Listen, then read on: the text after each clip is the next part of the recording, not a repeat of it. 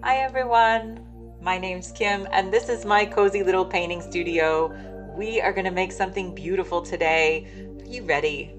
All right, so we started this Neapolitan ice cream 2 days ago, I think, on the stream. I have actually painted most of this on the stream. So I did a little bit this morning and a little bit yesterday morning before I came in to the session yesterday and obviously today. But we're going to see how much we can get done on this to really push it and try to get it to look realistic. This is a little bit I'm going a little bit faster on this one than I usually do, which is good. I'm not quite sure I'm going to be able to finish it realistically, but I am going to give it my darndest and try. So this morning I went in and I kind of fixed a little bit, just starting to define the shapes. I also added a little bit more of a glaze in this area to try to bring it up just a little bit more in the shadowy regions, and then went over it just a little bit. So this is really going to be kind of a detailing day, but we are going to go in and actually try to use my glazing over large areas as well. So we're going to have to be brave if we want this to work. But what I'm going to do to start, and again, we're going to be brave today. So I learned a long time ago, a few years ago, that sometimes to get where I want to go on a painting, particularly if it looks a little bit too pasty, a little bit too light, rather than go back in and try to fix everything, especially because, you know, the shapes are all basically there. And the tone and the curvature, like of this area, it's still all here. All the form is in here, but it just looks too light. And that's super disappointing, but it happens to me all the time. And so what I do is I muster up my courage and I'm going to mix a color and put it over, in this case, this entire cone. And then what I'm going to do is I'm going to do this section by section because I want to make sure that I can work on it before it dries. So I'm going to go over this entire section, and then I'm going to start to pull out a little bit of the paint. So it will stain those areas, but it will also allow me to let some of these highlights peek through. So again, we work in multiple layers. I work in multiple layers, and we just try to see how each layer is going to interact with the other layers. So let's give it a shot. I'm going to start with yellow. I'm going to add, I think I'm actually going to add my Pyro red. And I'm going to add my phthalo blue. And I want to make sure that I thin this down enough that it's not going to be super overwhelming, but it's going to look weird when I put it down and you're going to be like, oh my gosh, she ruined it. But it's kind of just the way I have to do it. So we're going to try to get rid of all this pastiness in here. We're going to try. And so we're going to do that with what I call, I guess, a regressive technique. And there's different ways that I do this, but in this case, this is going to be a regressive technique. So we're mixing up a color that I feel can go over this whole area and then kind of get a little bit dabbed away. So let's give it a shot. I want to just test it. I don't want to just go right in. I want to just test it and see if it's going to work first in just a small area. I think I need a little bit more blue in there. So I'm just going to put a little bit more of my blue. A lot of what I'm going to do today is slowed down from what it was the last couple days. But this particular part is actually going to be a little bit quicker. So we're just going to go in. And I'm going to apply multiple glazes throughout the day on some of these areas in particular. But this is just the first one. I think there's a little piece of fuzz embedded in there that's creating an issue for you or for me. Don't ever let anybody tell you that fuzz is not an issue. It is completely an issue all the time. I actually will sand out fuzz with little pieces of sandpaper often. All right. So we're going to do this, again, really thinned out. So I've got a lot of acrylic glaze in here. We're going to do this for right now over this entire top section of this cone. And we're just going to go right over everything. Cupie, it's nice to see you. Happy 4th. You're prepping for today, just stopping by to say hello. That's so nice. I appreciate it. So you're prepping. Does that mean you're cooking? Are you having a picnic?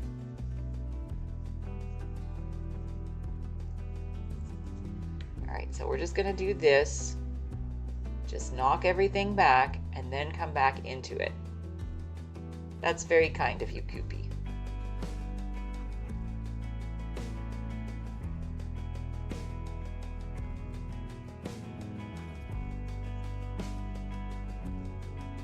All right, and before this dries, I want to make sure, grabbing some snacks and possibly a new bathing suit and going to a friend's house. Nice. Well, I hope you have a lot of fun then. I really appreciate you taking a few minutes to come in and say hi.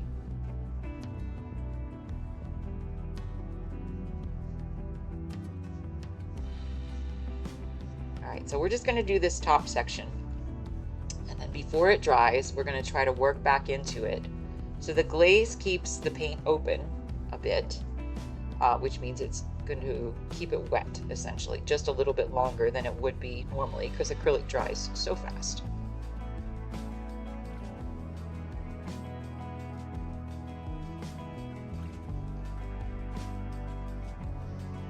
Like I said, I had figured this out a few years back because I kept ending up having my layers be just a little bit too pasty for my liking.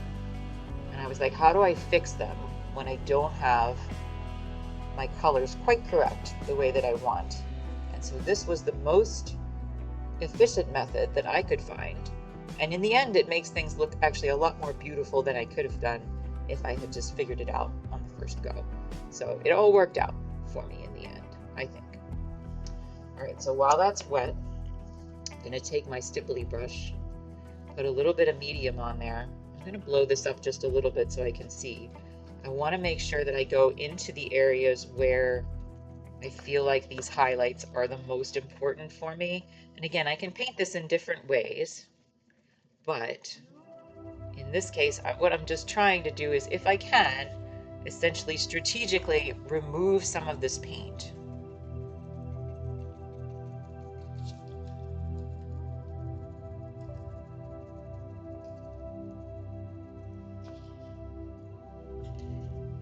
And it will just help to add an extra layer of depth to some of the areas where I felt like it was way too light. And the areas where it was sort of okay, it will still add a nice bit of depth to that. So I call this a regressive technique. So the paint is still wet, and you just use a little bit of extra medium and a very rough brush. And you just want to try to strategically remove some of this, but you want to do it in a way that I go really, really fast, because again, I want to do it so it's, first of all, before the paint dries. And I also want to do it rotating my brush so that I get a very kind of odd looking pattern, nothing too discernible.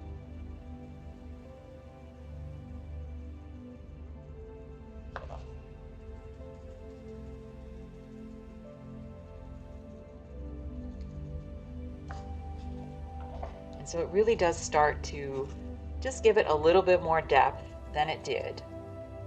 So again, we're just removing a little bit of this paint while it's still wet and letting those highlights shine through. And I want to make sure, I really don't like brush strokes. So I'm kind of a weird painter that way.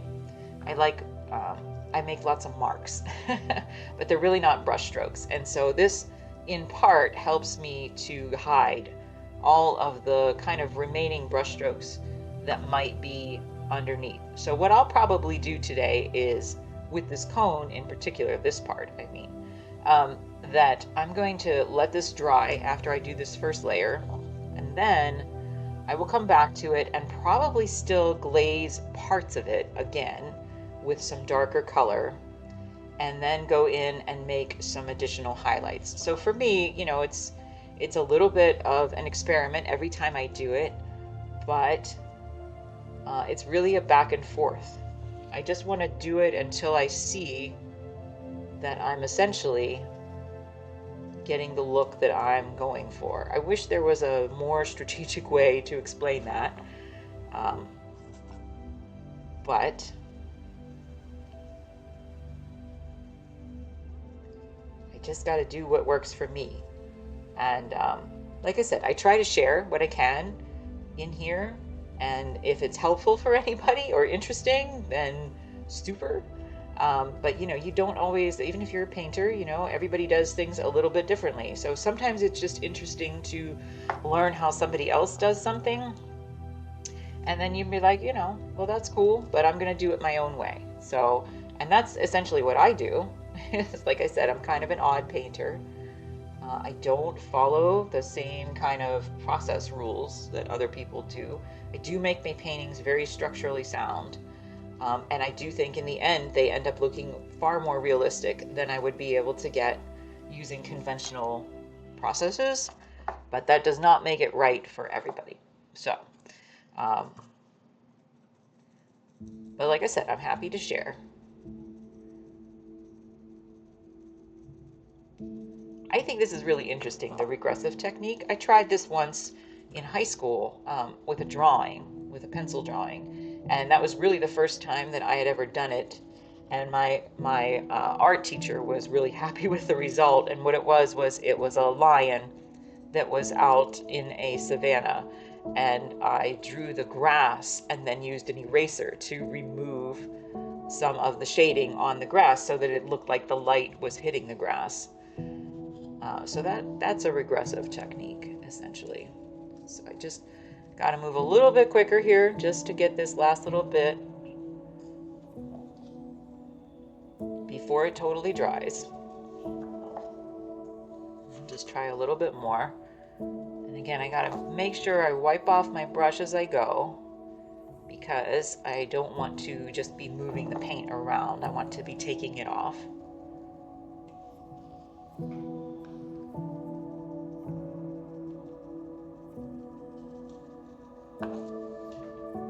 And I want to really think about how the light is hitting my piece.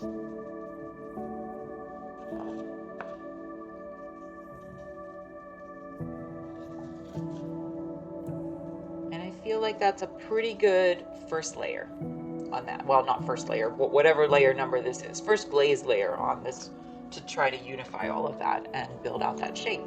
So we're going to do the same thing with this same color. Again, before it dries, we're going to take it down here. I'm just going to do it right under this shadow area first, because that's a little easier. And like I said, sometimes you don't get, I don't anyway, get color mixes right on the first go, first time around, but that is okay, because everything that you put onto the surface, at least in my case, everything that I put onto the painting surface teaches me something about where I need to go. And so even my mistakes, I just try to find some way to make them useful for me, so that I can then on the next pass make it work in a more beautiful way. So I try not to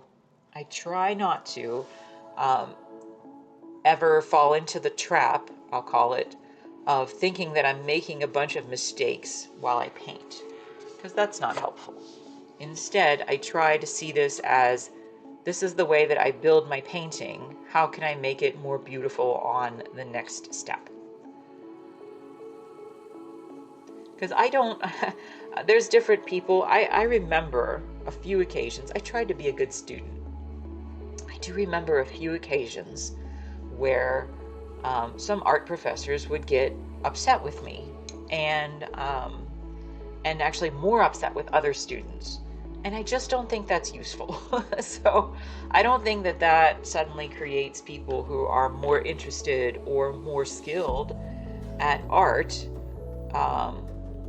to be made to feel small, and to be made to feel like they're constantly making mistakes. So I would much prefer to try to look at my work and to try to be encouraging for other people in their work as being, this is how we get better. We figure things out and we get a little better each time. So that's my personal position. Like I said, I don't think it's very helpful or useful when people criticize or yell at other people for doing something wrong in art. I have said that this style of painting that I do, which is very tight realism, which is working in lots of layers, this is the polar opposite of what I was taught in college. And so my professors would probably not look kindly on this. But you know what? It's what I want to do, and it's what I think works for me. And everybody has to find their own path. So you can learn the rules, and then you just have to figure it out on your own. That's my own opinion. All right, so again, we're just going to take a little bit of this glaze before it dries. We're going to try this on this half of the cone. All of these glazes will help to add depth. All of them.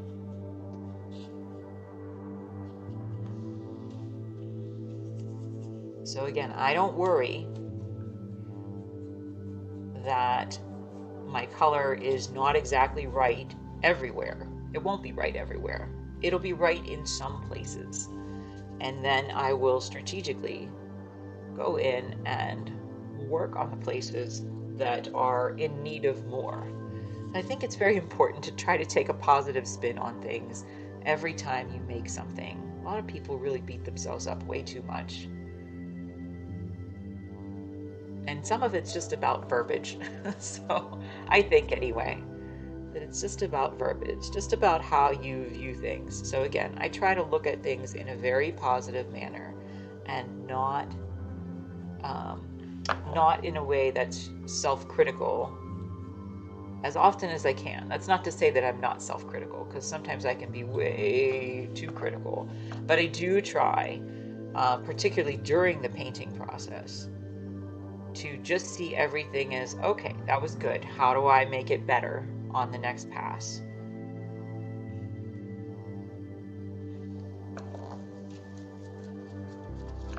All right, so I do think that was pretty good. We're gonna let that dry, and we're gonna come back to it.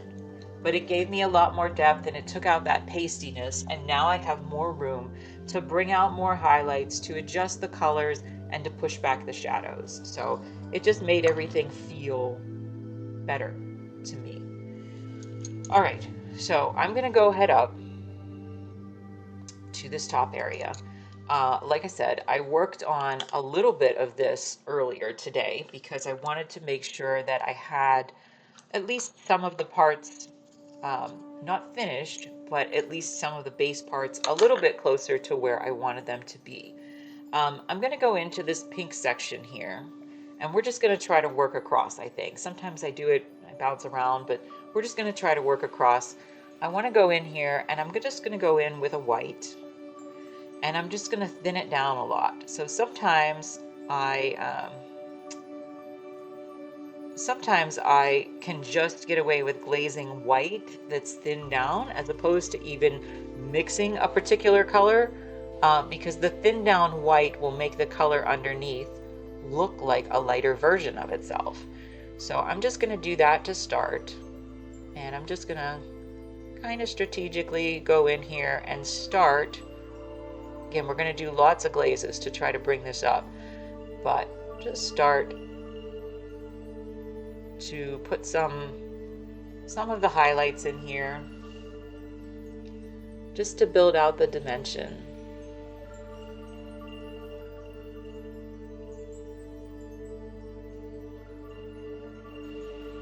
So it's going to be a little bit of a slower process today in terms of how intense I am with applying the paint, but I am hoping that a couple hours from now, this is really going to start to take off in the right direction. Like I said, my paintings look real weird in the in the early stages, and then progressively as they go, they really start to come together.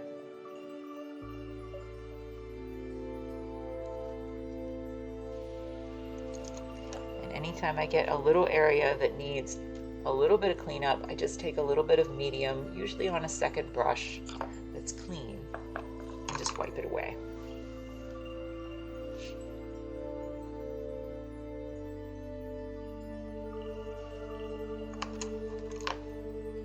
A lot of today, because we're going to be doing lots of details, is probably going to be me working upside down too, and I mean flipping my painting upside down. And that just makes it a little bit easier for me to see some of the complicated shapes, the relationships of the colors.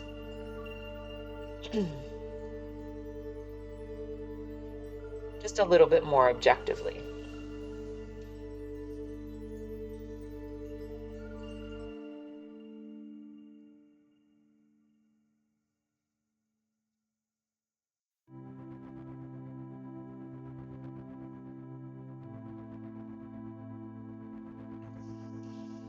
So we're just going to do this little by little.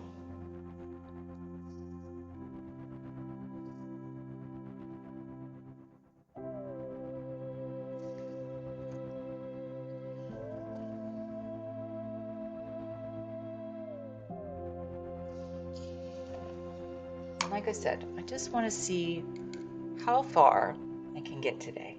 So maybe I'll get close. I don't know. But for some reason, even though I thought narrating my process on Twitch would slow me down, it makes me more efficient sometimes, and I don't know why that is. So we're just going to see how far we get.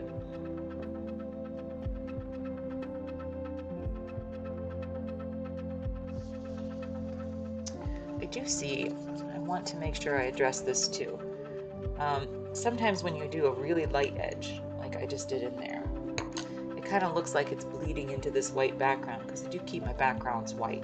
And I just want to make sure that that's not what happens. So I'm just going to go in right now, before I forget, with a little bit of my two different reds, my two different darker reds, which are a cadmium red and a new red, which I don't put on my palette too often, but which is called quinacridone rose. I hope I'm saying that right.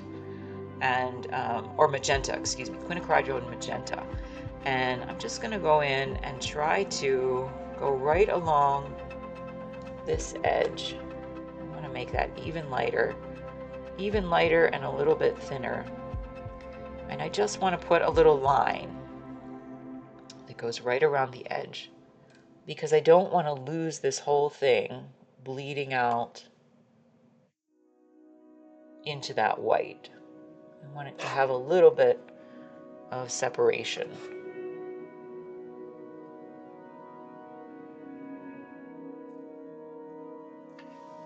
Just a little bit. I'm going to do the same thing up here. This is pretty light, but it just gives me a little bit, and I'll come back and rework that. But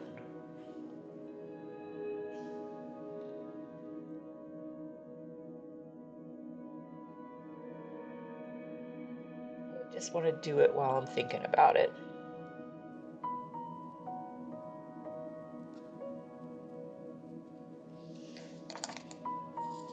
I don't want it to be like a complete outline. So I am going to come back to it. I don't want it to be, because I don't want my painting to look too illustrative, where I have like this heavy line that goes around the outside edge. So all I really want to do is, like I said, I'm just going to go in here, and then I'm going to come back to it and paint over it with a slightly lighter color. But I just want a little bit of separation, a little bit of implied separation. So,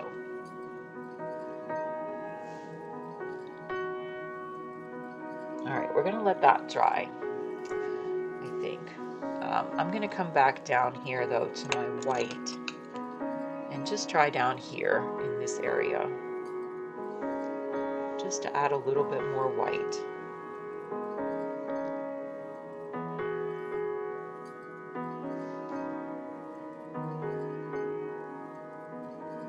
And again, I just consider this a first pass with these highlights. But every little bit helps. Every little bit helps me to figure out what the next step is.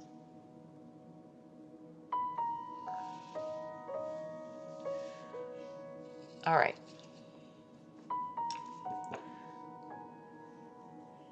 So we're just going to leave that alone right now. And I'm going to come to the chocolate.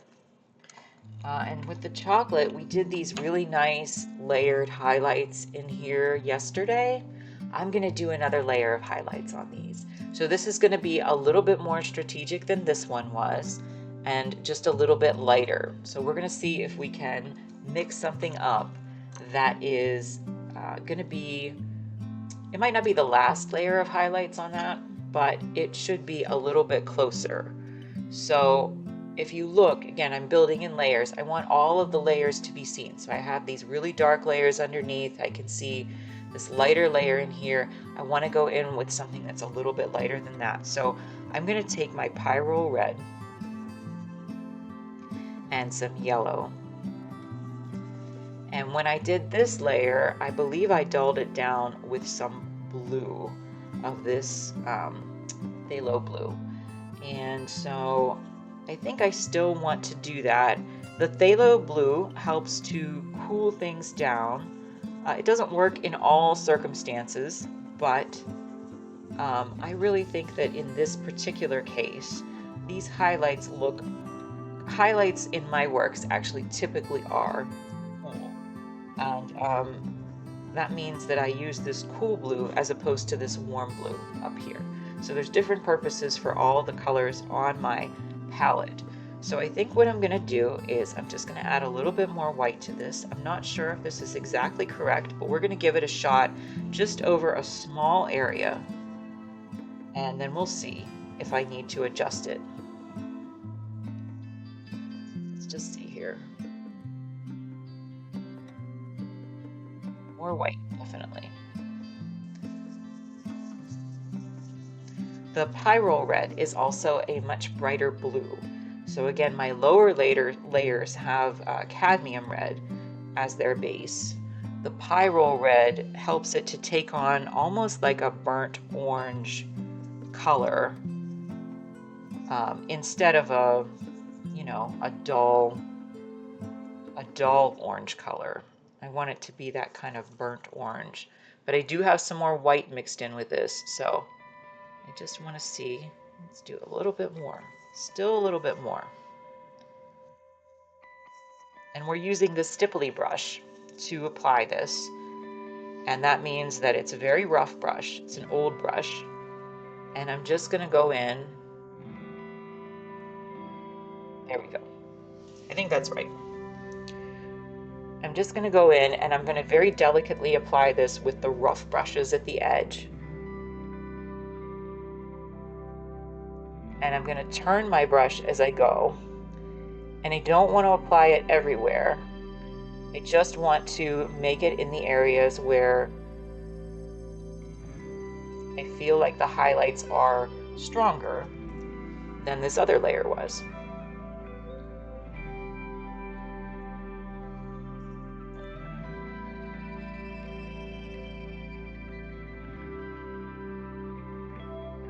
And it's a little translucent because I do have the acrylic medium mixed into it.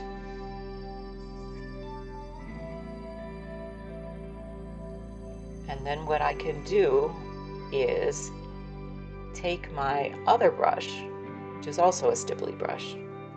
Stipply brush is just my term, by the way. That's just what I mean by a very rough looking brush. I'm going to take a little bit of my acrylic medium on that, and I'm just going to kind of dab this around just to disperse the paint just a little bit more. So the whole goal of this is to create the sense of form by trying to capture or define where the highlights and shadows are without actually having to go into the ice cream and paint every little crevice.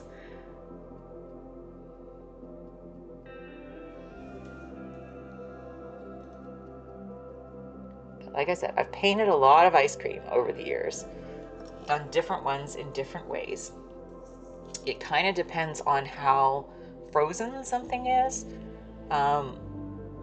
insofar as how much, this particular method works, but I actually use this for a lot of things. So I don't just use it when the colors are so different from each other to build things up. I use it just to make everything look even. Like I used it on all of this in here several times because I just wanted the paint to be evenly dispersed and not showing my brush marks. But I have learned that the trick to this is turning my brush, because otherwise I get too much of a regular pattern. So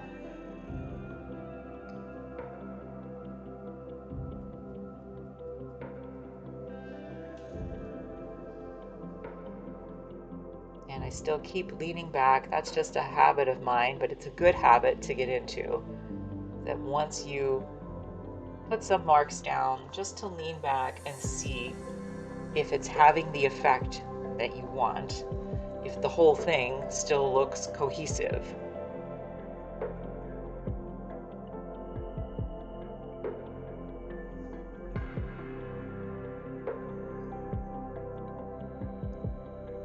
Like I said, this probably won't be the last coat that I put on this particular section. And I might, depends on how I feel later.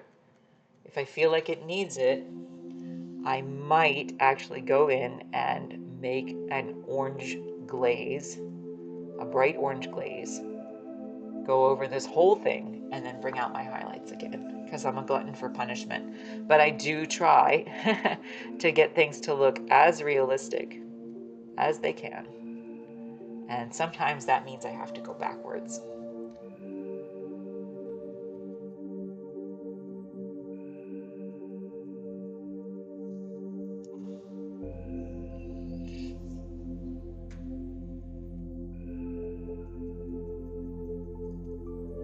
So down in this section, I'm definitely going to go over this again, but I do want to bring this up a little bit because this transition from the strawberry to the chocolate is visually interesting to me.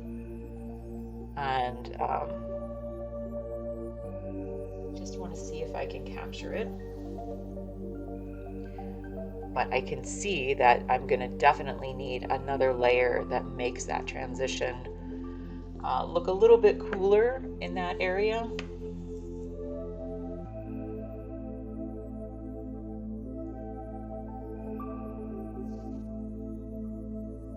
I use those terms hot and cool a little loosely here. I can try to explain that as I go. Like I've said, I'm happy to share what I do, but sometimes my brain runs ahead of me. And so it's not always something that I can articulate as well as I might like to.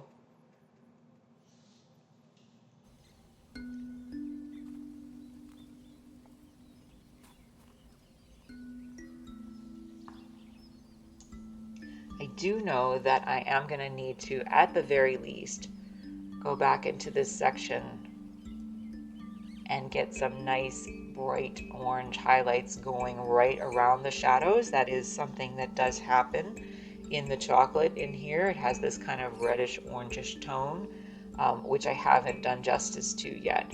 So I guess the deliberation is, do I need to come back and glaze over the whole thing, in other words, the whole chocolate area, with that bright orange color, and then go in and do another layer or two of highlights? Or do I think I just need to go in and glaze just around the shadows? And so I'm undecided right now if I need to do one or the other. And again, I just want to, I sometimes have up to like 3 or 4 brushes in my hand at the same time because they all serve different purposes for me. So sometimes it's cleanup, sometimes it's paint application, sometimes it's paint dispersal. So I just try, I have several I keep on my palette, but I do keep a few in my hand most of the time too, especially when I'm working on something like this. And I want to keep turning the brush as I go because I don't want to come up with a pattern that looks too stilted, too regular, too flat.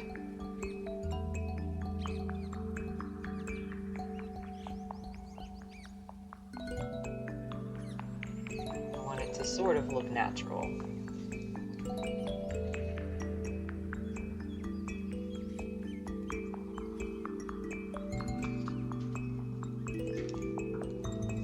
Hang on just 1 second.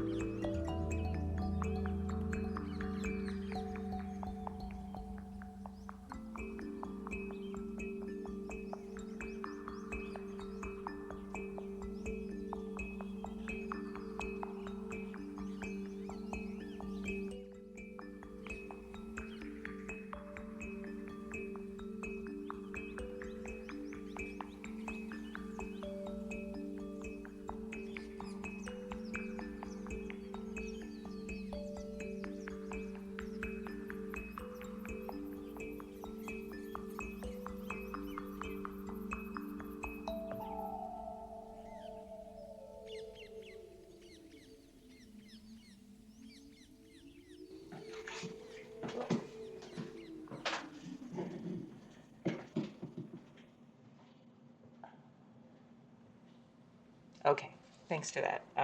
My husband is my tech person and was adjusting my music volume, so we'll see if that works a little bit better. So I'm just gonna go in and just try to be as strategic. Painting ice cream was something that, if it's melted or any kind of food texture, if it's relatively smooth, then it doesn't require this kind of application, but I still do it anyway because I do think that doing this in varying styles, so I have a few different ways that I do it, it just helps things to look more organic. So, so that is what I do. But in this particular case, I think it's much more obvious because the ice cream is very frozen in this area still. I think we need another adjustment. So hang on just 1 second.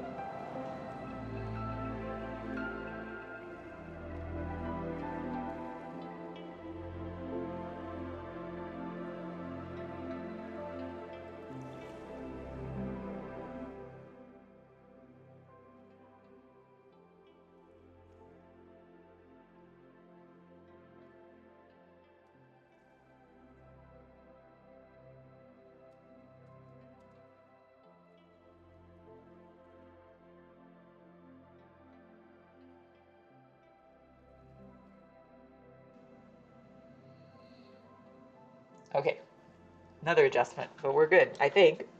We'll see. All right, so I'm just going in and I'm just trying to, again, just be conscious of where my highlights are on this chocolate ice cream.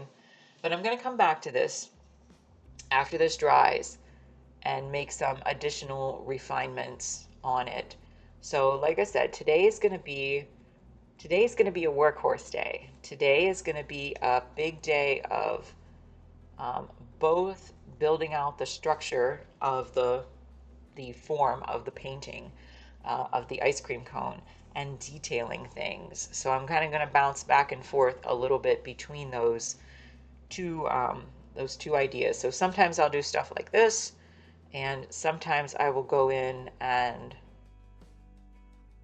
really be working on very tiny details.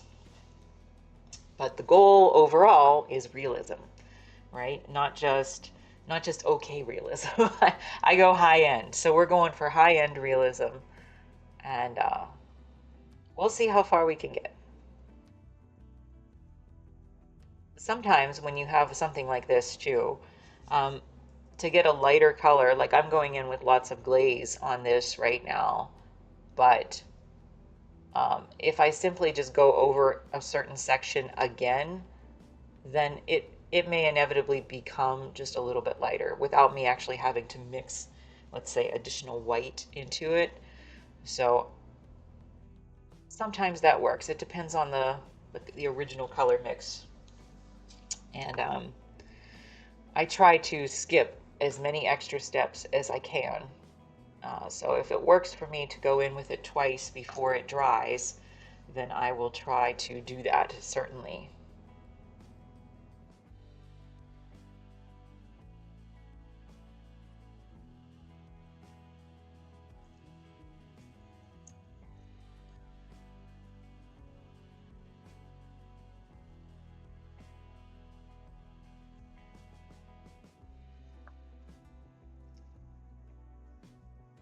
But again, the nice thing about painting is that I don't have to worry too much if I don't get things right on the first pass, because I can always come back. I so I just try to get it closer. I try to get it closer each time.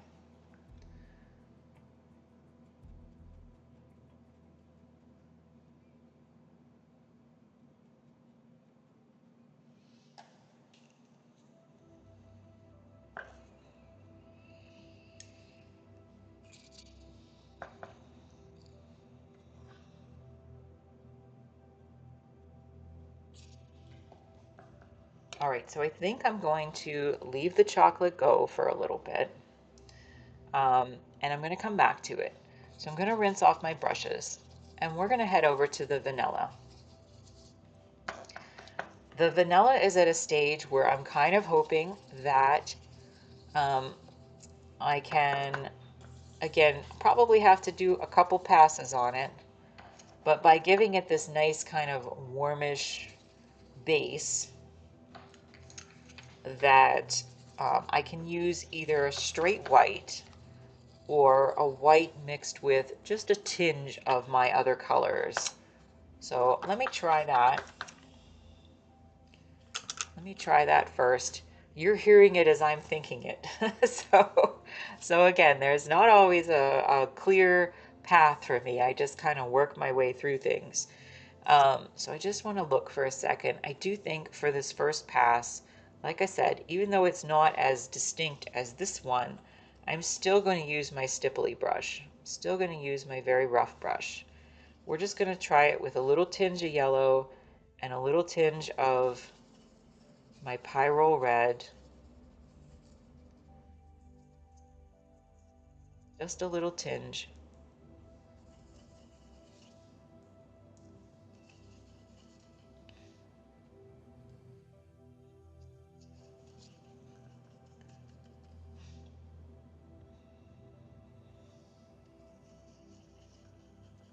And I'm debating on whether or not I want to use a little bit of blue. So we're going to try it without it first and just see how that looks.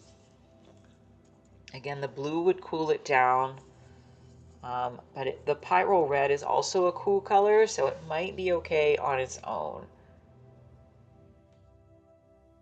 Yeah, I think there's enough blue in the layers underneath here.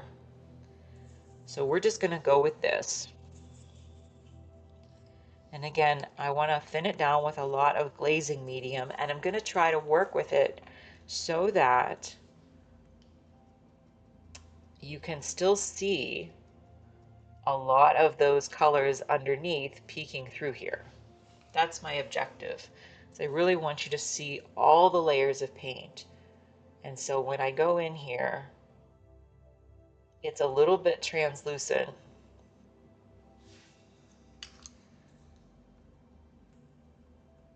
And that's why I'm also going to come back with another pass after this dries.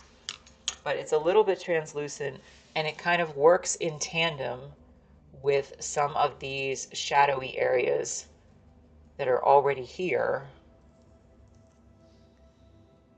That's what I want.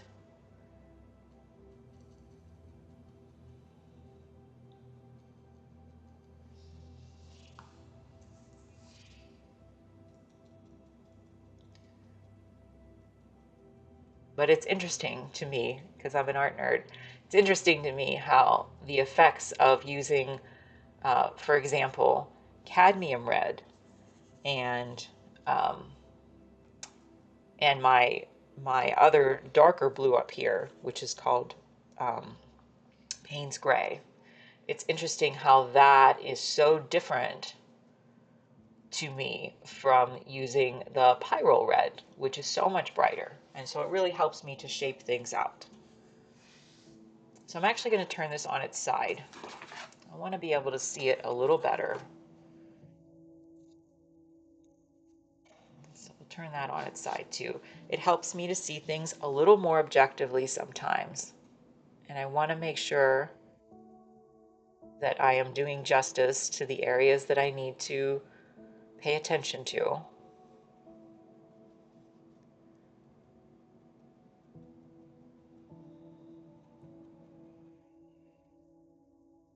I just kind of want to fade that out towards that shadowy part at the top. I can see that I probably need to go into these areas and add a little bit more shadow, so I'm going to have to come back and do that. Maybe I need to do that now.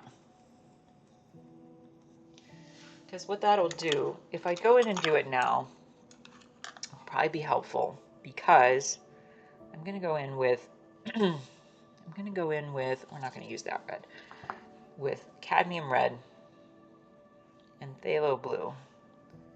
So one is a bright color, one is a warm color, one is a dark color, but actually not exactly why you think it would be. And so I'm going to add a little bit of white to that. And I just want to go a little bit into that area and create those shadows. They're not real distinct shadows, but they're enough that I don't want to lose them by ignoring them. I don't want them to not be there at all. So I have to pay attention to them. And just try a little bit on that, on that one.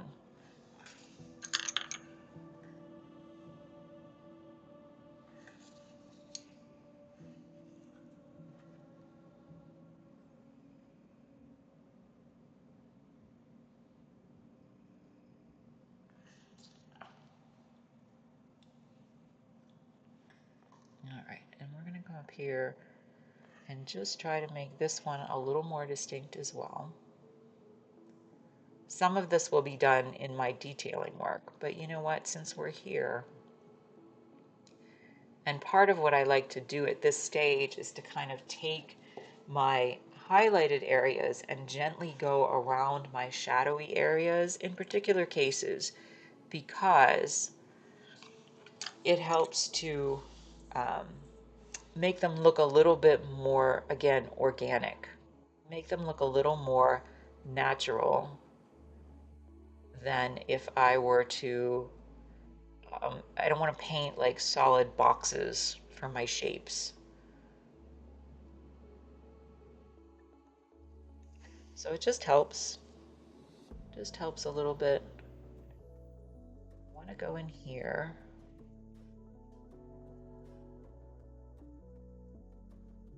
Try to work my way around these shapes too. And again, I'll come back to this. A lot of this will be really refined in my detailing stage, which I'm hoping to do today.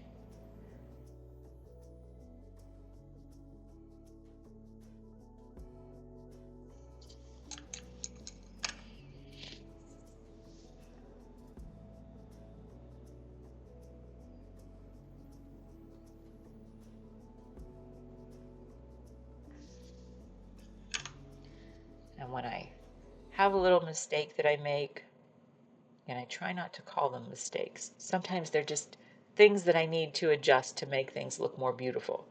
But I do try to adjust them, usually with a separate brush that's dipped in a little bit of medium.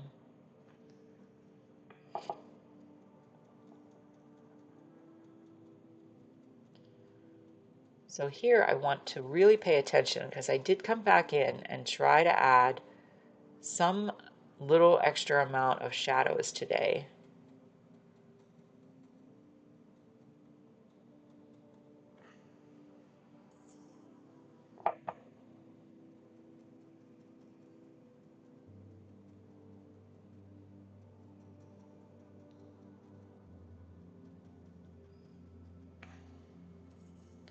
And again, I don't want to go over everything.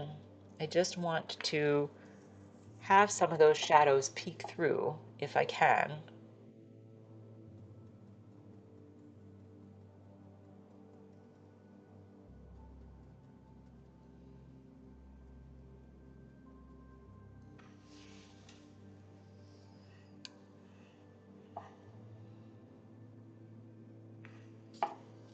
I'm just going to do this a little bit more, and then I'm going to turn it upside down because I really think that that is probably what's going to help me the most.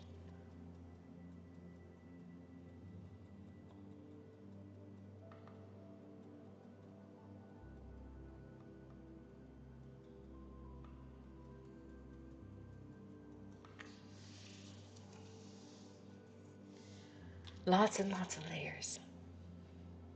Little by little. Little by little we get there.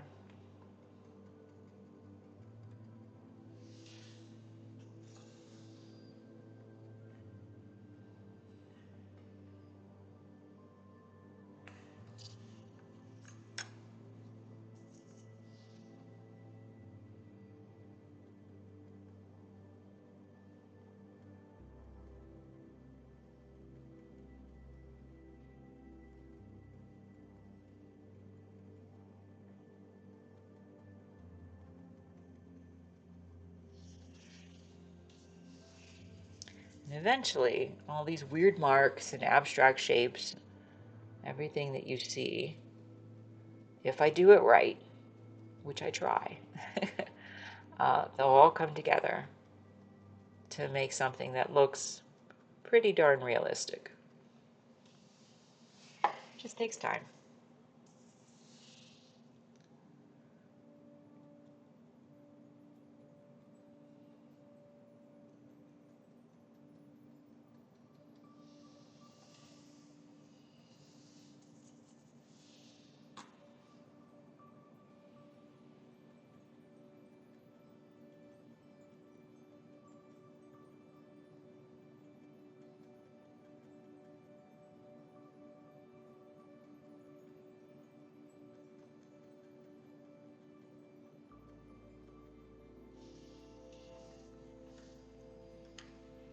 Just going to clean up a little bit right there. Like I said, I'm going to come back and refine some of these shapes.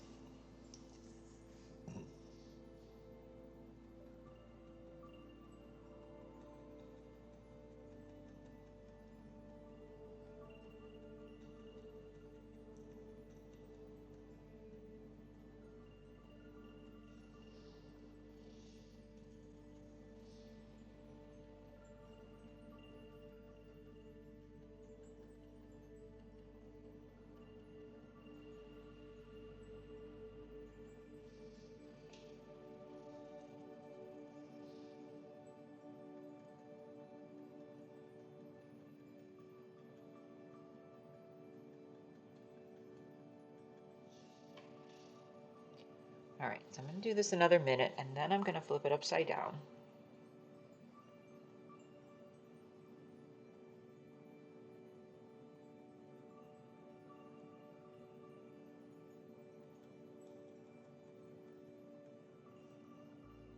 And again, I'm not getting all the marks exactly where they would be, but I'm trying to get them relatively close without having to go in and make every tiny mark.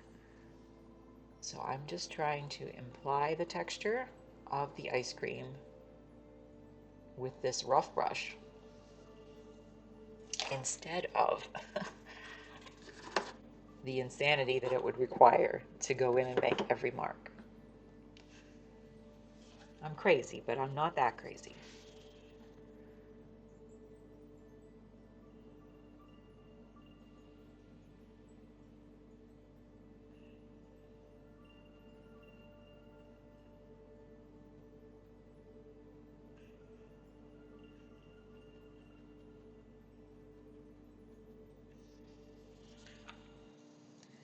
But it really is starting to take shape. I don't know if you can tell.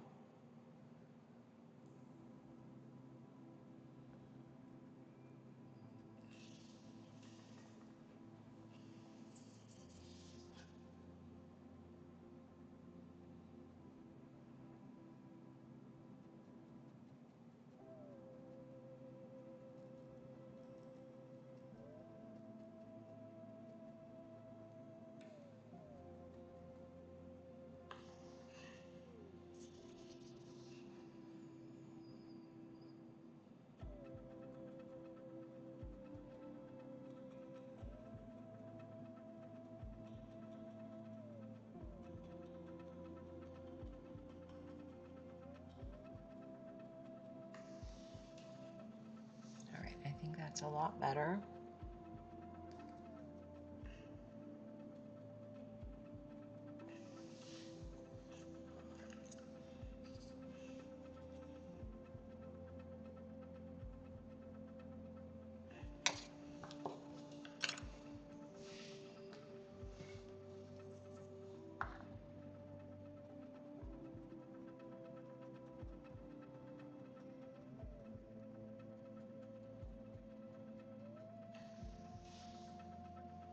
I'm going to flip it again.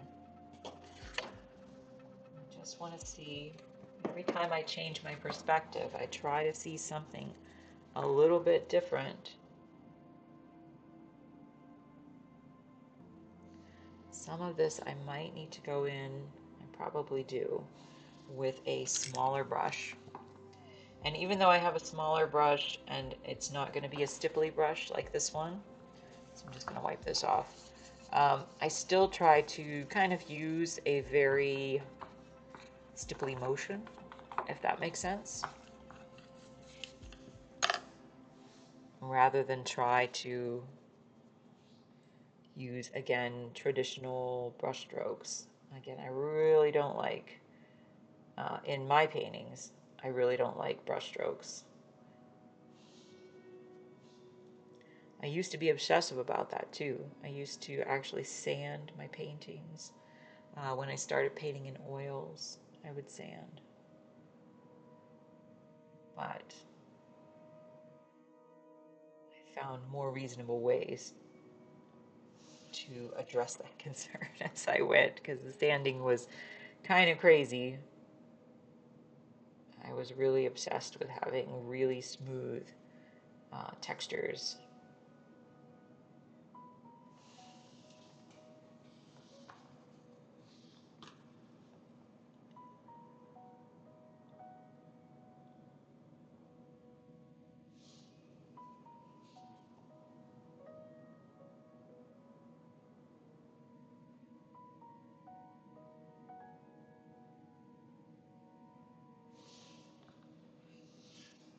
We're just going to go in with a little bit of medium, and we're just going to try.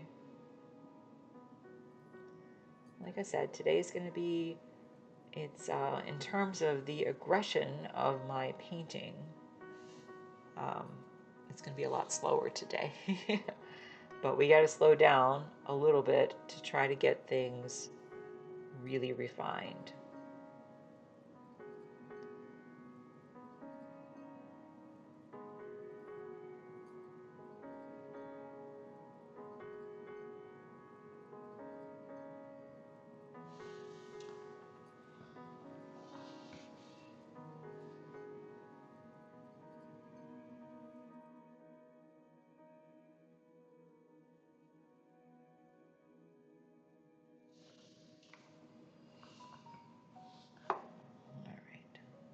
Just want to try.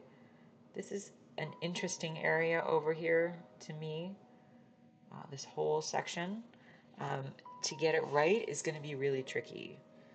And so you're just going to have to be a little bit patient with me as I go, because I'm going to be doing a little bit of experimenting with some marks to see what looks right.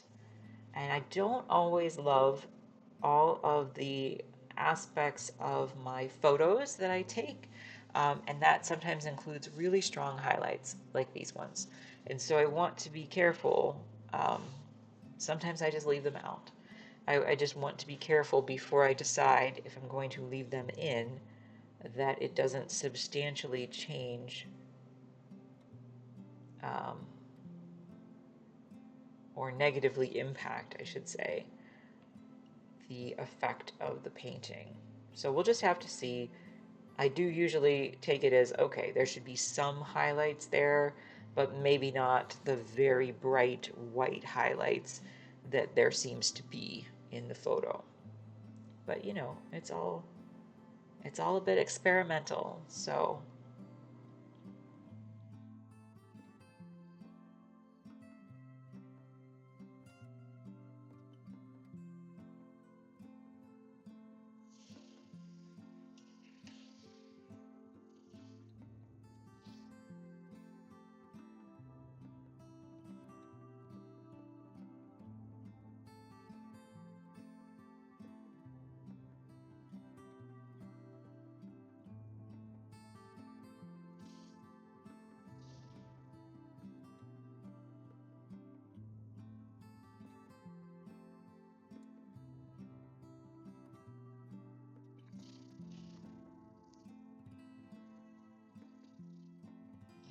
I'm just gonna turn this right back up and just see how I'm doing here. Flip it around again. That is the way of things. All right, so I'm just gonna go in still with some of these highlights, and I'm gonna try to detail this just a little bit. We're just gonna start my, I'll call it my intense detail layer on this, which is gonna be a lot of work. And so this is just a relatively early stage.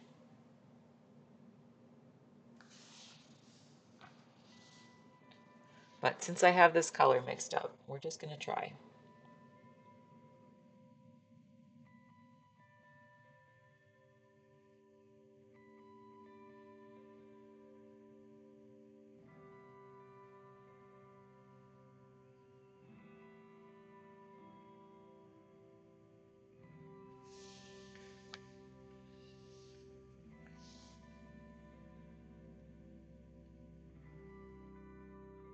We're just going to try to get as many things as are,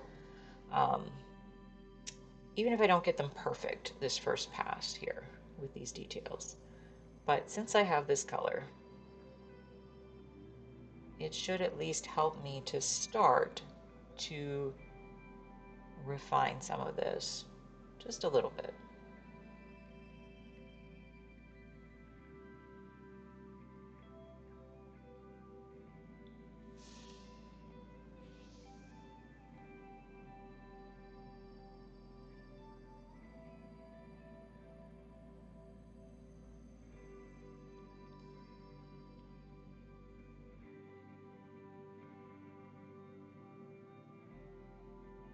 So that's where that process comes in handy, where we kind of stippled this lower few layers And then once that's in place, which still, gives a pretty good implication of the ice cream texture, and I think I'm going to actually do it a little bit more down here at the bottom. Oops, wrong brush. But then that allows us to go in with the detail brush.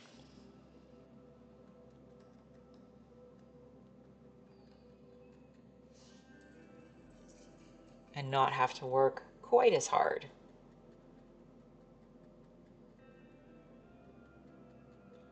And again, I don't want to cover everything up when I do this.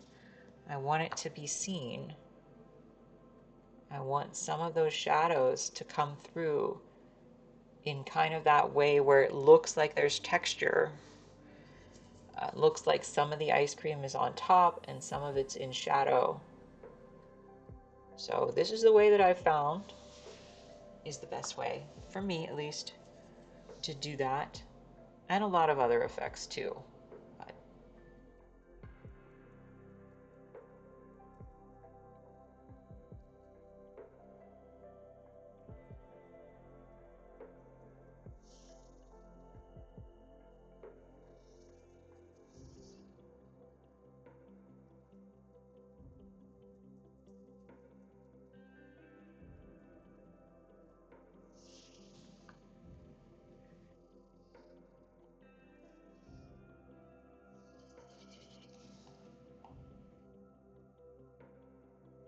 I'm just going to go back to my other brush because this is really a little bit small of an area, and my stipply brush is going to be too big for that.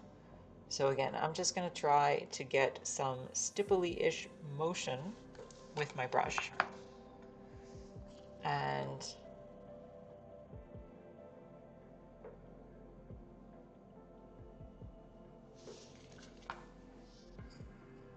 that will allow me to go in with the details and not make as big of a mess as I might make if I tried to go in with a larger brush, my stipply brush.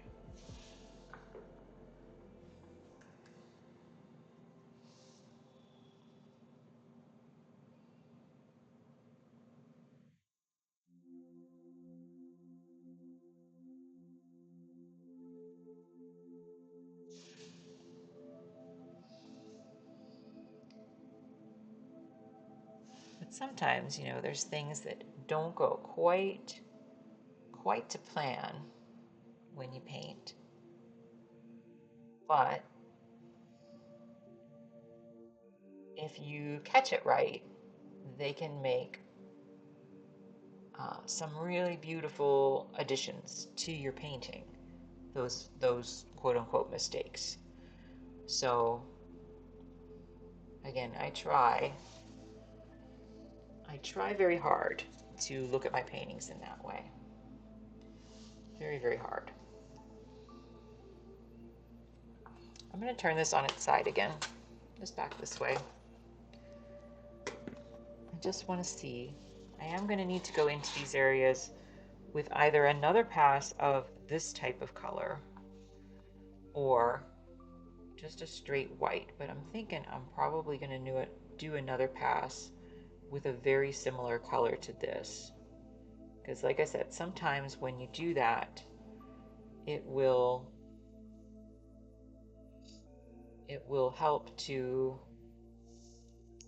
brighten it up just because it's a second coat.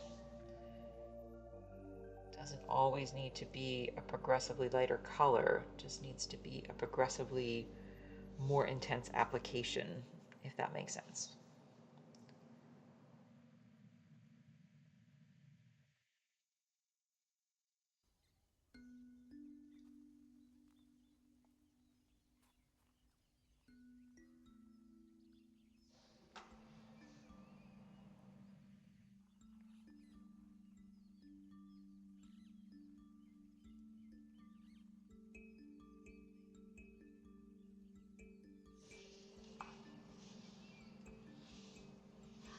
And in particular, I'm just going to thin this down a little bit more. I'm going to go up here because I don't feel like this section is very well, it's just not very well addressed. I have this kind of big blob of color here. And while there is a shadow, there are distinct little bits of ice cream layers in that shadow. And so I can take the color that I've mixed and just thin it down so that the application is a little bit thinner, and try to capture that a little bit better than I have.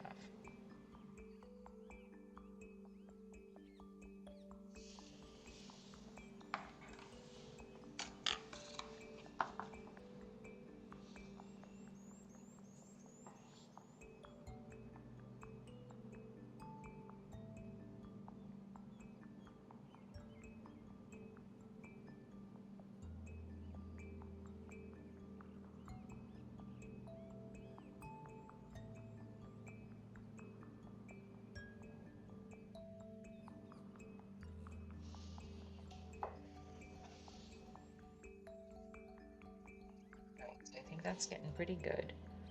And again, we're just gonna let this dry after I'm finished here, and then come back to it later. So we have to have patience, like always.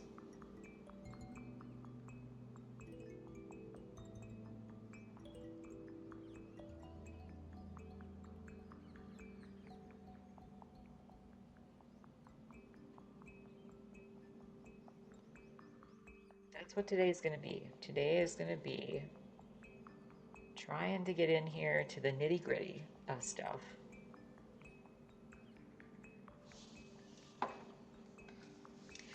And try to make it very beautiful with very beautiful brush marks. I won't call them brush strokes, but very beautiful brush marks that are abstract and interesting and all come together to make this look like ice cream. But it's getting there.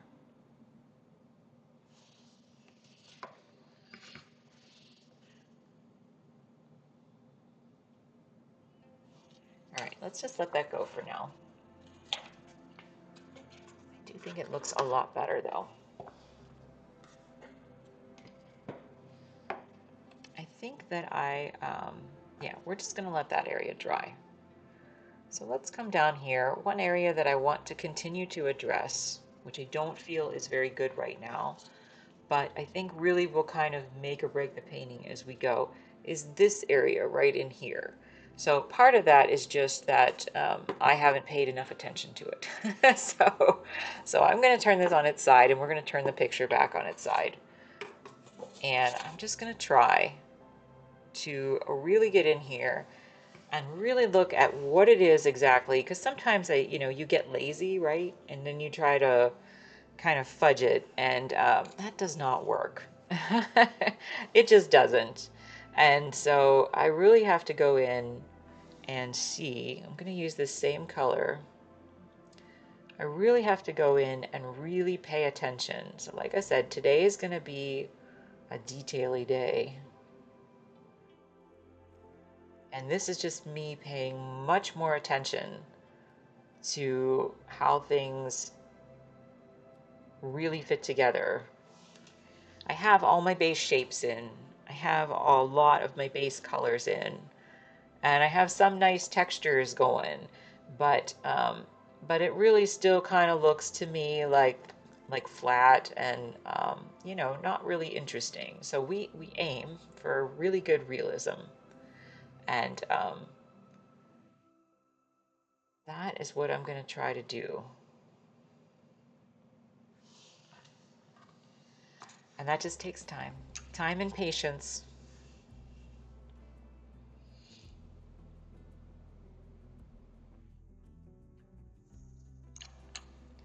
But what I want to do is to try to imply form. To try to imply that this is actually melted ice cream along this edge against, fully frozen ice cream up above it. I want to imply how it fits into this cone. And I want to imply that it has weight to it.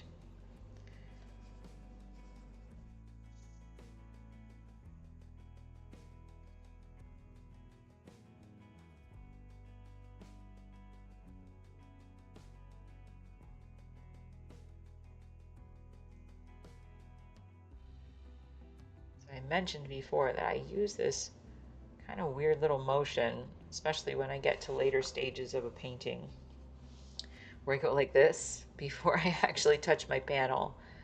And something I'm very aware of now, but I think it's just me trying to figure out exactly what it is I'm going to do before I touch my paint to the panel.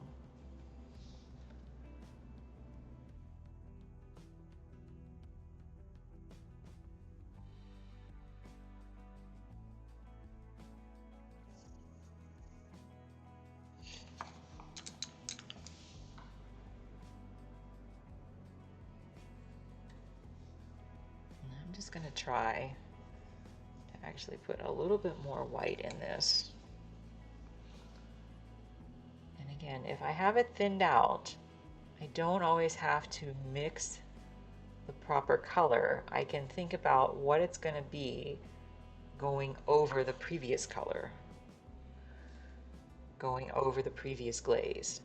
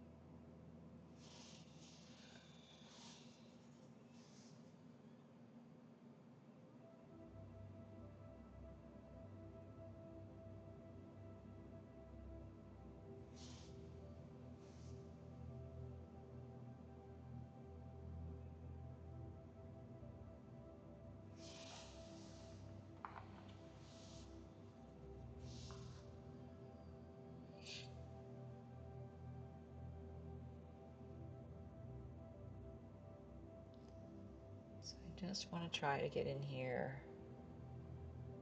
and kind of begin to address this. I can see there's a shadow here that I should have addressed. And so I'm just going to try to very quickly go in. And I think we're going to use this blue actually.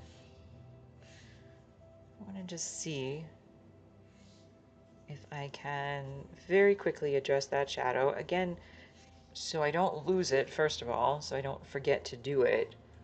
But also just because I think I'm going to change the color just a little bit to make it a little more red, because that I feel would be a little more accurate. And sometimes when you do certain little tweaks like that, then suddenly things start to take shape.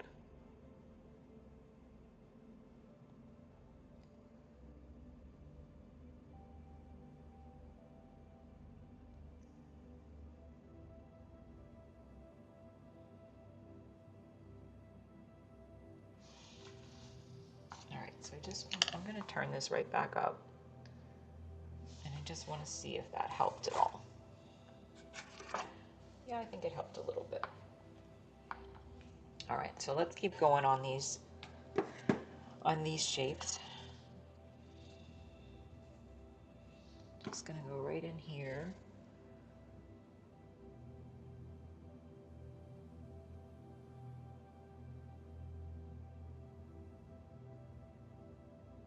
Some of this I'm going to need to let dry before I come back to it.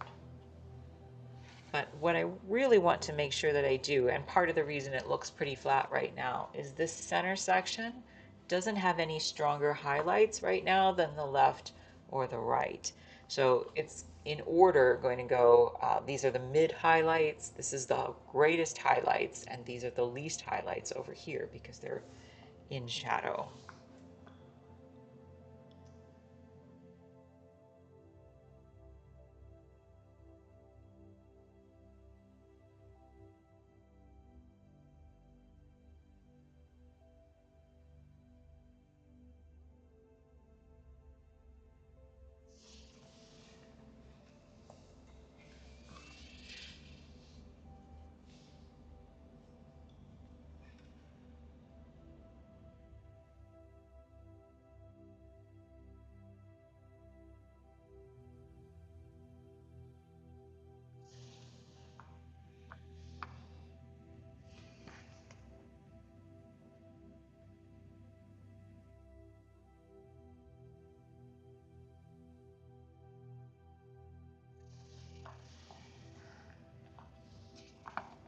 That's a lot better.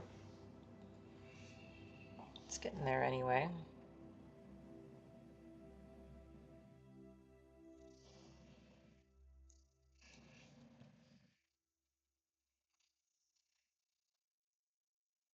Come over here. Let's see. In here.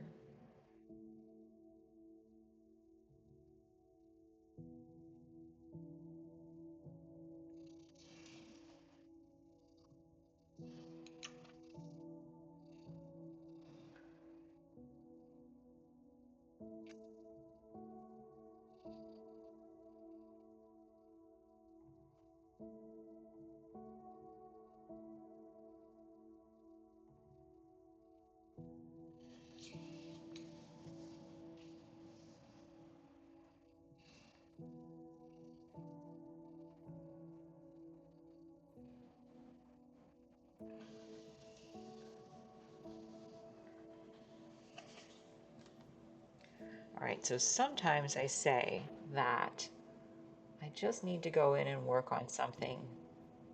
Maybe it's out of order, but it's going to help me to just feel a little bit better and encouraged about the direction of the painting. And so I think I'm at that point where I'm going to need to go in maybe a little out of order and just work on something that I feel like is going to help me to feel encouraged. And so I'm going to move down to the cone in a second. And we're going to let this dry. All right. So I'm going to go down here. I'm going to do a couple things down here, actually. I'm going to first go in and try to add some extra glazes where I feel like I didn't quite get the color right and it needs to be a little bit more shadowy. So I'm going to do that first, and then I'm also going to go in and try to work on some highlights. So let's take a look at my shadowy areas over here. These right now both need, this whole thing needs work. And it mostly needs work because it's just simply not dark enough. And so what I'm going to do is I'm going to take this blue, which is my phthalo blue, with my cadmium red and my yellow. And I'm just going to mix something up that's kind of similar-ish to this earlier color that I used.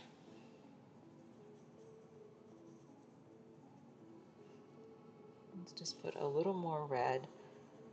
I try real hard to keep like some warm colors in my shadows, and I say that because I'm using the cadmium red. So even though I think this has a tone that is more akin to the phthalo blue, I put the cadmium red in there because it helps to give it that warmth. So let's just go ahead and give this a try. That's pretty good. And what I'm going to do is I'm going to thin this down quite a bit. I'm going to add just a tiny bit more red, I think. We're going to thin this down, and we're going to use the regressive technique again. And we're only going to do this in a few small areas. So I'm going to apply this right down here. It's pretty thin. It's got a lot of the glazing medium in it. But we need to get this highlight down, or excuse me, the shadow area correct. So I'm going to put that in. But what I don't want to do is lose all of the texture or the appearance of texture that I have underneath here. And so I'm just going to very lightly, you can still see some of it, but I still want to see more. So I'm just going to very lightly take my stipply brush. I'm going to make sure it's clean because it looks like it has paint on it right now. I'm going to take a little bit of my paint medium, wipe it off, and I'm just going to dab back into it. And this will help to disperse the paint a little bit better. So again, I don't have any brush marks.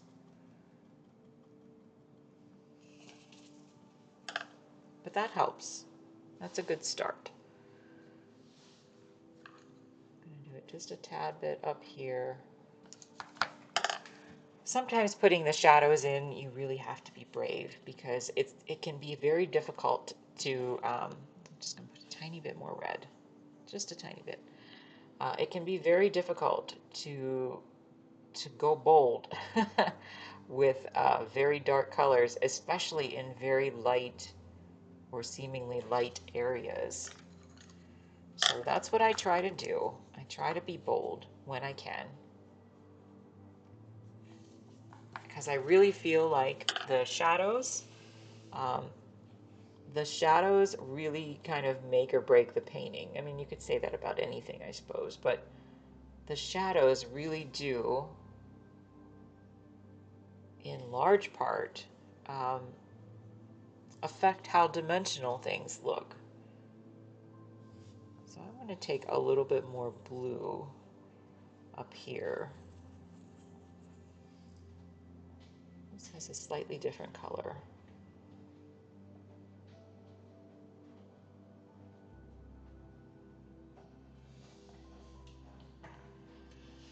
All right, and we're going to try to go in. I'm going to put a little bit more red back in this.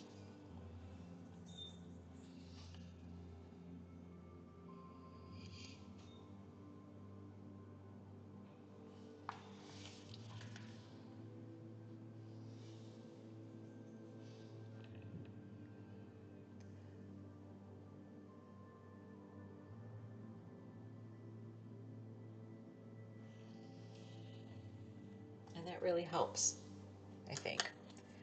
So again, I'm going to take my stipply brush, just try to disperse this paint a little bit better. I'm going to come back to this little shadow here because I do feel like that needs more.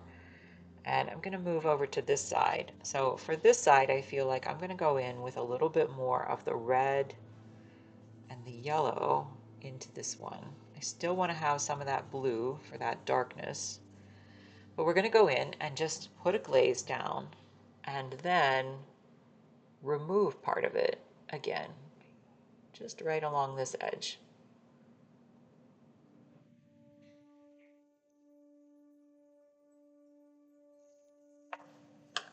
And I'm going to take my stipply brush with a little bit of medium on it and just go in and just take a little bit of that paint off and just disperse it a little bit more. And we're just going to keep going like that today. All right, I'm going to turn this on its side. I'm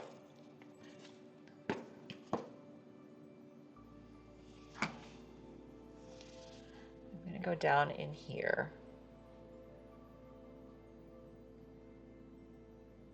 And this part of the shadow, again, has a little bit more of a reddish tone. So I'm just going to go in, still with pretty much the same color mix that I had, but just with the part that has a little more red mixed into it.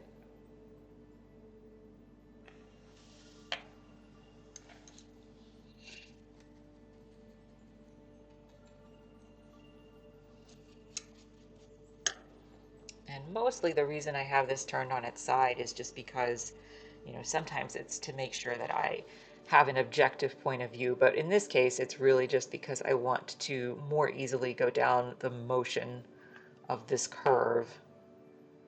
And that's just easier to do on this side than it would be straight up and down.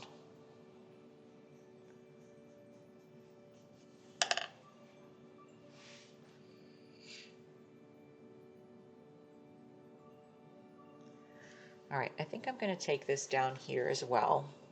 Let me just check this over here. Yeah, I think that's okay. I'm just going to take this a little bit down into this section down here at the bottom. Just going to take this a little bit down here. This is just my shadow mixture. It's got the phthalo blue with a lot of red and yellow. And I'm just going to try, because this is the weakest part of my painting so far, or at this point I should say. There's just this bottom area. So it's definitely something I need to address. And I'm just going to go in And we'll come back and we'll fix all this. But I'm just going to go in and try to just start to give it some form.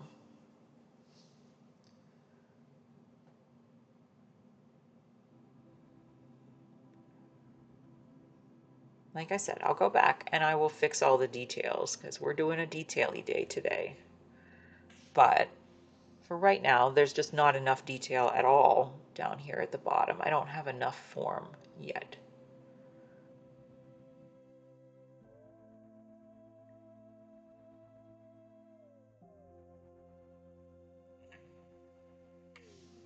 Got lots of glaze mixed into this, so it goes on real thin.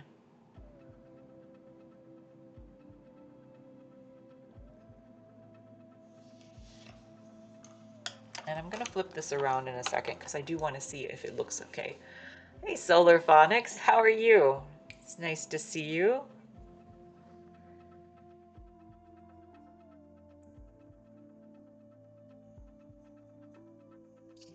I saw you were live yesterday, but I didn't get to go in to see. Did you get to, it said you were composing.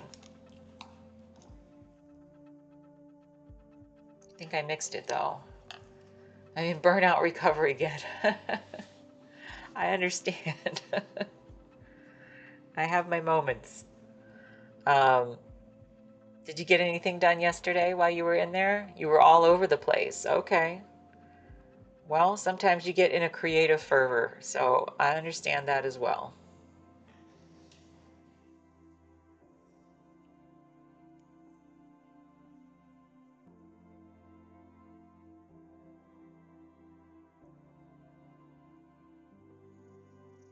All right, let's flip this around. I need to finish the Elven Wise Woman. Nice. Yeah, I think I saw that as the title. Is that for something specific, or is that just for something that you're doing for yourself?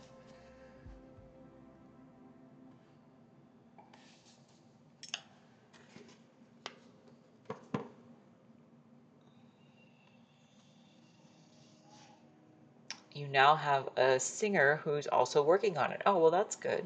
That's nice. Do you often collaborate on projects?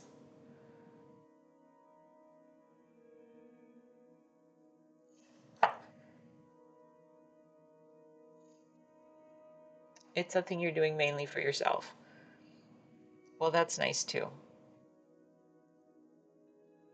Shouldn't all be for work. Yes, you try.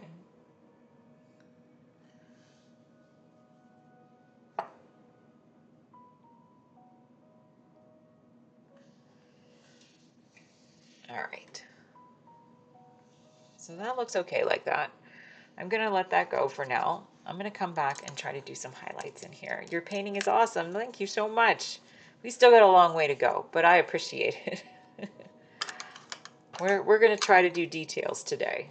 So we're going to try to, and I still have some form I have to build up in here. But we did do most of this on the stream in the last few days, so I'm actually, that's kind of a encouraging for me. Made me is it cooling you off? It's keeping me busy. How's that? Keeping me in the air conditioning.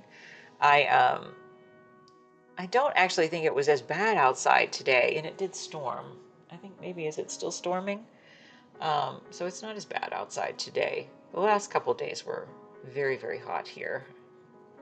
But all right, I'm just gonna go up here and I'm gonna try. I still might need to go in with this other yellowy color. But for right now, I'm just gonna try a little bit of white. And this is thinned down. So we're gonna see.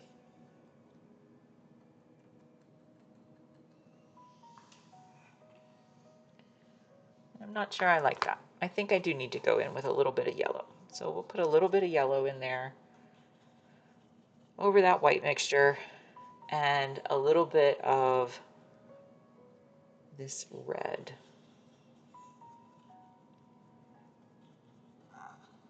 I really don't like when I get something that looks really pasty, and so we're going to try to fix that a little bit. That's a little bit better. I'm really picky. I'm very, very picky.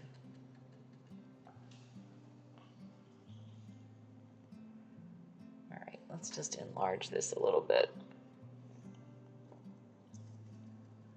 So I'm just going to go in. I have this rotating stipply motion, and I just want to try. Again, we're gradually bringing out the form, and we're going to gradually add in all the details. So on this, I know that this central part in particular needs to really have some much stronger highlights. That's why everything kind of looks flat right now. So that's what we're going to aim to do. And again, it'll take a few passes to get it right. Are you pleased with it? I would say I'm content. I'm content with where I am at this point in the process. So I did mention, for some reason, narrating this on Twitch does seem to actually speed me up a little bit, which I'm not sure why. But we're gonna see how much we can get. Your content is good. Aw, thanks. Oh yes, content is good. Yeah. I appreciate it. Yeah, we'll see. We'll see. Eventually, I hope that I'm happy with it in the end. You know, I'm always a little bit critical of my stuff, but I tried earlier to say that I look at things as growing opportunities. So I try not to dwell on anything that I consider to be mistakes. I try to look at them as things that I just need to find ways to make those areas more beautiful.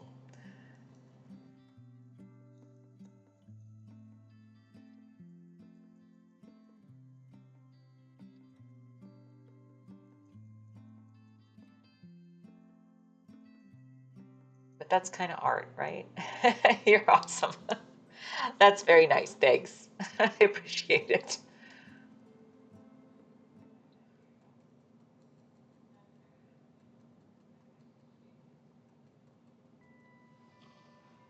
I'm sure you do the same thing with your music, right? You can't beat yourself up if it doesn't come right. Thank you. You love my streams.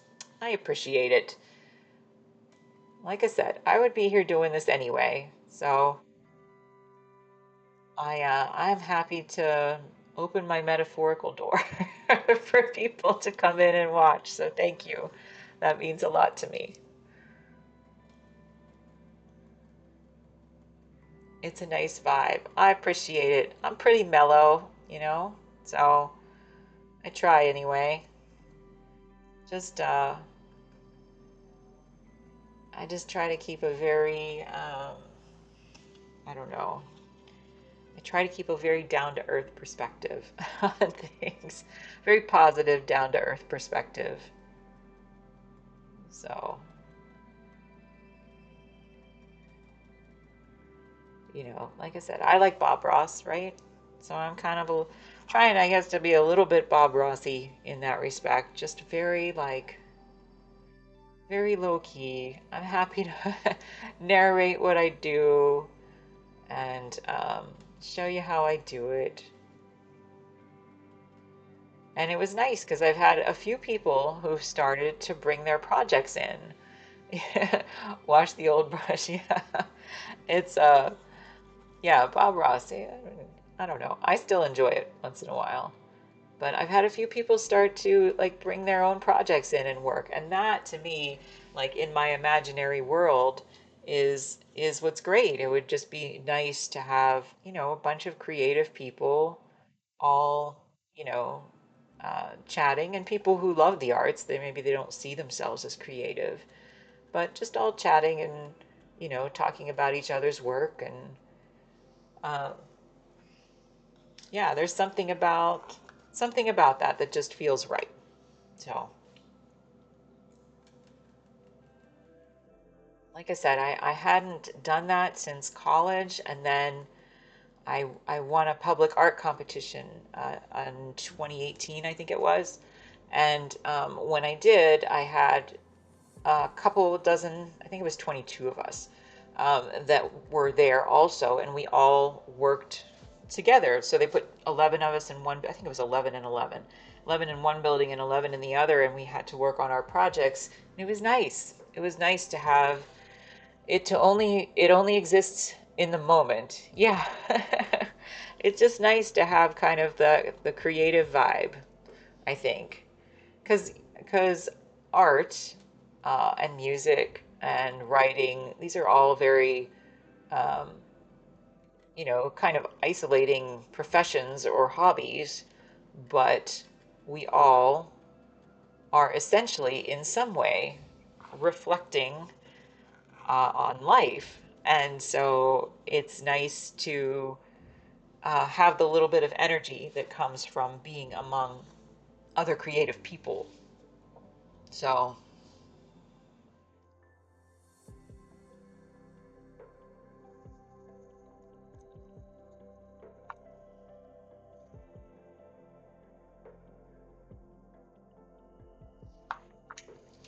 well, that's starting to look a lot better.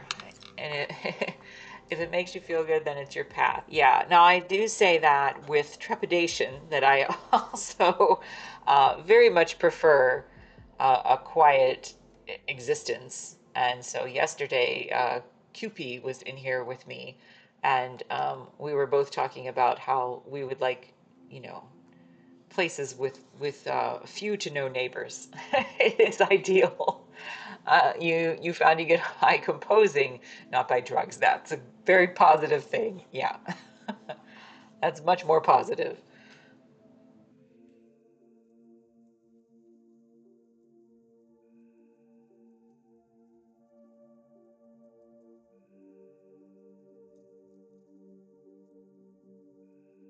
All right, so this is looking much better. I really kind of filled out the shape a little bit more in this midsection, and it's starting to take but a genuine feeling. Yeah, I understand. I understand. Well, I'm glad that music does that for you. I think that art in general has a very healing effect on people. And so, whether you're making it or watching it be made, I hope it has a healing effect.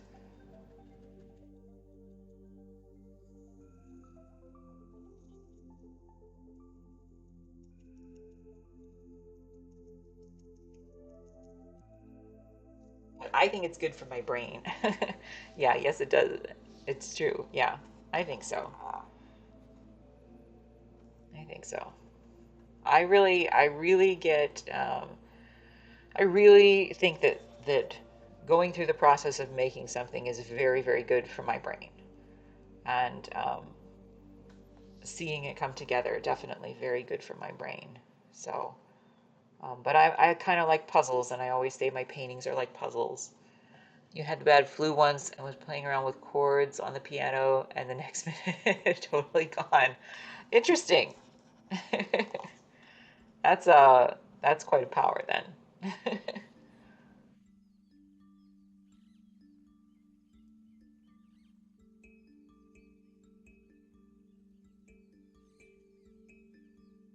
A frequency thing. Well, that's interesting.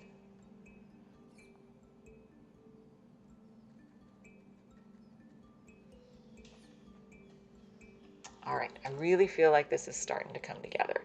So I'm going to head back actually to this little bit of chocolate, which again is something that I feel is lacking overall in the structure. So we just kind of bounce back and forth and build things um, just to try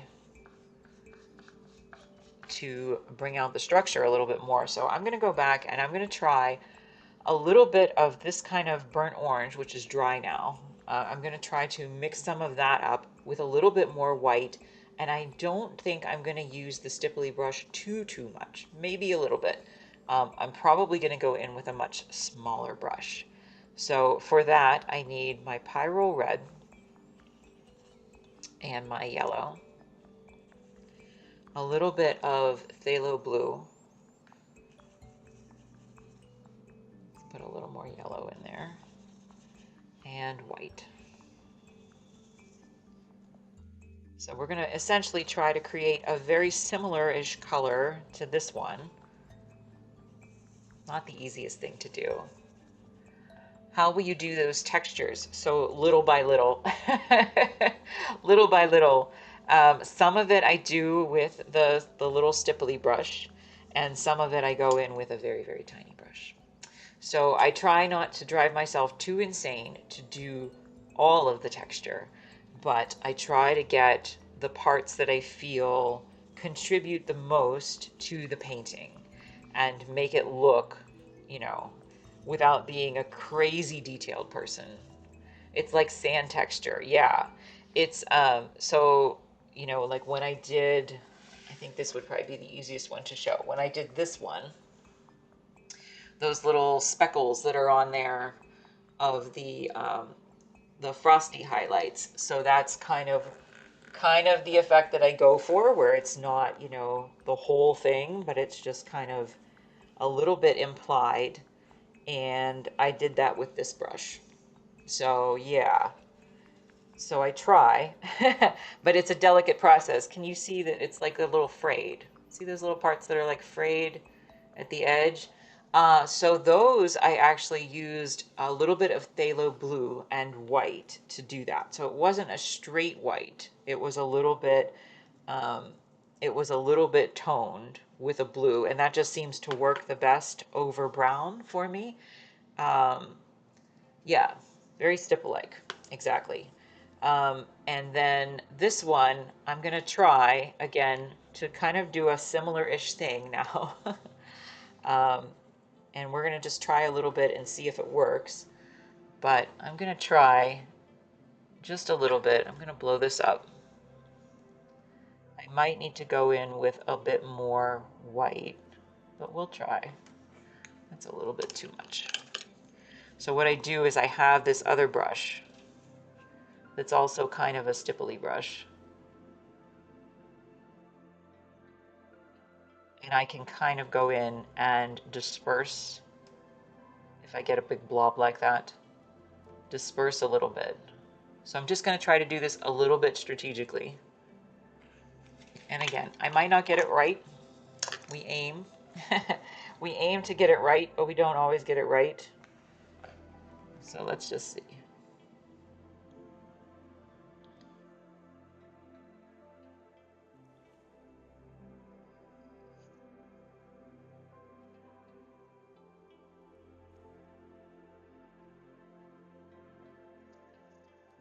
That looks a little bit better. Okay.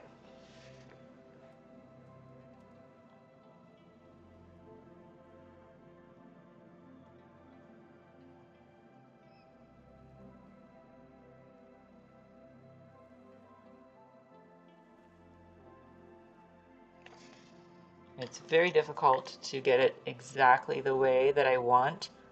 So I'm going to try to get it as close as I can. And then I will go back in with my tiny, tiny brush and really try to just pull out a few of the highlights.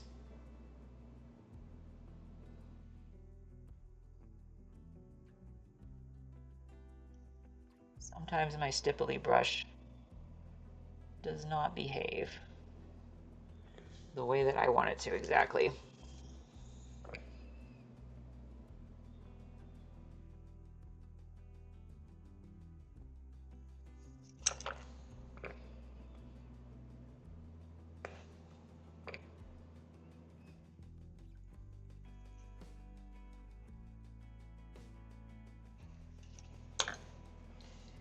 But if I can get this even like semi-right by the end here, and I don't want to go over everything, so I'm just going to kind of bounce around a bit.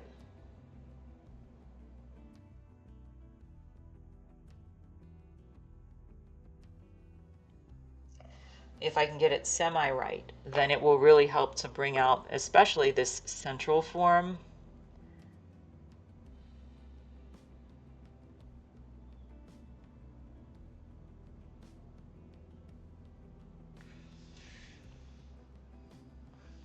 And it really does help to take something from, you know, looking kind of totally flat. Again, I want to be real careful here.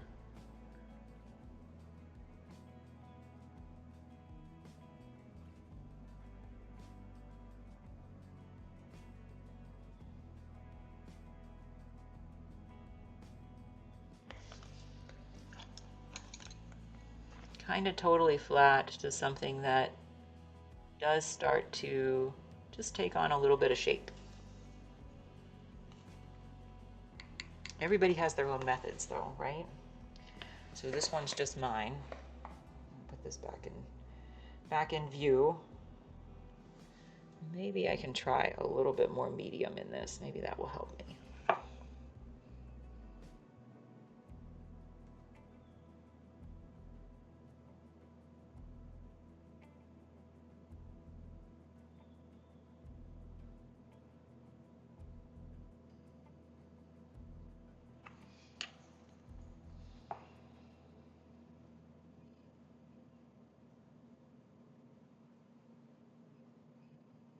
And we'll just do a little bit. It's working a little bit, huh, Solar Phonics? A little bit. Maybe not quite as good as I would like, but you know what? That's okay, because I'm going to do another pass on this anyway. There we go. That's a little better.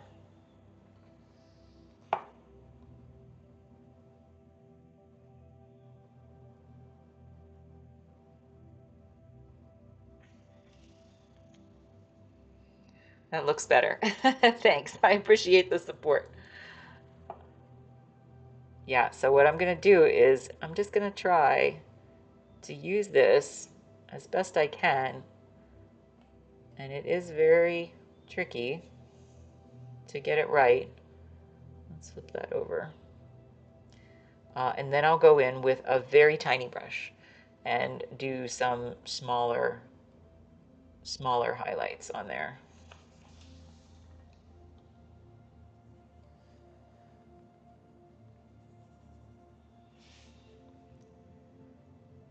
So let's back over here.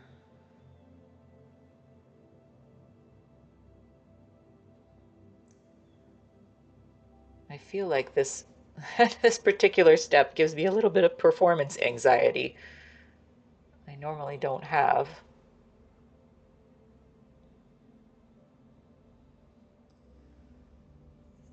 But it's tough to do.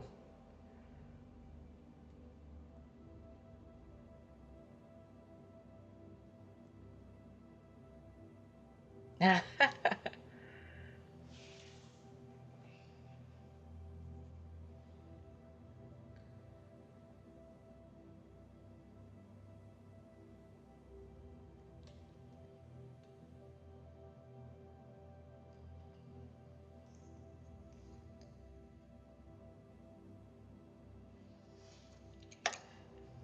think I'm going to switch methods just a little bit here. We're going to see if something else is going to work a little better for me.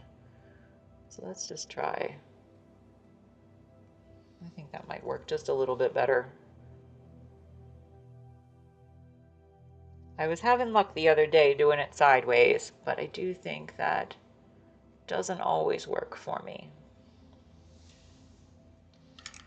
So we're going to try to do it straight up and down a little bit. And we're just going to go slow.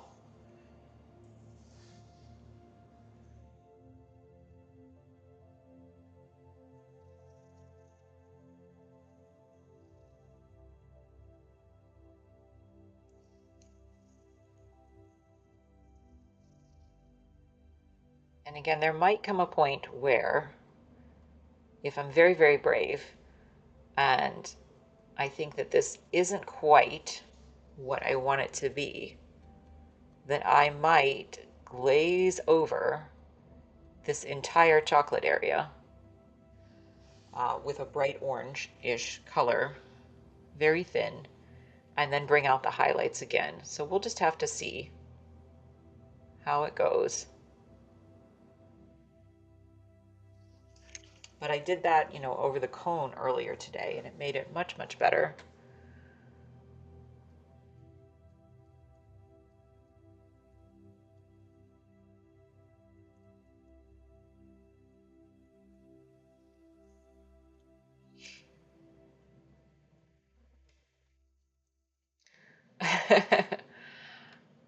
Yeah, so what it will do is, if I do the glaze, it will create kind of a nice warm tone over everything.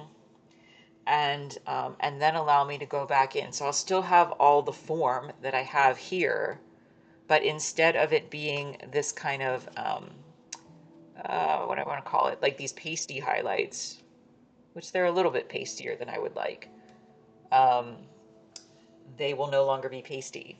And they will allow me to then go in and put another layer or two of highlights over top of it. So again, I work a lot back and forth. I don't get things right often on the first pass. Um, but I like what the glazes do. So they do tend to really help.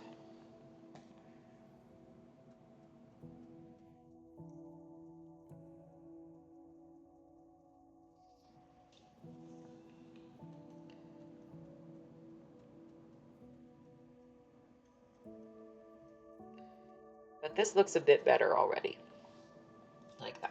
So I probably am going to go in with that later. But for right now, this is okay.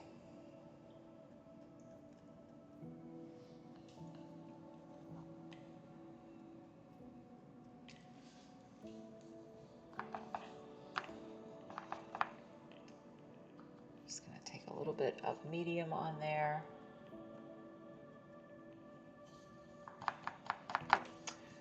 All right, so I'm going to let that dry for now. Okie dokie. I'm going to let that dry for now. We're going to return to it. I'm going to make sure I actually should do one more thing, which was I didn't get this little area here and here. All right, now I'm going to let that dry. So I'm going to come back down to the cone. And again, we just work back and forth until we get things brought up to where I think they need to be. So we've done a number of glazes down here, but now I want to bring out some highlights again. And so I'm going to do that with some yellow and some pyrrole red and white. And I want a little bit more red. I want this to be a little bit of a redder tone to kind of calm down this yellowy area that's here.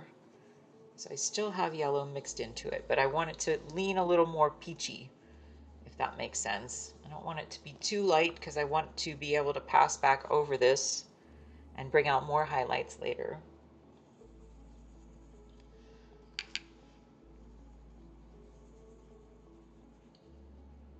So I'm just going to go in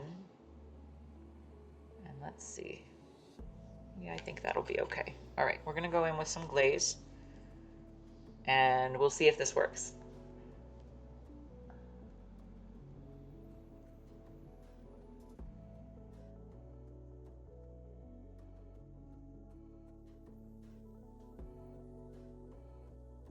So again, I'm just turning my brush a little bit. Yes, thank you. The ads, I know. They're coming up. Or they're in the ads now. Thank you.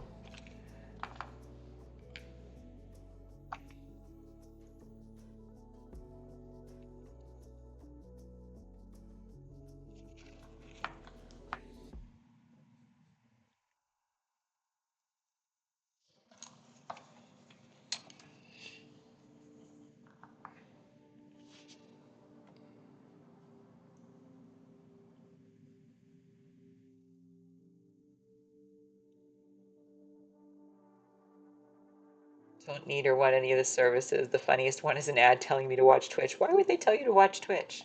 That's strange. I don't know.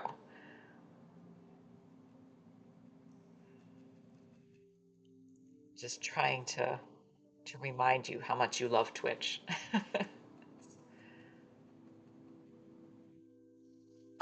All right, so that's a nice color actually. And so this again, it's not white over this, it's peach. And that is helping me to, first of all, get closer to what I think is this peachy tone within some of these textures here. It's also helping me to neutralize a little bit of this yellow, and it's helping me to create form. So it's doing a bunch of different things for me.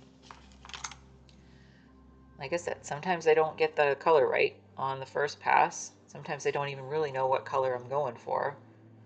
But when I do get it right, that's a good feeling.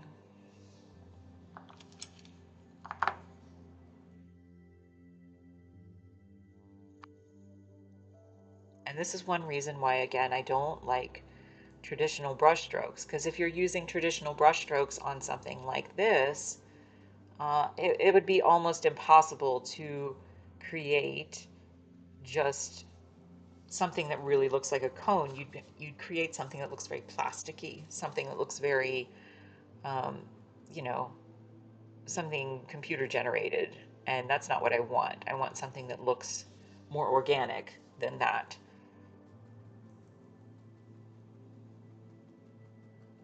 So the peach was a good choice for this pass.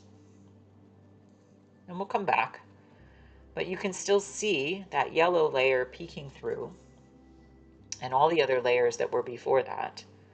And so it gives this, as long as I keep turning my brush as I go, it will ultimately help this to look like a beautifully complicated section, um, that is definitely human made. I do aim for part of that, in my pieces. I want everything to look really realistic in the end, but I want it to look very human made. And so that's why I want you to be able to see, the 6, 8, 10, 12 layers of paint that I put, where everyone peeks through all of the others.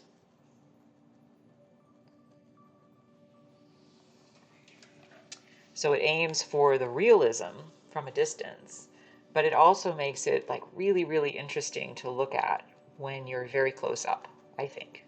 I'm a little partial though.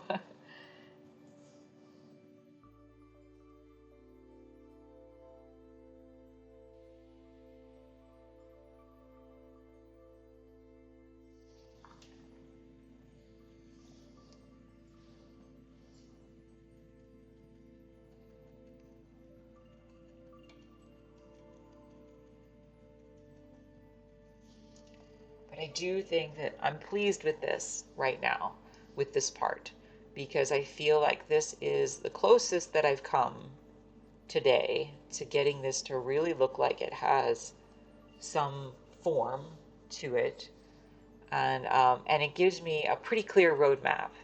Yeah, it gives me a pretty clear roadmap of where I want to go with my next pass, and that's what all of this is. It's just, you know, giving myself more information so that I know what to do the next time I come around to it. And then eventually, I'll get to a point where I'm like content with it overall. But for now, I'm just content where it is in the process. Agreed. Okay. I appreciated solar phonics.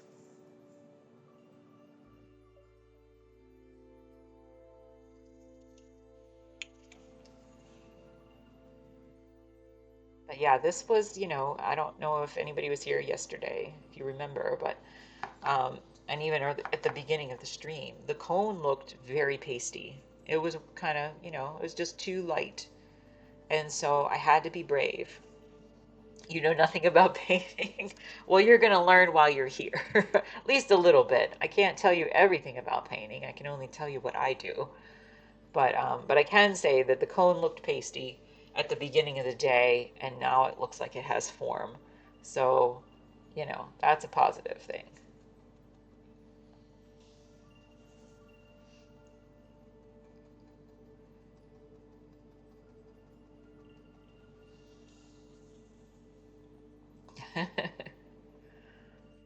Understood.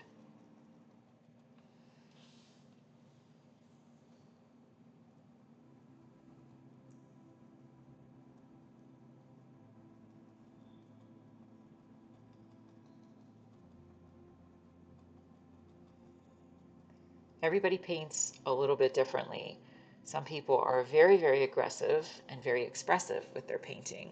Can't spell either. Well, that might not be your fault. That might just be the Twitch doing autocorrects and stuff on you as well. Um, but anyway, I forgive the spelling errors. It's fine. But everybody paints a little bit differently, and so this is just one of many possible paths.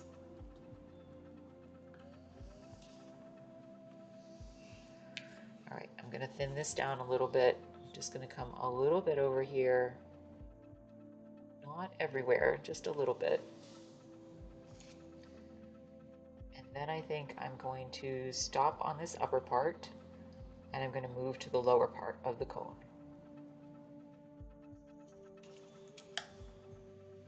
So let's move down here.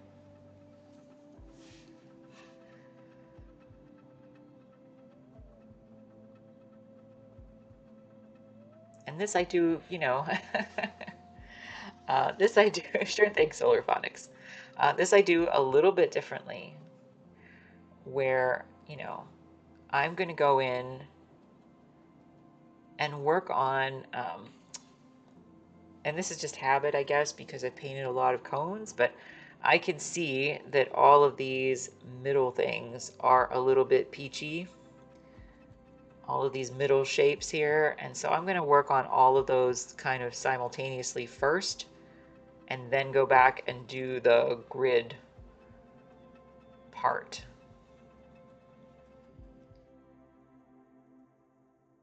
Usually I wouldn't do that, but I think that's going to be easier for me today.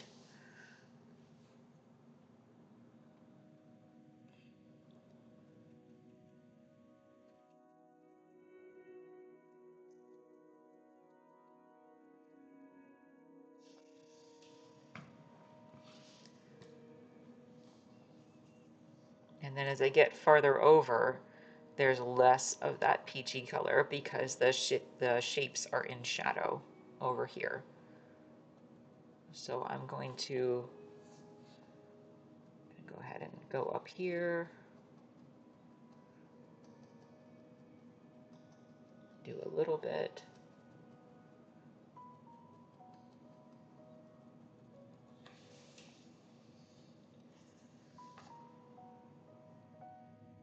So there's more of a reflected light in this shadowy part to the left than there is on the right again. So I'm just trying to make a few more marks over here than I will over here. And then again, we're gonna let it dry because that's what we do, right? We're gonna let it dry after we do this and come back to it, and then we'll really start to detail it. But we're gonna flip back up in a few minutes to the cone, or excuse me, to the ice cream, and work on that. Once you get the hang of the acrylics and kind of working in tandem with how they dry, how they function, I just found them to be so much easier than oils. So it took a little bit of adjustment, and you lose something, certainly. There's certainly attributes to the oils that are beautiful, and they can't. I don't think you should try to make your acrylics work like oils, but I do think there's ways to make them work a lot better than people may always be aware. So I'm going to go in with just a little more white into this mix. And again, I'm going to try to just go right over.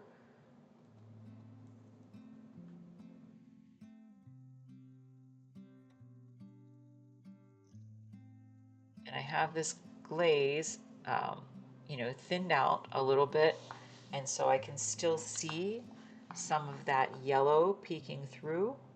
So I don't actually have to, at this point anyway, tone this color with too much more yellow. It's still kind of that peachy color, but because it's thinned out, that yellow will come through from underneath.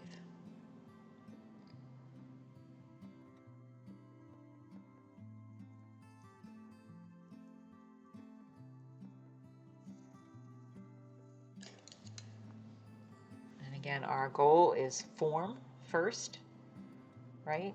Goal is form first. A little bit of something in there, a little bit of dried paint, I think. Form first, then details. But I do have a lot of form on this top area. I'm just gonna grab it. I do have a lot of form on this top area now, and so I did start to go in and do some of the details, but we're going to try to do that even more. Even more.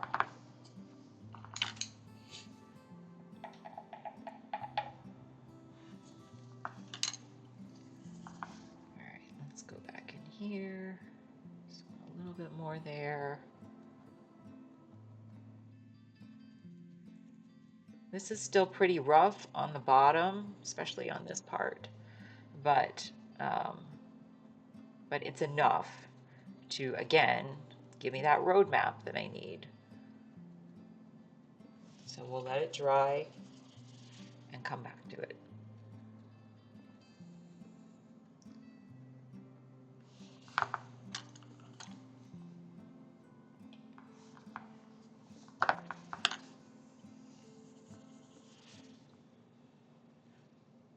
I appreciate everybody being here. Thank you so much. If it's your first time here, my name's Kim, and I am here 4 days a week, and I am a full-time painter. And I just recently came onto Twitch, so I'm hoping that people will just enjoy watching me do what I would be doing anyway. Find it a little bit relaxing, and yeah, just bring a little bit of peace. Bring a little bit of peace in the world from my little cozy corner of the world.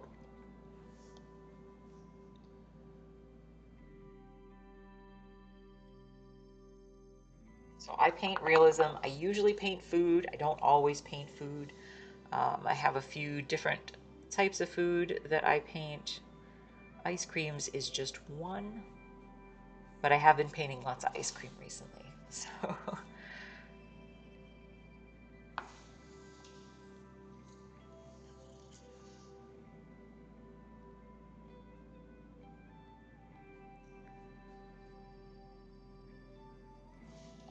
all right, so I think I'm just going to leave that right now. Actually, I take that back. I'm going to take a little bit of white into this color since I have it mixed before it dries. Just a little bit of white and a little bit of my glaze. I'm going to come back up here because I think this is probably dry enough. And I'm just going to start to put in just a few little highlights into this area.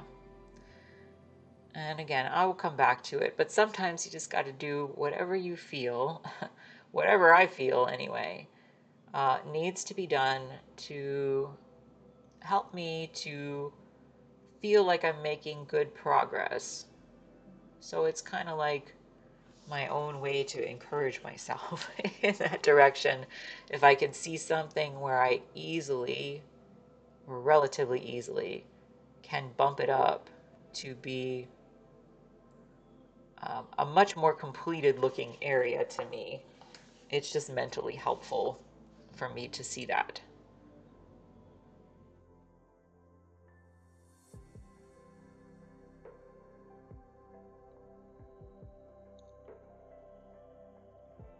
So again, I'm not using traditional brush strokes really. I try to use kind of a stipply effect with a lot of my brushes, just because I think that it looks more organic.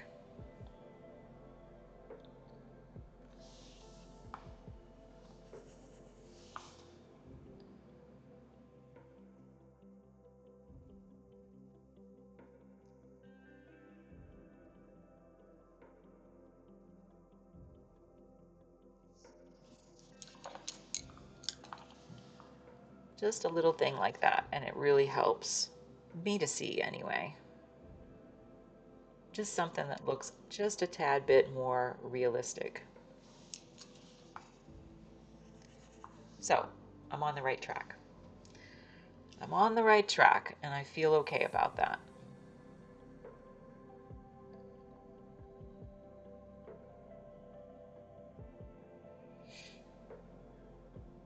But we'll return to this, and we'll make it even better. All right, so let's see here. Let's go up. Let's do the same thing right in here, because I feel like I want to see this distinction between the ice cream and the cone area just a bit more at this point. And I'm a little impatient that way. So let's just see, maybe I can get, maybe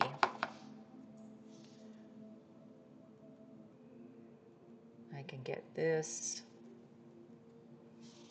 and this little area of highlights here in this middle part just a little bit closer.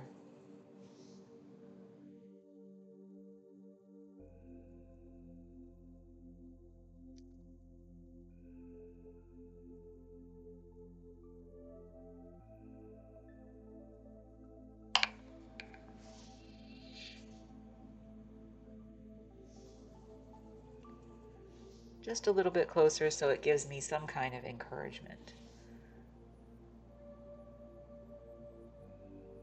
There's a pretty strong highlight in here. I don't want to go too crazy with it, but it is a pretty strong highlight.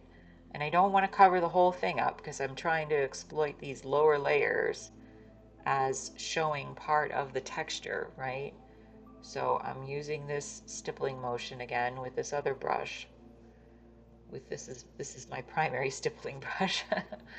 And I'm just going to go in and try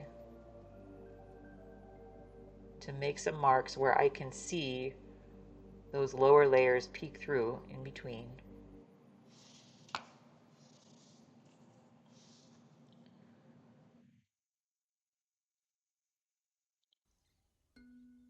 Again, I don't want to go too crazy with it. I want to kind of concentrate it right in this area here.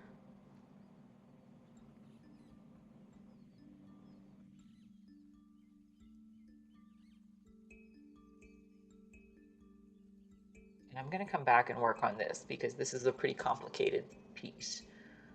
And I want to make sure that I am well focused on that. But for right now, just having this little bit in here does help me. I'm going to thin this down a little bit more and just put a tiny bit of this to this left side. Just turning this. Again, I don't want to go too crazy with it. I just want enough just to kind of reflect these little highlights that I can see in there. So let's go ahead and just dab this out a little bit, I think.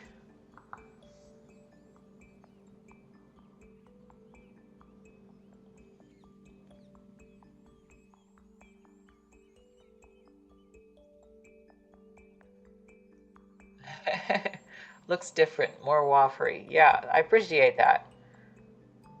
Yeah, it gets there eventually. It takes me a while, but it does get there eventually. I appreciate the encouragement though. Appreciate the support. Thank you. All right, so I'm gonna go just down in here, and again, just do a little bit. Not go too crazy. This is just enough to get me a little mentally encouraged that I am taking things in the right direction.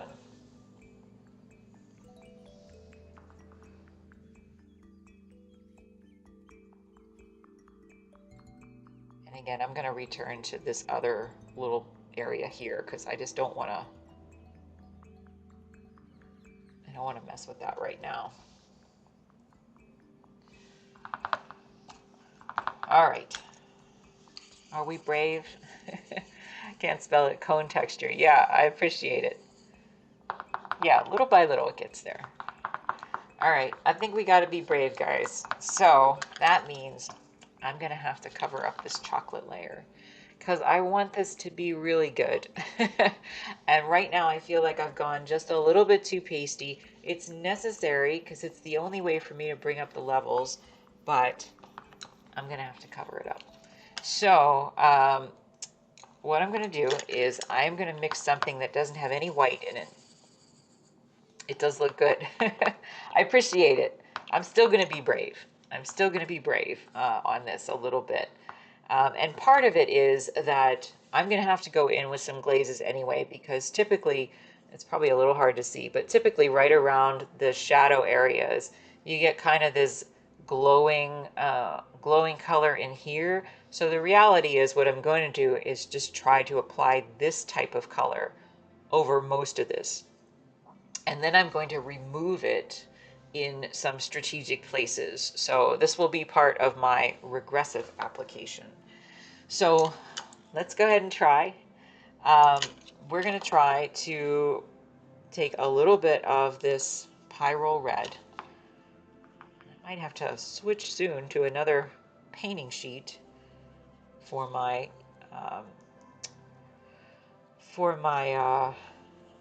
whatchamacallit here. Because I am running out of space. All right, so I'm going to go in, I'm going to put a little bit of blue into it. I don't want it to be quite this hot.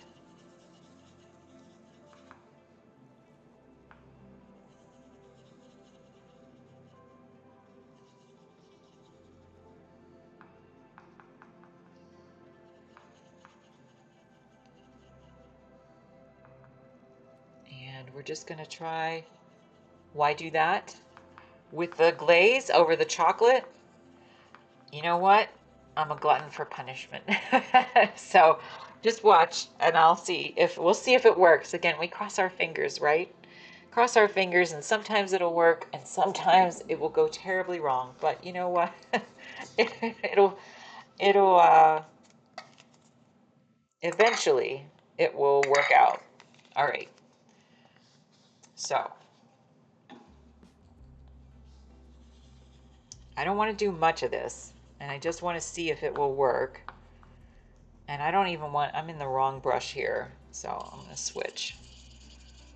I don't want a stipply brush for this. I want a stipply brush to remove things after it's applied. So we're just going to see, how this looks. I'm just going to try it on a small area first. And I just want to see.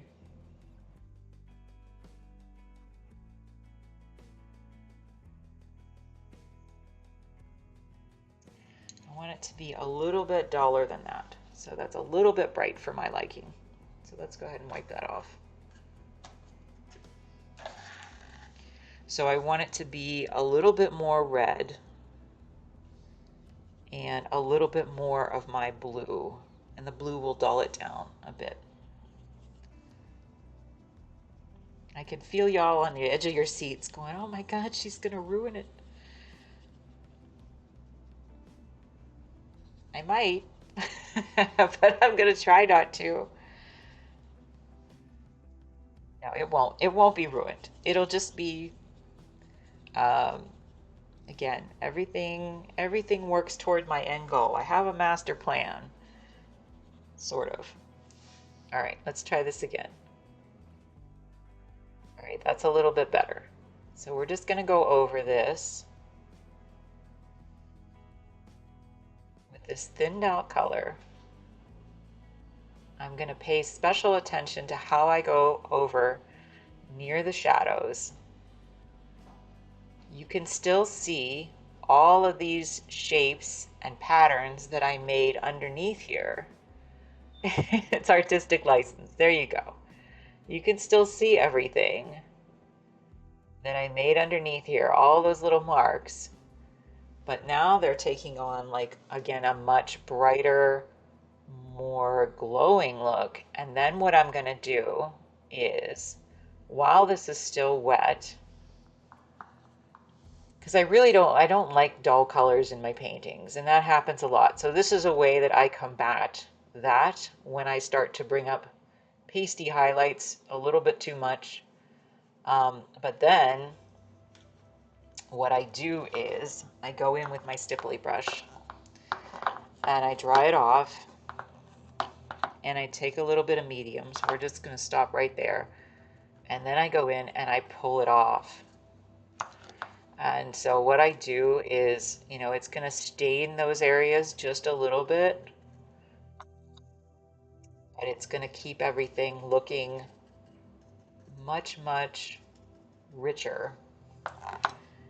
And then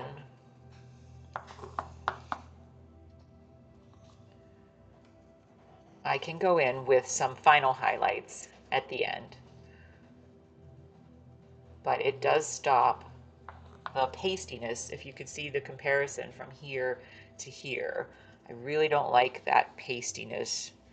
And so my final highlights, yes, they'll probably be a little bit pasty, but I just feel like this makes my chocolate, and I do this throughout, but I feel like it makes my chocolate feel much richer as opposed to dulled down by the way like the camera captures it. That happens a lot. Cameras kind of um, take away some of the color. So again, I'm going to just take a little bit of my medium and go in here and kind of remove some of this.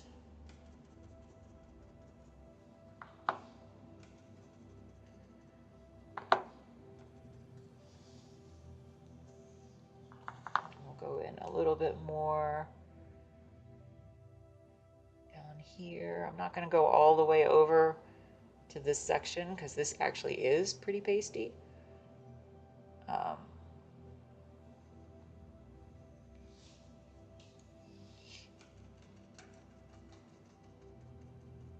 but the worst case scenario, if I didn't like this in the end, the worst case scenario is I just have to paint over it. Looks better behind. I'm going to go back and read your other comment, but I want to do this before everything dries on me, because that would be not good. But I appreciate the encouragement. Solar Phonics.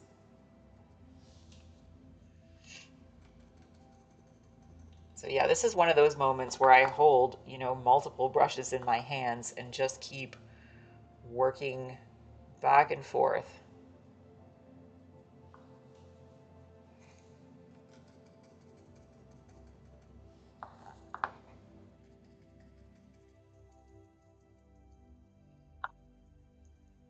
Oh, thank you. Okay.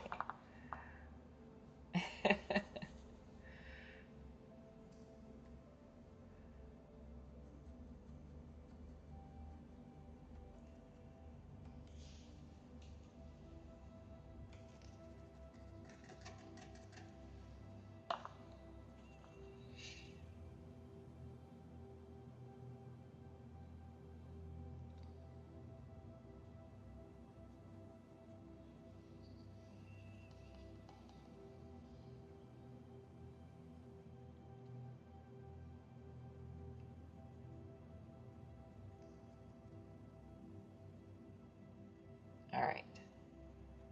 Almost there.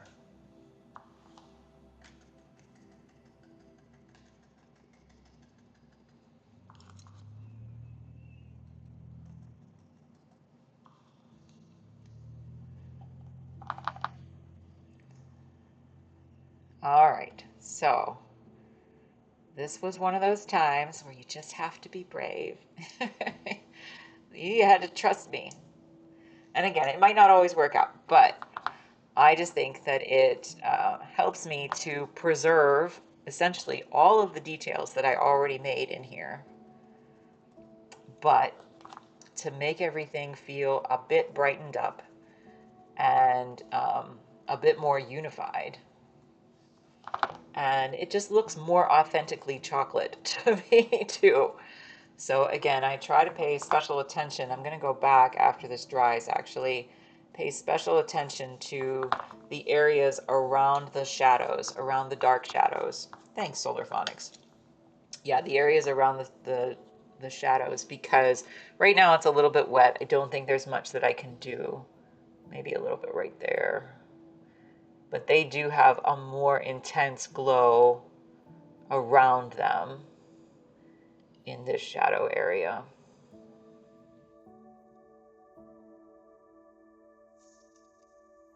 Yeah, so it's a good start, and we'll let that go and let it dry, and then come back to it. Shadows are so much more interesting to me too when they glow, you know, and that might sound really weird, but you know, shadows are a place where it's really easy to make them look flat and terrible. And it takes a little bit of finesse to go in and try to make them look like it's part of the dimension. But that's something I'm going to revisit after this dries, so we can make that even better, that transition. Okay, so the next thing I think we need to do, since we just addressed the chocolate, is we should probably address the rest of the chocolate down in here and in here. So I am going to take, again, this glaze that I have. I'm going to thin it way down, because I don't want to go too crazy with it, because it's like mixed with the vanilla and the strawberry, so it doesn't have quite as bold of this intensity down here. But I'm going to put a little bit right over some of these areas. And again, some of this is just, you know, like working back and forth, trying to figure out what's going to look best. So there's not, you know, this perfectly scientific methodology to it. But um, I like the glazes. I like them to brighten up all of the places where I feel like things get lost along the way. And you know, it's very easy to make pasty highlights. Very, very easy. So this undoes that, and does a number of other things too.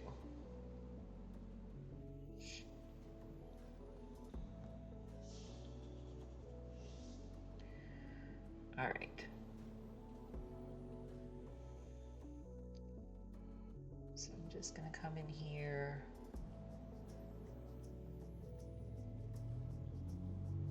Just glaze right over that. I kind of want to glaze both over the lines and areas that I already have just a little bit. And I also want to make it bleed a little bit into the vanilla and a little bit into the strawberry.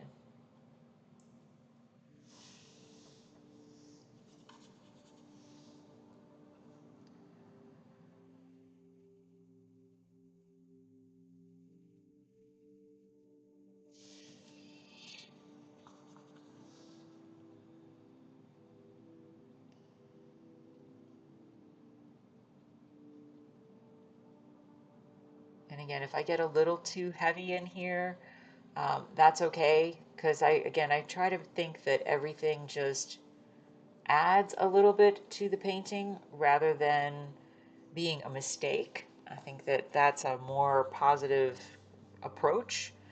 And so I try to just make things that I think will, in some way, um, add to the depth or beauty of the piece, even if it means that I have to change it slightly later. But I leave, you know, all these glazes will basically leave all of my marks showing. And so I think that that makes the whole piece look a lot better in the end.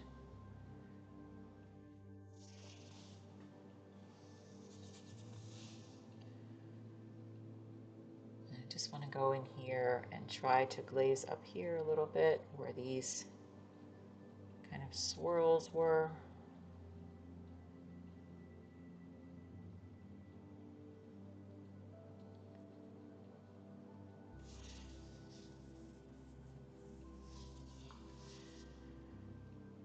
All right, so let's go ahead and see. And some of this is just, the difference of having this thinned down a lot more. So same color, but just depending on how thin it is with the acrylic glaze, it has a different effect over the paint.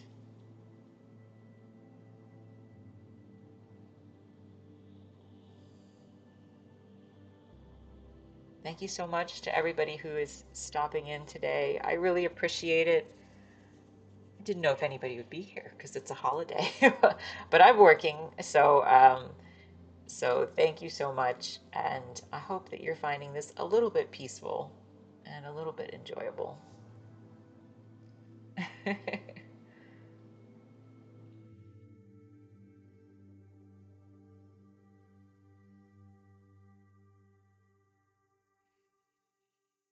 For anybody who's new, my name is Kim, and I am here 4 days a week, and I am new to Twitch, but I'm pretty charming. Solar Phonics will tell you. It's relaxing. Thank you so much. So if you're not subscribed, please subscribe because I try to keep things pretty chill here, and we just make beautiful things. And we tell stories and such too. Today I'm just making something beautiful. So, or I'm trying to anyway.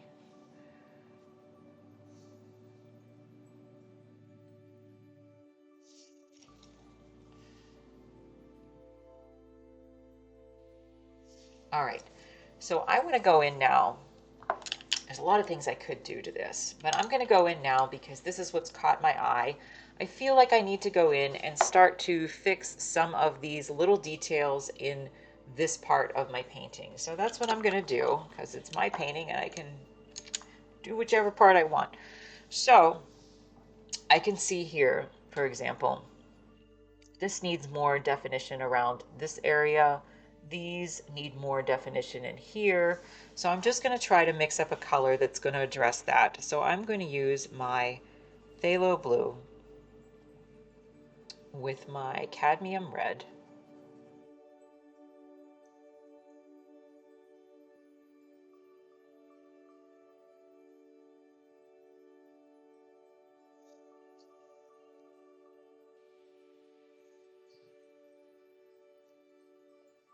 I'm just going to put a little bit more yellow in there.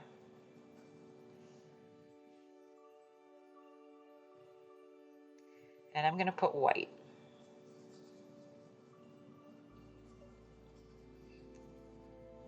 And we're just going to try that and see how it goes.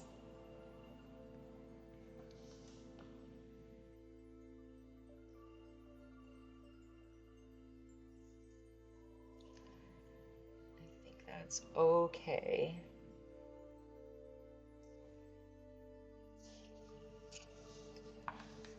So again, I'm trying today to create, some sense of form, but I also I'm at a stage where I can start to go in and refine the details.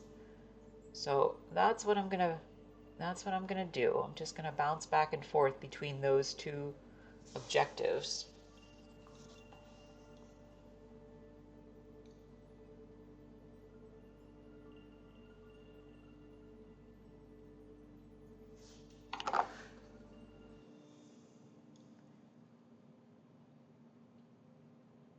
And yeah, so I'm just going to try to address some of these shadowy areas where I have the rough shapes. Like everything is here, it's present, but it's not really exactly what it needs to be, not for the level of realism that I'm aiming for.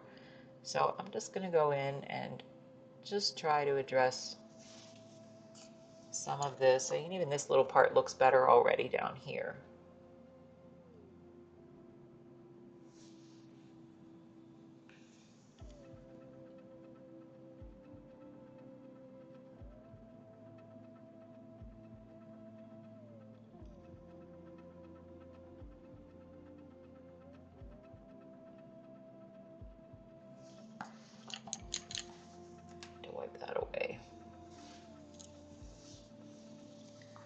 So I really try to balance out this like very strong sense of form in my pieces with a lot of little details, to the point where I'm kind of kooky about it sometimes, but um, I just feel like it makes such a better painting in the end. So this is a really good transition day for you to hang out and see how we take this to the next level.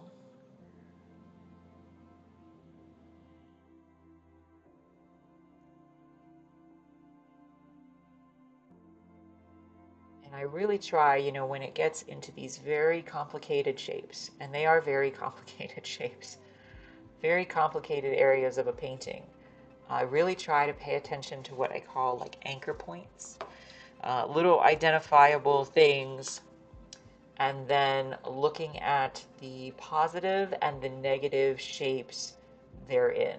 So that it would be really easy if I wasn't doing that to get lost or to dismiss things because it's just so frustrating. So I really, really try. You know, your brain is a very efficient instrument, and so it tries to force you to take the simplest path. And that is partly why people struggle sometimes to draw um, something that looks realistic, especially as you get older, because your brain gets more efficient. And so it's forcing you to turn everything into symbols. And so you have to fight that, that nature to be able to see things more accurately. And sometimes I, you know, drift like anybody else. And it's not magic. It's just practice and concentration. But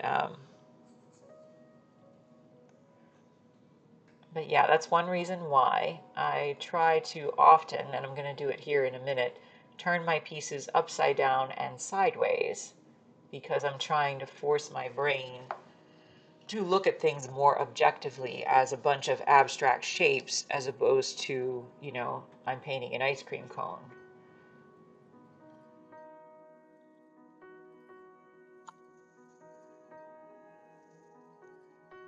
Sometimes I squint and sit back a little bit just to kind of see how everything is fitting together.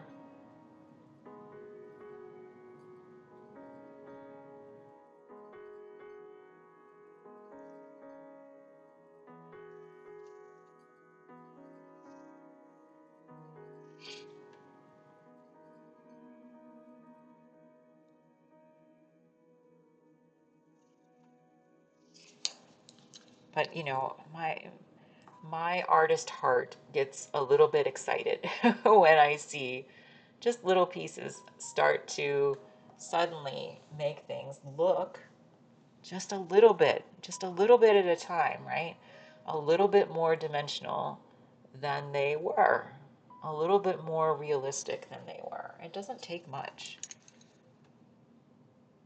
just a few marks here and there.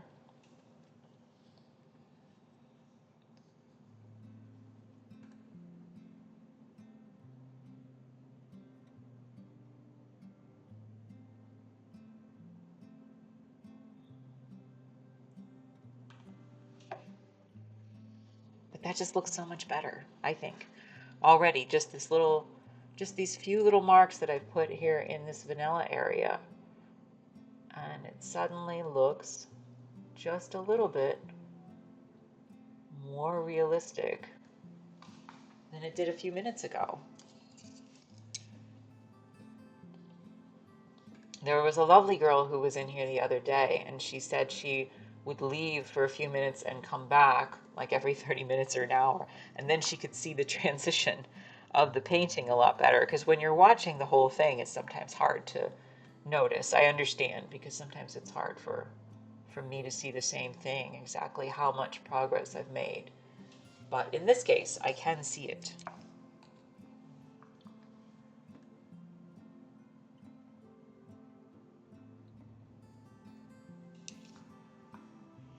All right.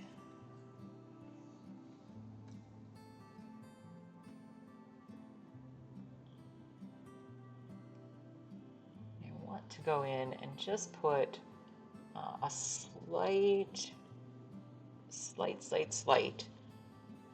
border on this, which is really just a slight shadow. And one of the reasons for that is when I've been working on this for a couple days in here, a few days, and the first day I was in a bit of a rush when I took the reference photo for this, because I do use all my own photos, and I didn't notice that my reference photo looked a little bit sideways. Like the ice cream was not quite in position the way I would want it to be. And so normally I would have fixed that in Photoshop, but I did not. And so after the first day, I noticed that I needed to shave part of my ice cream off. And so that was what I did right here. You can still see a little remnant of it. So I lost a little bit of that edge that I had had. But I really aim for things to look very, very balanced. And so, um, so I had to fix it. I couldn't just let it slide. I don't consider myself to be at the mercy of my reference images. I try to make them work for me as opposed to against me. Sometimes that means I need to fix them. That's so much better though. So much better. Okay, so I'm gonna actually turn this upside down. I'm gonna turn it upside down because again, that helps me to see things more objectively.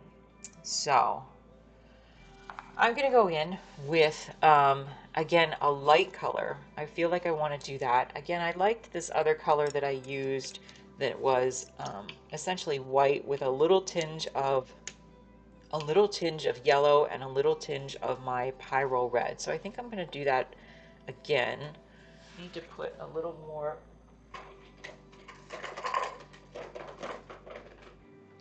white on my palette. I have a little bit here, but it's got some paint in it. If you're a painter out there, if you work in acrylics, don't do that, the ice cream will fall out. I'm a bit of a magician. I've learned to keep it in. Thanks, though. I appreciate it, Solarphonics. If you work in acrylics, I work in heavy body acrylics, which are like the really thick acrylics, and I have found that the easiest way to keep them workable all day is simply this, which if you can see, it's just a rolled up paper towel, a couple paper towels there.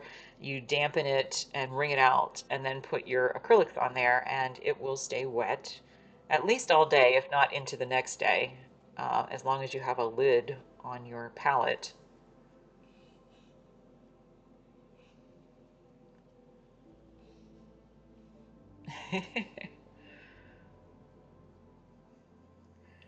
All right, so we're gonna try again here. I want to make sure I have enough white in here. It's just got a tinge of color. I just didn't want it to be, plain white. Because like I said, I really hate pasty highlights. So we're gonna try this, and I'm not going over the whole thing the way that I did before. Now I'm gonna be a little more judicious about it and try to work on, again, my details with just this kind of small brush.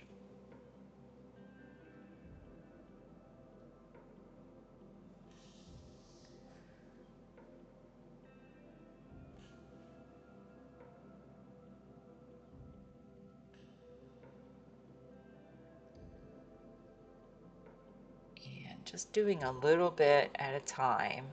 It's pretty thin. You have to lurk. No worries, Solar Phonics. I appreciate you spending so much time here today.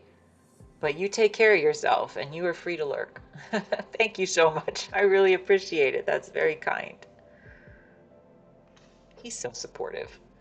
That's very nice. There's a lot of nice people on Twitch. Who knew? Um, yeah, so I'm just going to go. Thanks, Solar Phonics. You too. Just going to go right in here. And I can see that I have this area here where it's not quite right. So that's one thing that helps on my detail day. Can you see that? That's like not quite right. Everything is so complicated, but it's not quite right. So I want to make sure that I address that now. And, you know, once in a while I can let something slide, but sometimes I get to an area and I feel like it's just confusing. And if it's confusing to me, then I have to fix it. I'm a little obsessive about that kind of thing. It might not be anything that anyone else would ever notice sometimes, but I am a little obsessive about it sometimes. So let's just see if we can fix it real quick. Just fix the shape. I think part of it is this area. A little more blue in there. This area is sticking out too far. This area has a little shape that I actually put a little too low. So we're going to come back up here.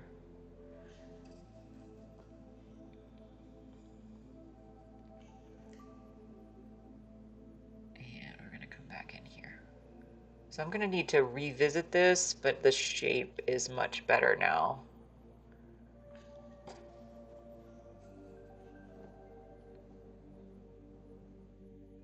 I have found that even though I'm very optimistic sometimes, and like I said, I did okay on this shape, changing it, because I did change the top and I did change this side.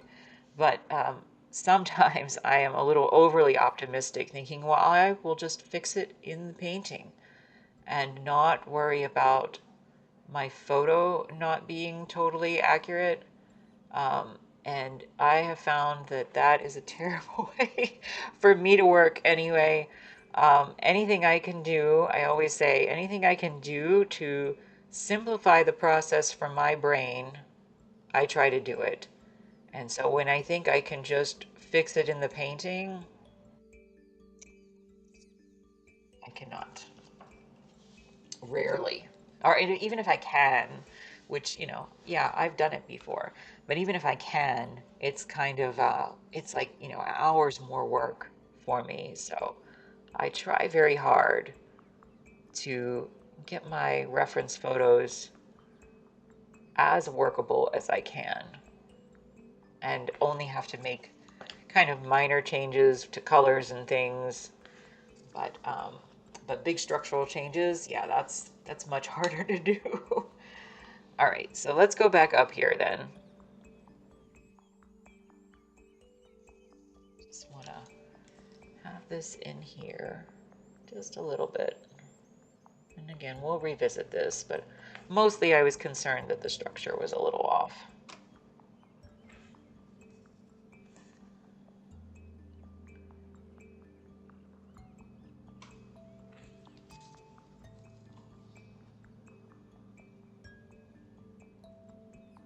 All right, so that's much better. Again, I will revisit it, but it's much, much better. All right, so we're just going to take this light color and we're going to try to detail some of this out just a bit here and there.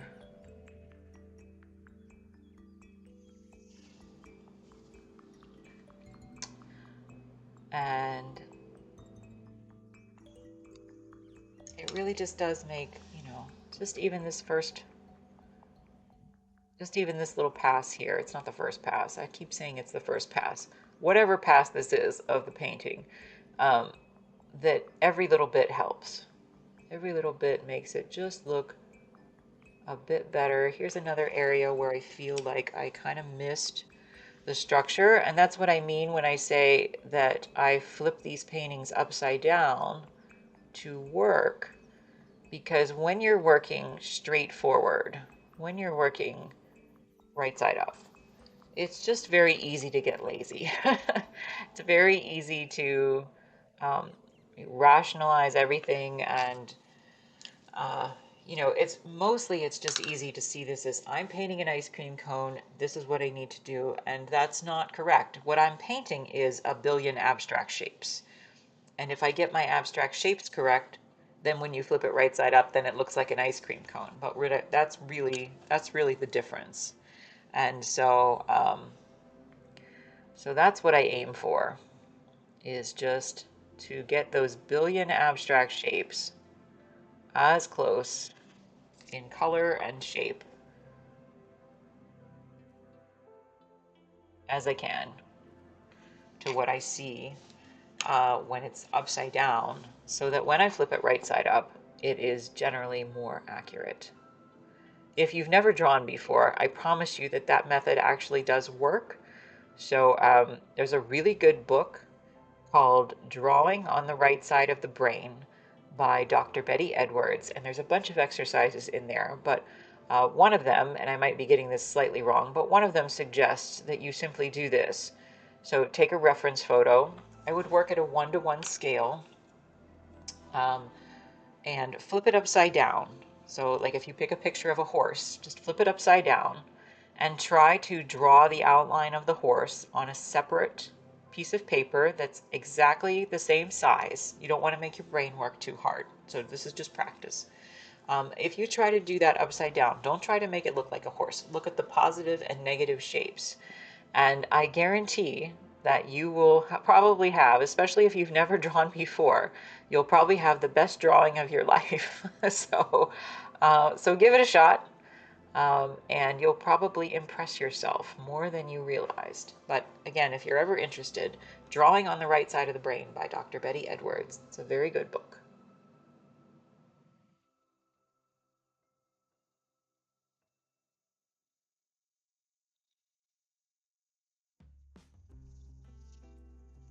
This also helps me to see shadows and highlights better, um, in addition to just the shapes.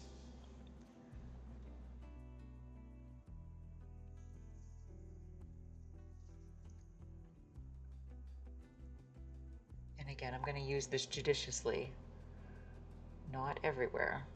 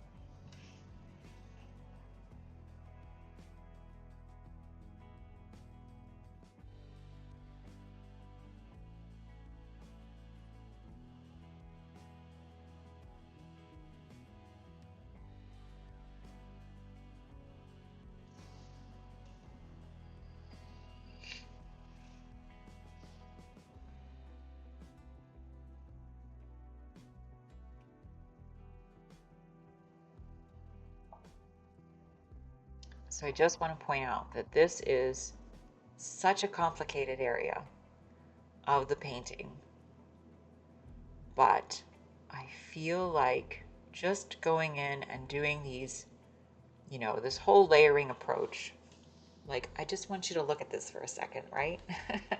I just want you to look at this. I think that right now is the most beautiful part of my painting. And it looks the most like this. And so it's just using lots of layers, paying attention to abstract shapes, paying attention to the relationship of all of these colors, and again, trying to not think of this as ice cream, trying to think of this as I'm trying to replicate all these abstract shapes. So again, I try really hard. It's very easy to beat a painting to death, but I try really hard to know when I'm at a point where, at least in certain parts, that I feel like I've kind of done well. And so, if I can bring up essentially the rest of the painting to what I consider this level, then that would be extraordinary. And so that's what will make me happy in the end. So, like I said, where we started today, this looked pretty rough. Um, but now, not the whole thing. There's still lots of work to be done. But now it's really like it has pieces of it that are beautiful. And I was reading an article earlier because I'm an art nerd. No, I was reading an article um, about painting, and it was someone talking about imaginary realism, which is like any kind of like fictional realism that people paint.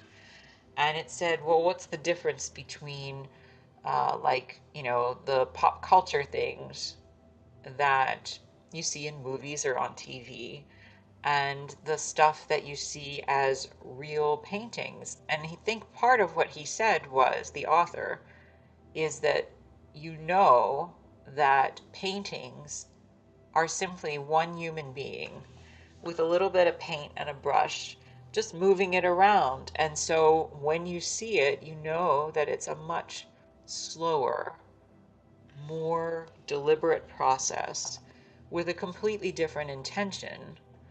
And it just struck me.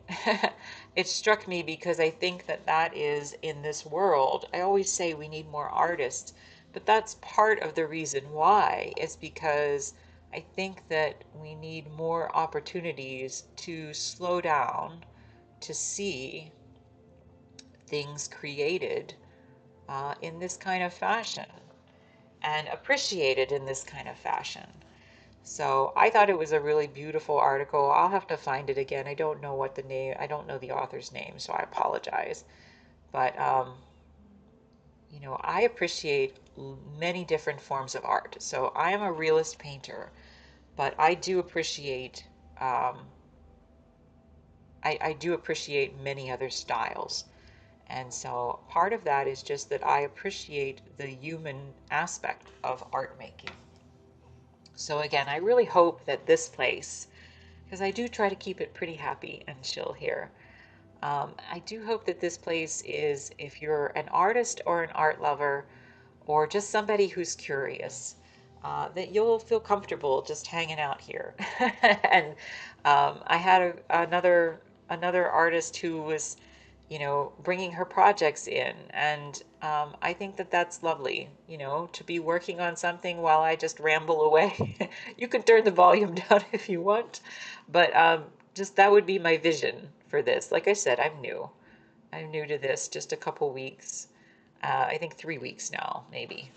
Um, but, I'm going to be doing this anyway. I would be painting anyway. So this is me opening my metaphorical door of my studio to anyone out there who wants to just come and watch, lurk, work, um, learn, I guess. I don't really consider myself a teacher, but I'm happy to share what I do. But mostly I just hope it brings you some peace.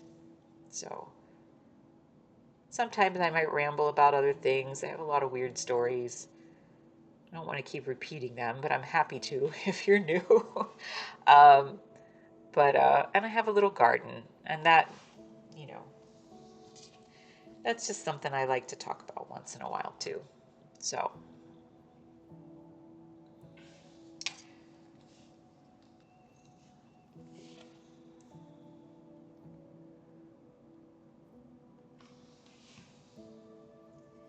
I have to be careful as I go because I just complimented myself on this area. I want to be sure that I'm paying attention and not getting too distracted, so that I can replicate that level of realism, of intensity elsewhere in my painting. It is easy to drift.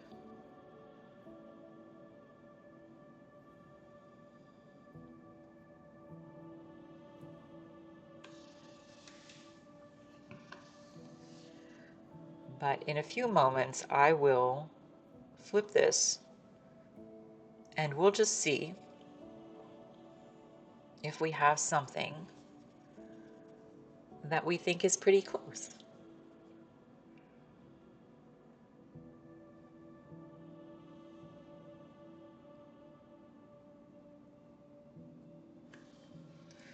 All right, so I'm gonna mix a little bit more of my shadowy color up. But you know what? Let's go ahead and flip it because I promised we would, right? So let's flip it. And I just think this part looks so much better. Now this part around here is weak by comparison, but this part right here looks really lovely. And so I just have to hang on to that. I have to hang on to that and know that I have to bring pretty much the other 90% of the painting up to this level. So can I do it? We'll see. So I'm going to flip this back around.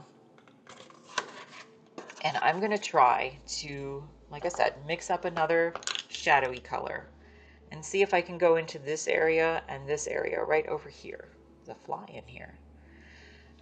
So let's go ahead and we'll use, again, my phthalo blue. I use different blues for different purposes. I only use these two, but and my reds also for different purposes. But for this particular purpose, we're going to try that one. I need a little more blue and a little more red in that. Oops, wrong red. I kind of narrate as I go, so you hear my thought process just as I'm, thinking about it. So I apologize because sometimes I am going to say the wrong thing as I go. All right. So let's go ahead and look in here. We really want to make this area start to look much stronger. And so I think to do that, we first want to look at these shadow shapes. I'm going to see how this color looks. Yeah, I think that's pretty good. So I'm going to go right around here. Go very thinly here.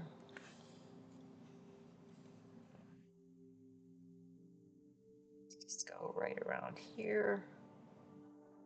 So I'm just trying to pay attention to, again, I have these general shapes here, but I don't have them very, very accurate in terms of what exactly the photo is showing me.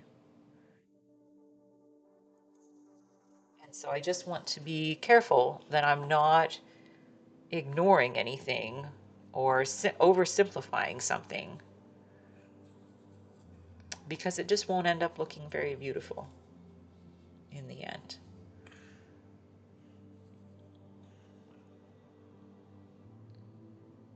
So this area, for example, I am going to go ahead and put this line down here. But this area, this shadow is actually slightly different color than this one. And so I want to make sure that I am going in with exactly what I need to now. So let's go up here first. Let's put some medium in there. Let's go up here. And we're just going to try to get this little shape here a little more accurate. Accurate in both the shape and the colors and the values, of course.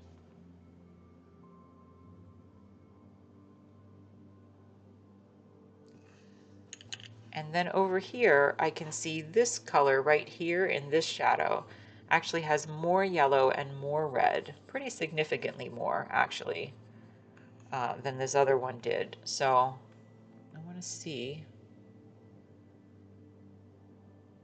I feel like I still need more red in that.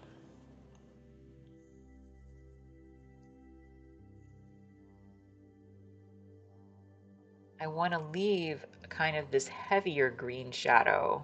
It's like a greenish blue. I'm going to leave that heavier one there, but I do want to like right along that edge because it is a heavier shadow there. But then as it comes out, it is becomes a little bit more red and yellow. And so that's what I want to try to capture, is that kind of transition there. And again, that's kind of the difference between, for me anyway, a painting that's like, and one that has that wow factor. It has to be, all of the parts of the painting have to come up to this level. And if I let them go, so that they don't all reflect that level, and that just takes time and patience, and a lot of failures. Sometimes there's a lot of failures in there, but eventually I aim for, that level of, I don't want to call it perfection, but that level of realism that I think is acceptable. And I will say, if you are unfamiliar, if you've not been here before and you've not heard my um, various um, stories or whatever, but I am a bit of a workhorse when it comes to my paintings. Sometimes I get done relatively quickly. Sometimes I dedicate hundreds of hours. And so I did a couple paintings this past November and December, and they were the largest and most complicated pieces that I had ever done. And I spent on the one, which you can go see on my web, you can find them both on my website, but the one was a giant gingerbread neighborhood of 5 row houses. And I baked this real thing in real life, and baked this entire scene and decorated it. And then I spent 400 hours painting it. So never let it be said that I'm lazy. I was in a painting trance, and I did that at the same time that I was trying to finish a 5 foot tall giant fudge ripple ice cream cone, which was the largest ice cream cone that I've ever painted. You can find video of me painting that as well, on my various social media. But yeah, they were incredibly time consuming. And I started the ice cream cone, actually, it took me 2 years to complete in various stages. So, so that was me finishing that one out finally. And yeah, I can be a little crazy like that sometimes. So I was in a painting trance for like 2 months, where I was just simply getting up and do, of course, like the necessary things, the bare minimum in life, and just painting from like early morning to midnight every night. I don't take days off a lot. I try to now, but there was a long time where I didn't take days off. I still honestly don't take many off. I'm always doing something. So I am a bit of a workhorse. But I'm happy to open my door for a few hours each week. I'm on here 4 days a week now. And again, like I said, I'm doing this anyway. I'm going to be painting anyway. So my husband suggested that I do this. He, for some reason, thought people would enjoy hearing me talk and see what I do. So I appreciate it because everybody's been very nice so far. And yeah, I'm happy to do that. I'm happy to open my metaphorical studio door so that you can see what I do. Yeah, I will definitely, I always err on the side of working too much. And that's just kind of always the way I've been. So, but I've only been a painter for um, 12-ish years. And before that, I held a number of positions, various places, but one of them was the one right before that, I suppose, was that I was the editor of a small art magazine. So sometimes I tell stories about that. and about the artists that I interviewed during those times. And that really helped me to learn about um, a lot about painting, a lot about how I was going to approach my own work, because I really wasn't a very good artist at that point. And so I was very lucky to have held that job.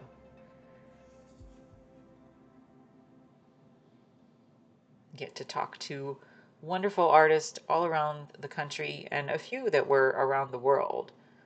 But just basically, if just basically ask them what they did and how they did it, both professionally um, and technically. So it was a really wonderful opportunity. Could be a little bit stressful at times, but yeah, I'll tell some stories about that. Let's see how this is going.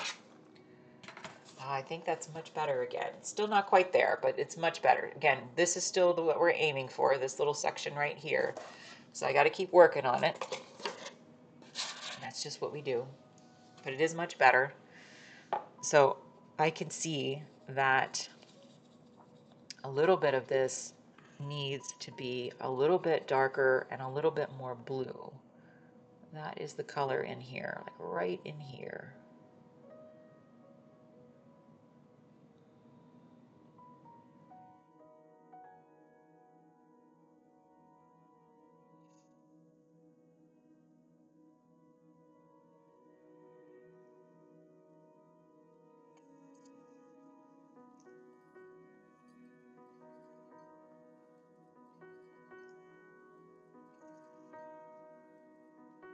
I didn't always hold artsy jobs, by the way, but I did hold at least one other, which was I was a caricature artist at Disney World for a while when I was very young, when I was right out of school. So I can share a little bit about those experiences as well. I also cut silhouettes on Main Street and in Liberty Square. So if you've not seen those, it's just me looking at someone and the silhouette artist. They just look at someone and use a pair of scissors, very sharp scissors, and we can cut your silhouette out. So those were two fun art jobs that I held when I was young. And practically speaking, I would say the thing that I learned from those jobs, because, of course, they're not exactly what I do now, but efficiency was something, because um, I had to work very efficiently because you had quotas that you needed to meet. Um, and so that was a good lesson for me in that respect, that making art, you can't take forever. You have to be able to produce. Otherwise, we would be stuck doing artists, we would be stuck just doing one piece forever. Um, that's just the way we are. So you have to learn that you at some point have to stop and move on to the next piece. So I just end up putting crazy hours in so that I don't get my schedule off too much, and I don't fall behind that way, and that I can keep producing. But yeah, sometimes that means really long days. I was painting till midnight for not a lot, not not a little bit of time, not just those 2 months. I was painting till midnight for many, many months. Um, Not all the time, but I do go through bouts, especially if I'm coming up on like an exhibition or something.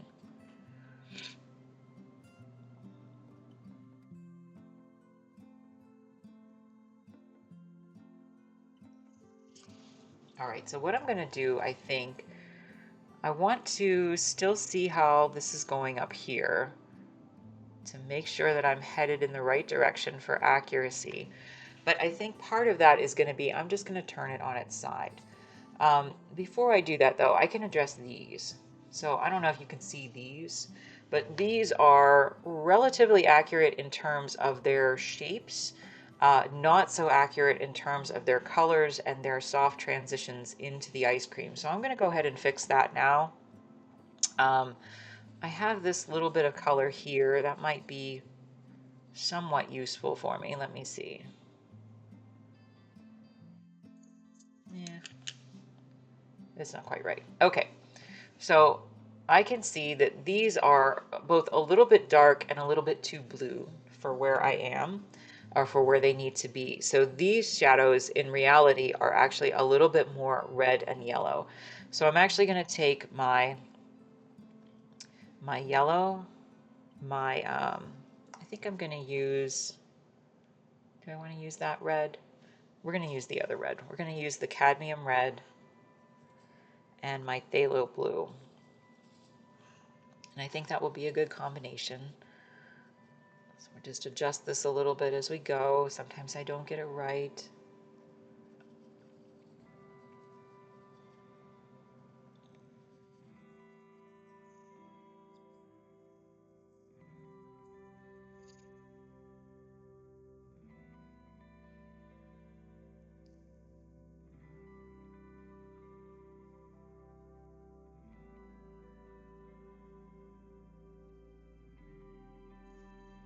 I'm going to add a little bit more white to this and a little bit more yellow for some of these. And again, if I don't get it right, like, that's okay, because it's just paint and I can paint over it. So we just do a little bit and see how it goes.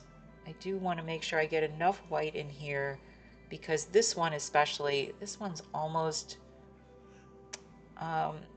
faded back into the background. It should be much more subtle than what I currently have it as.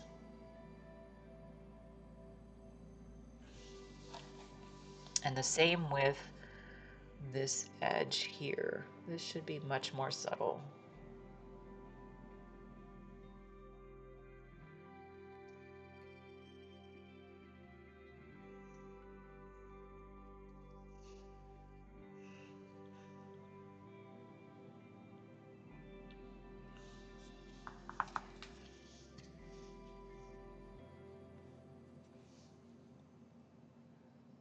And that's kind of the difference between something that looks, again, you know, like a blocky little shape versus something that looks like structure. So I aim for structure. I want it to look pretty convincing and dimensional in the end, like these shadows are actually, you know, form moving in and out.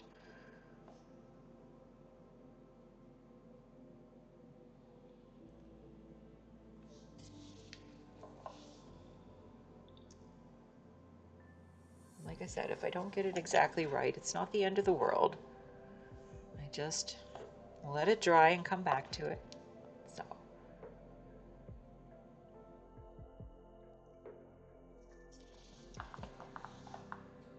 but I do try as best I can to sort of eliminate, you know, extra steps if I don't have to do them. So we'll still try. I don't want to be totally relaxed about this.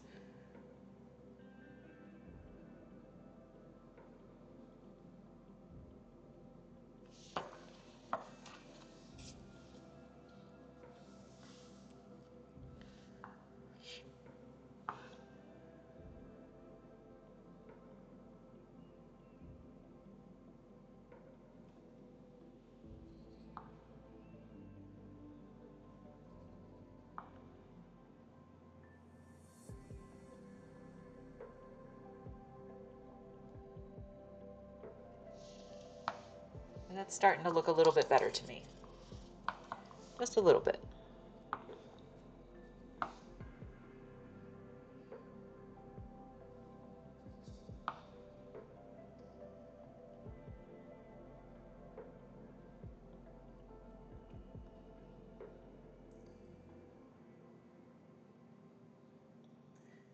So I do want to add, if you're here for the first time, that, you know, I welcome artists, and certainly just people who are curious and want to relax and watch the process. That's totally fine.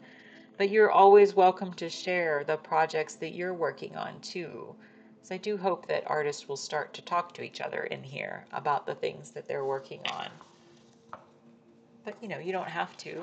And if you have a project that you are working on, please feel free to at least, you know, bring it with you when you come to watch me. So I would appreciate a follow if you don't mind, if you are enjoying this, just because it makes me feel good. But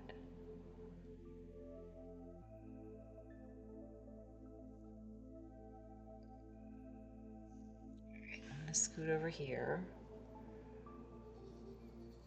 And again, some of these I'm going to need to address, multiple times. I'm aware of that, but we just try to get it a little closer each time.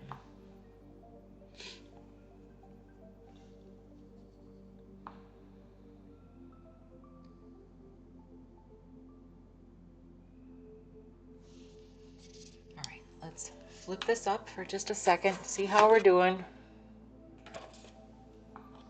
It's not great, but it's okay. I think I really need to go in and work on that form, but I'm gonna let that area dry first. But it's better than it was, so I'm okay with that. I do think I'm gonna need to take a quick break in just a minute, so you have to excuse me for that, and I will be right back. I just need some water, and I wasn't smart enough to bring some with me. So I'm always in a bit of a hurry, and yeah, I did forget to do that. So let me just do a little bit here, and I hope you'll stick around because we're going to keep working on this.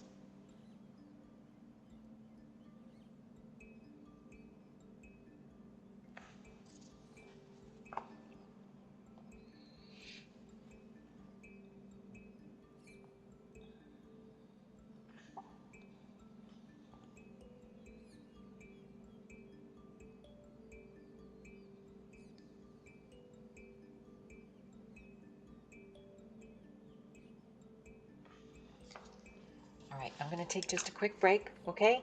I'll be back in just a few minutes. Thanks so much, guys.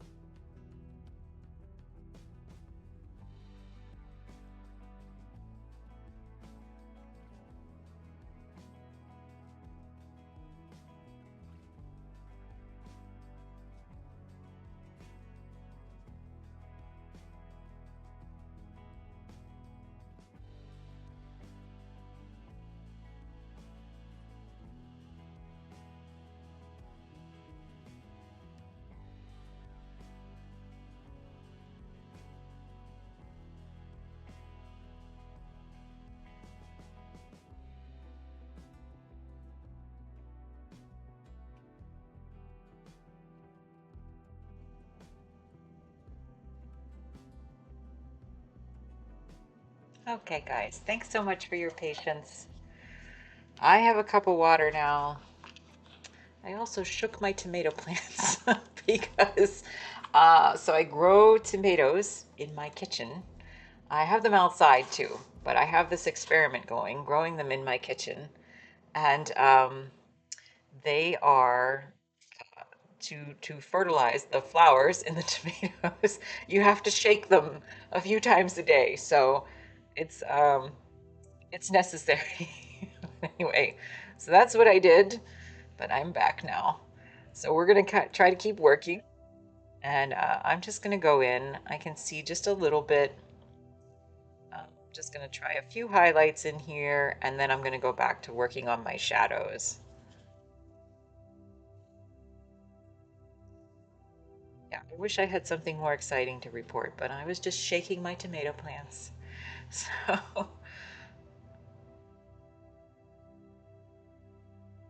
so I'm just gonna go in here a little bit.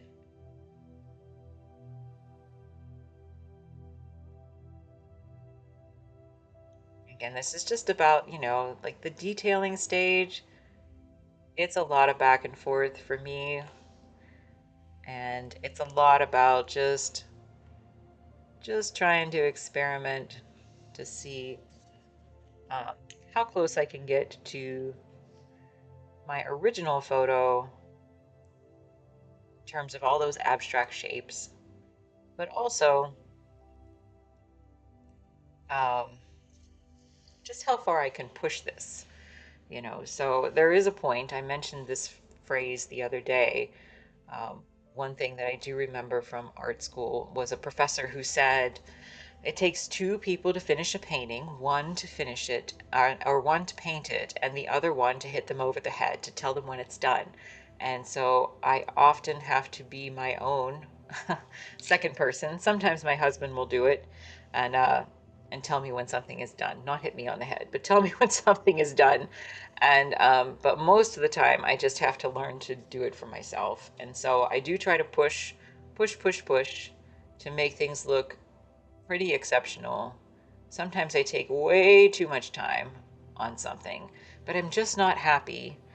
There's been maybe two paintings in my life out of many, many hundreds where I've been regretful that I feel like I didn't push it as much as I should have. But if I look back on that, it's probably more that I just wasn't at the skill level to be able to push it then. So it was, it was practice. Um, but mostly I do try to push things as hard as I can. So let's go ahead and just take a gander for a moment. I need to take a look and just see where things are going. I'm gonna take some of this color here. Just come right down in here.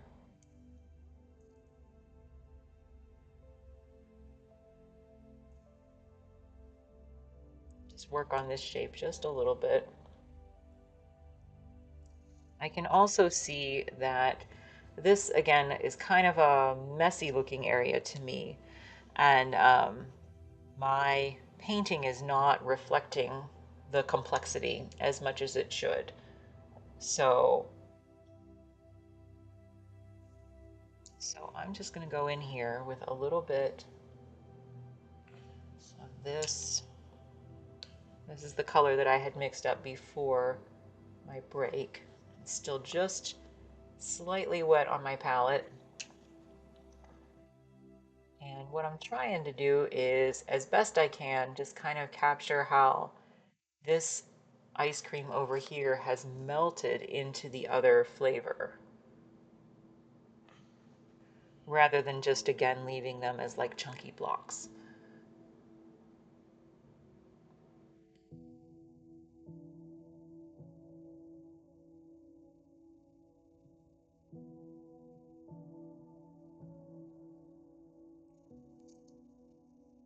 But it's little areas like that that just, for me, again, make things look so much more visually interesting and really elevate the beauty of the piece, because I do want people to, I think that I want people to linger over them. I don't want them to be dismissed as just decorative. I want them to linger. I want you to see all of those marks that I have in there. So, so that's what I try to do.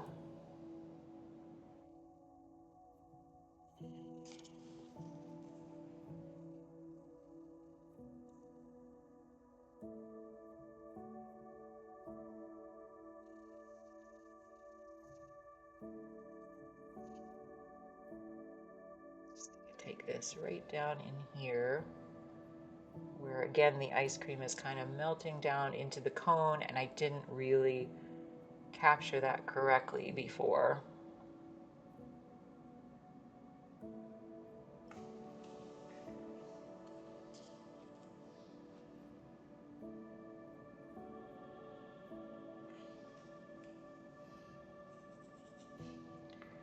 I'm also going to go right in here. And again, I'm probably going to need to revisit most of these areas again, but anything I can do to get a little bit closer, that's what I want to do.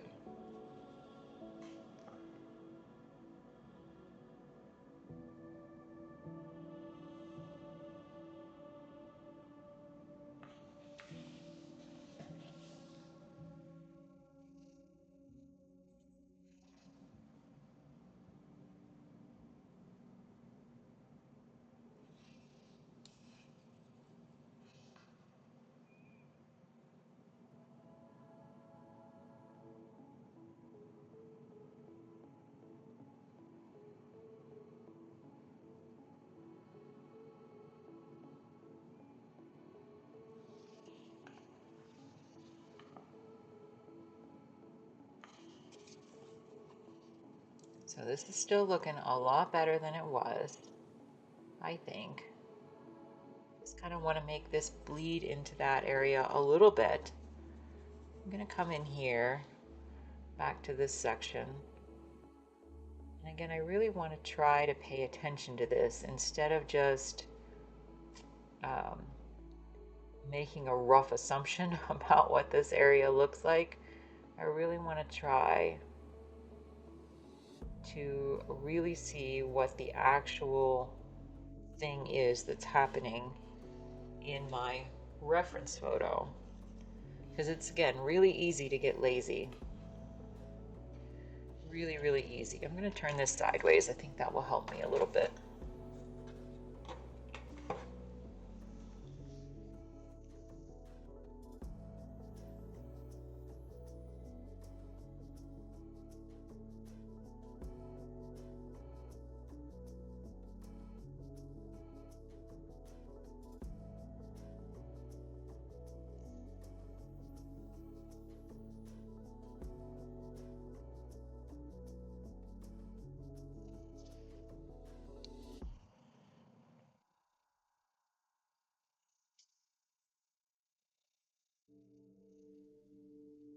By the way, shaking the tomato plants does actually work because, the wind will do that for you outside.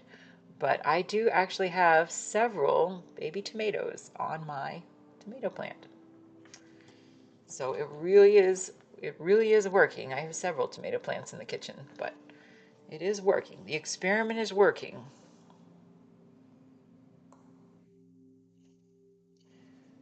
Just want to go in and make this a little bit stronger in here. I think I'm going to take a little bit of blue into that color, a little bit of my phthalo blue.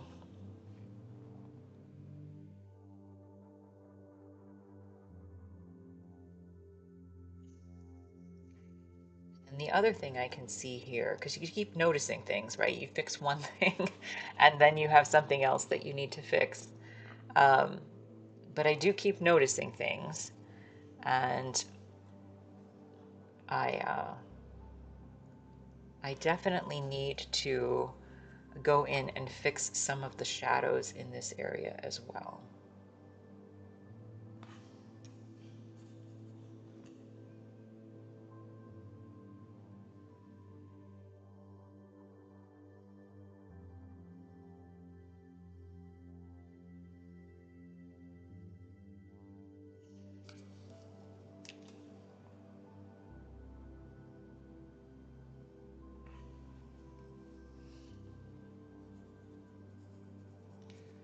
So I'm going to take a little bit more of this blue into my color here, and maybe a little bit more red.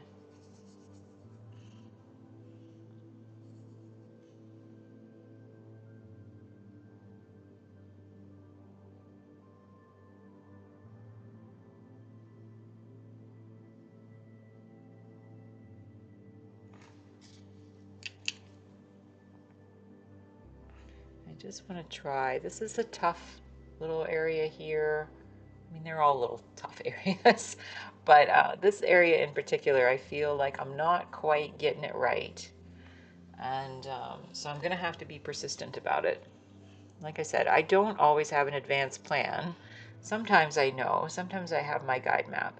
Most times when I'm talking here, I'm just telling you as I'm thinking out loud. Um, so I'm not planning things out in advance. I'm just seeing as I work something else, that needs to be fixed.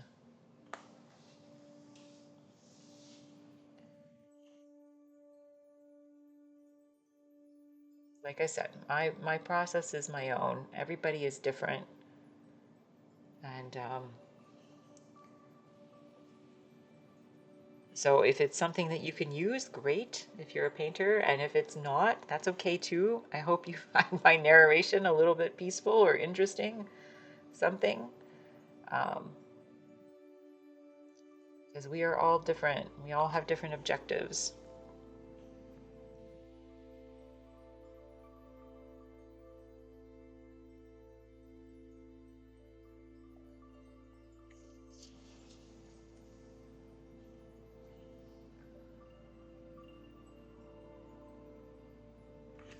All right, so I need to make a little bit more of a shadow color again here. So I'm going to take a little bit of this phthalo blue and my red and some yellow.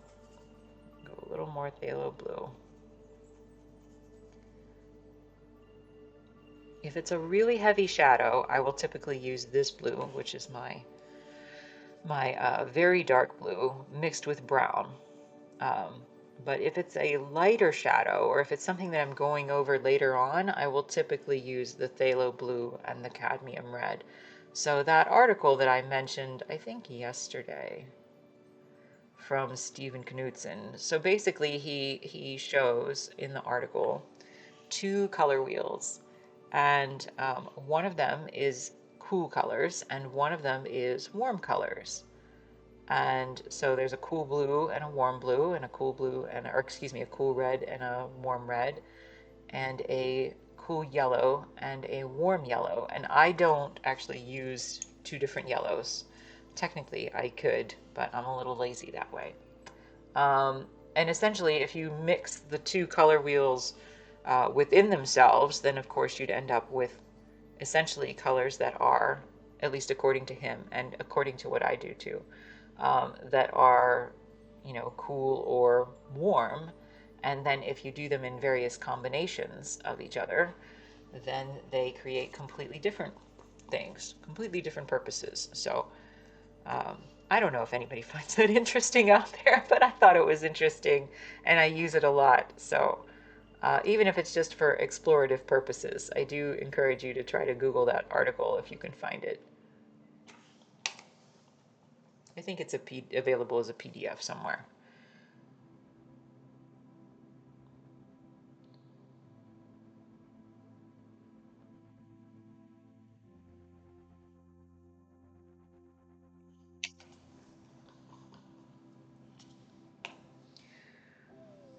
All right, so I want to go in here as well and just try to, again, I want to make sure that everywhere I can that I address the complexity of all these abstract shapes, and I just don't let anything go.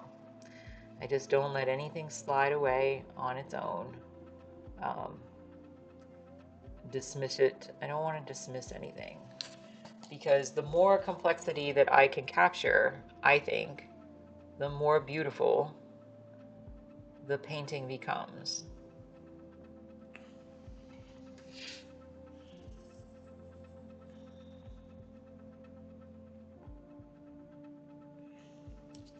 But again, that's just me. That's just my style, if you want to call it that. It's just my approach. Maybe that's a better way to say it.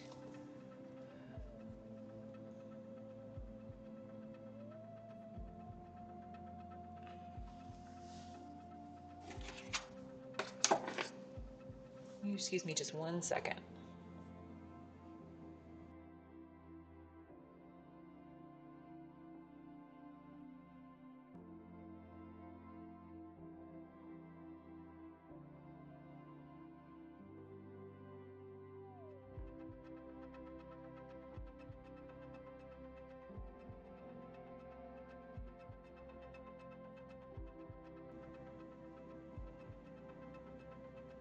Okay, sorry about that. All right, so let's just take a gander again. I use a lot of old-timey phrases. I'm showing my age. I'm not that old, actually, but I talk like a different generation. So I want to go in, and I think I want to address this in here now. So I'm just kind of bouncing around at this point. Lots of stuff I still need to do, but I want to address this in here. I'd like to get my drip to look a little more realistic. And so I think I'm going to take, again, my phthalo blue with a little bit of yellow, and I'm just going to switch. Actually, we're going to use my other red, which is my I must be getting tired here at the end of the day. My my pyrrole red, and I want to try to create, essentially, eventually here, I want to try to create this kind of highlighted color in my drip on my cone. So I'm going to just see. Go in with a bit more red and then some white and some yellow. If you decide to work in acrylics, or if you do work in acrylics, one quick tip, because color mixing is a pain.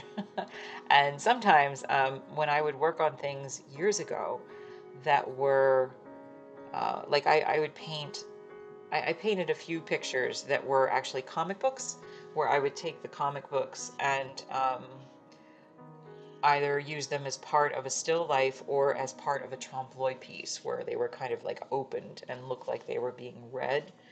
And so for those kind of things, I needed to really make sure I had the same colors all the way through, which meant I needed to go back to them. I do need that sometimes. It depends on the painting.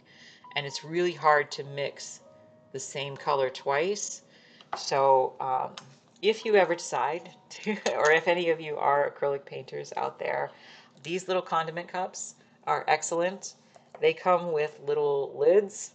These are just food condiment cups, and you can store them in a Ziploc bag. And if you do that, your paints will last you, especially if you use like the ones like I do. I use golden heavy body acrylics, but your paints will last you at least a month. So I would frequently mix them up in those little cups, and then be able to just come back to them when I needed them. So that was a useful little thing. I don't think I even learned that anywhere. I'm very proud of myself. I think I just figured that out on my own. But I'm sure there's people who do similar-ish things.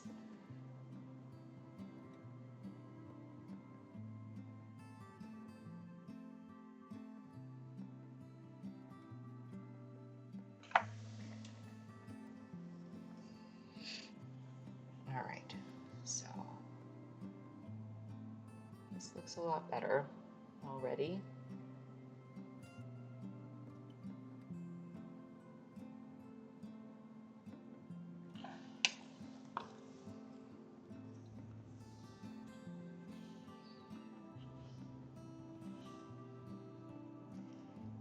It's almost like the highlight here is almost like a purple, like a kind of gray purple.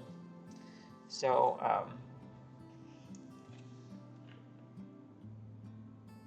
it's interesting to me that it does look like it could be the highlight on the chocolate, but it's just a gray purple.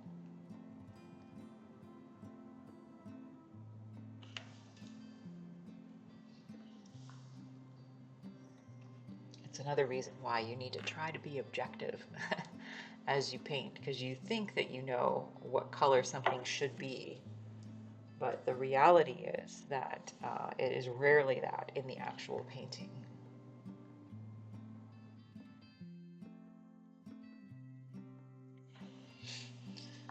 All right.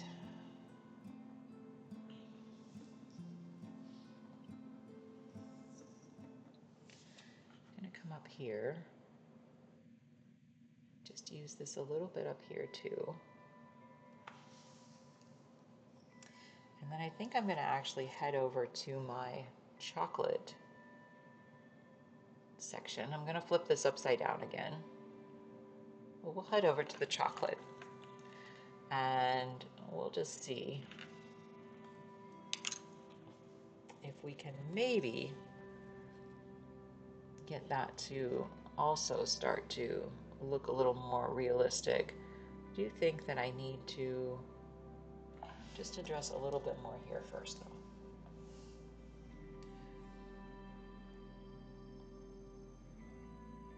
I always think I'm ready to leave a section, and there's always just one more thing that I want to do.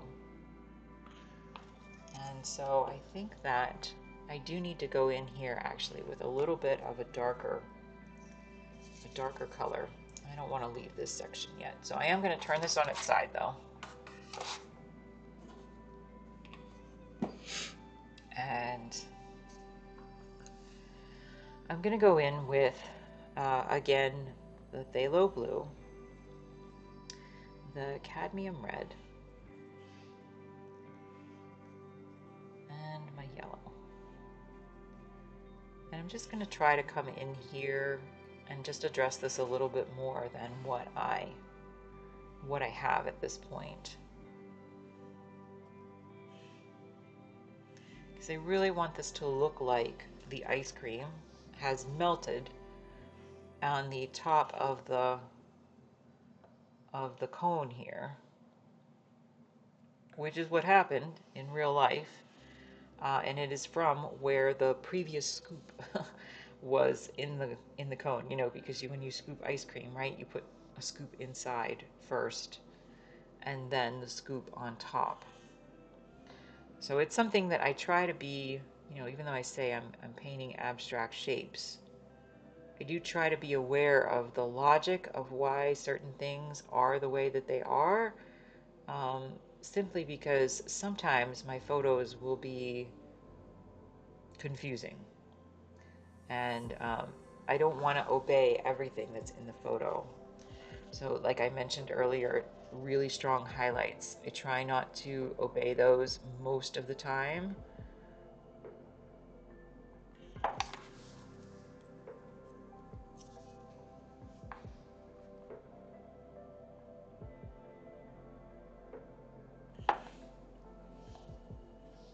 Just need a little bit more blue in it as I come over here.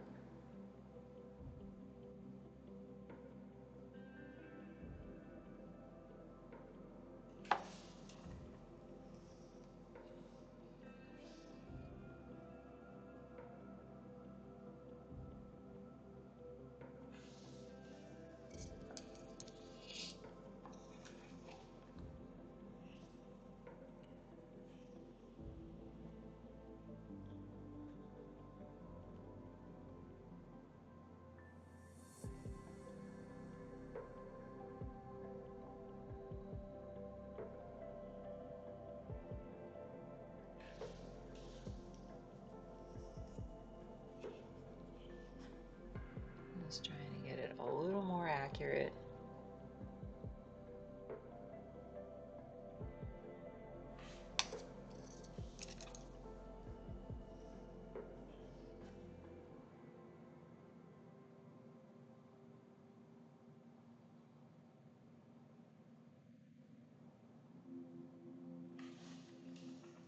Just a bit.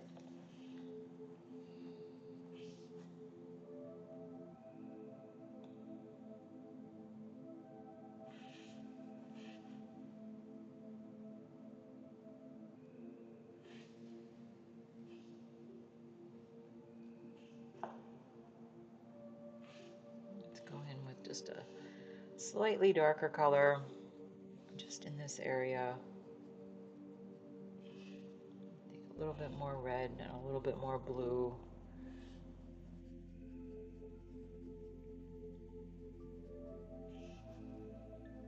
Just go right in here.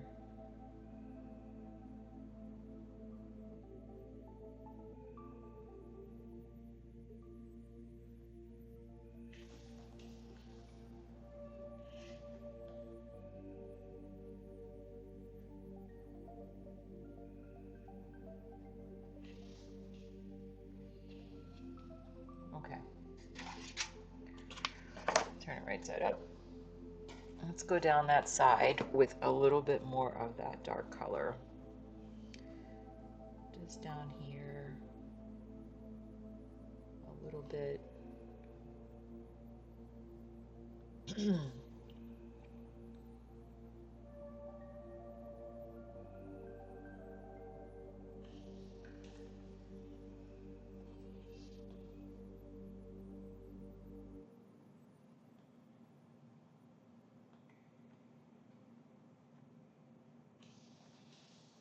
That's a bit better. I want to see if there's any place up here where I feel like I need to go a little bit darker too. Maybe a little bit right in here.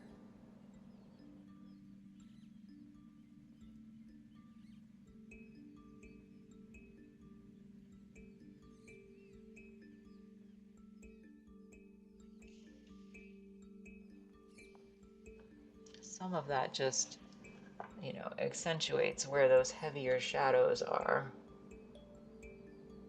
And that's what the chocolate becomes in those areas. So again, I don't want to go crazy with it. I just want to try to pay attention.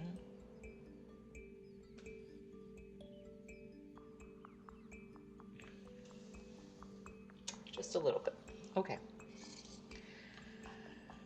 So much more to do.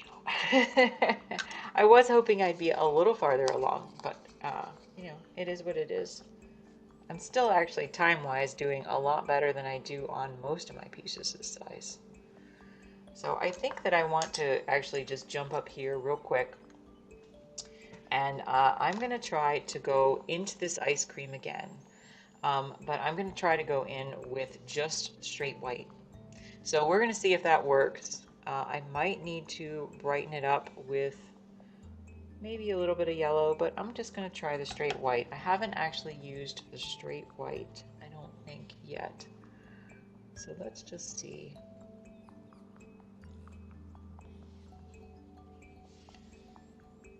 Because like I said, sometimes I do things and I just need a little bit of visual encouragement to keep me moving forward.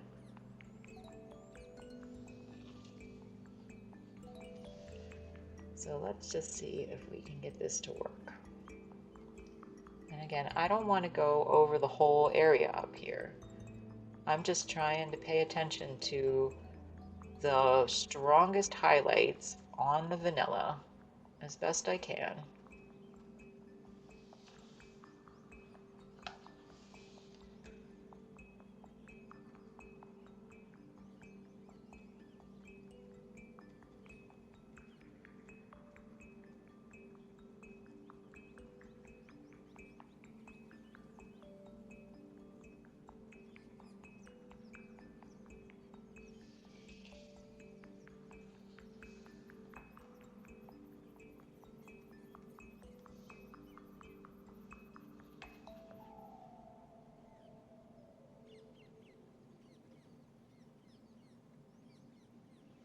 I think that's actually working.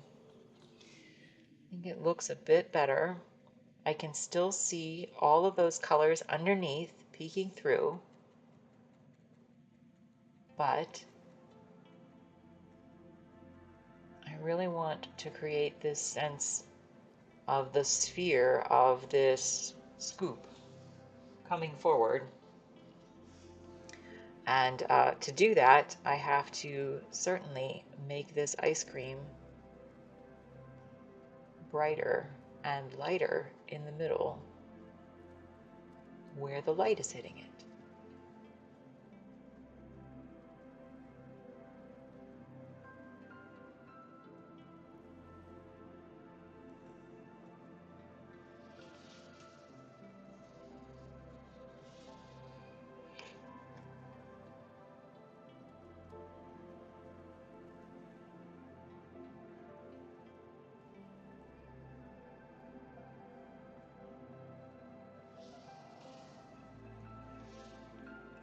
And I'm still going to need to revisit the details in this section, but this is a lot closer.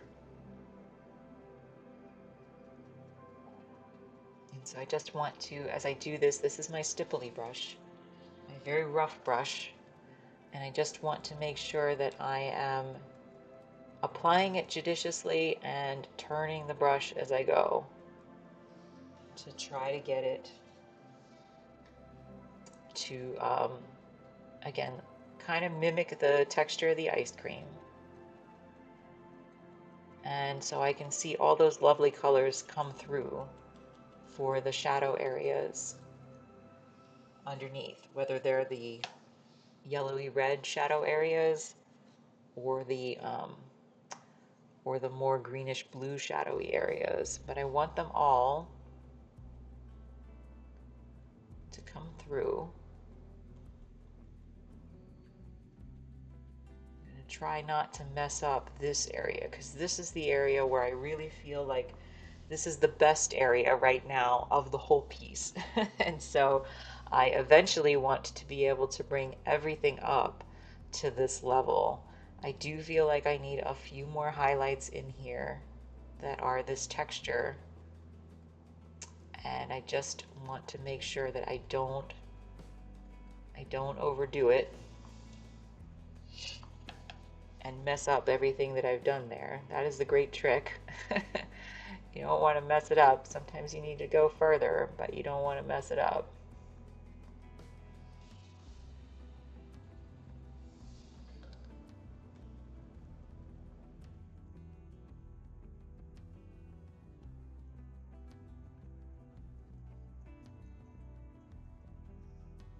So again, I just have glaze, and this is just plain white at this stage.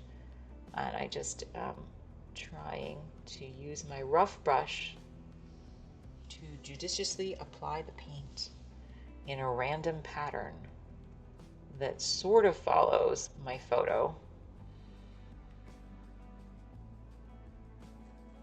to try to mimic this ice cream texture.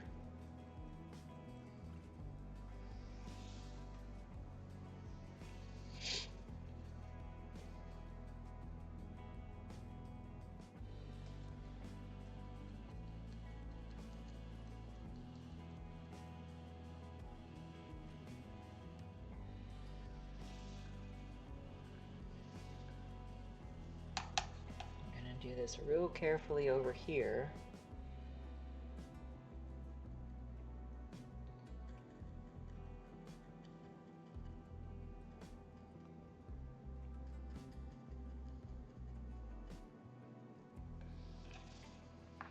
It looks a lot better. It does. Tawny Monkey 69, hi. How are you? Nice to see you. Thank you for stopping in.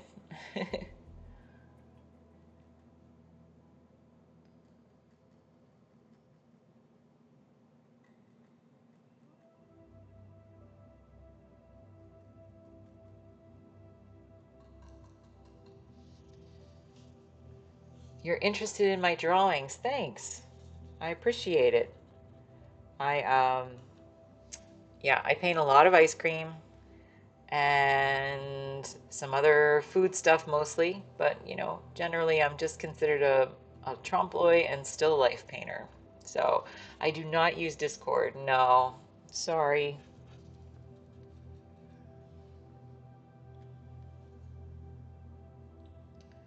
My husband is the tech guy. He sets me up with various things. But no, we're not on Discord.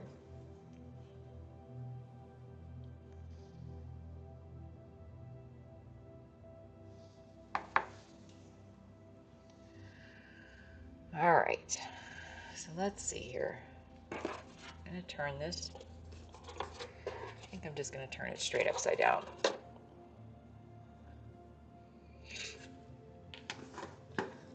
Just want to go back and look at this white area that I started to apply.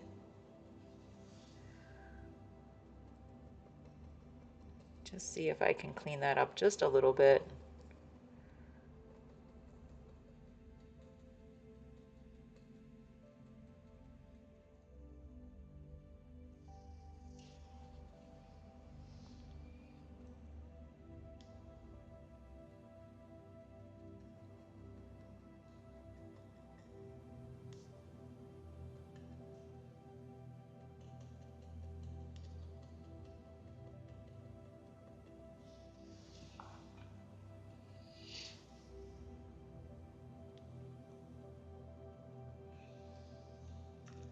And then I think I need to hop over to another area.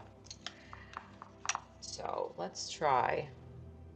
We did fix some of this chocolate, but we need to go back to it, sadly. And so I probably should do that now. I'm not sure if I should because I'm just a little bit tired, but we're going to try.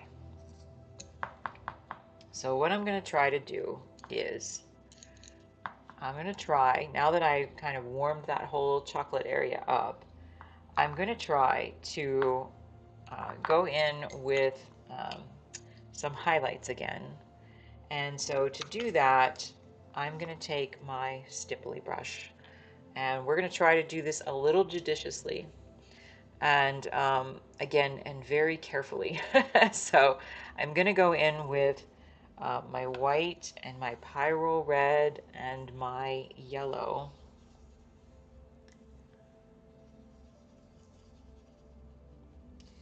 And we just kind of have this bright orange color now.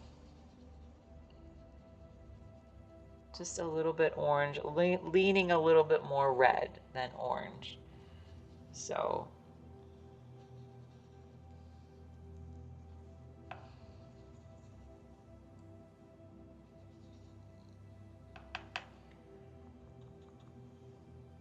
I put a little too much yellow in there. So we want to lean a little bit more red than orange. I also do not want to, I don't want to add the blue, I don't think. We're going to try this and see. So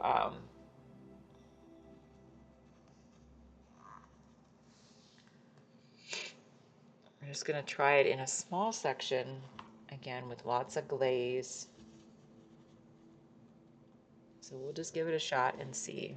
I want to go not too heavy with it.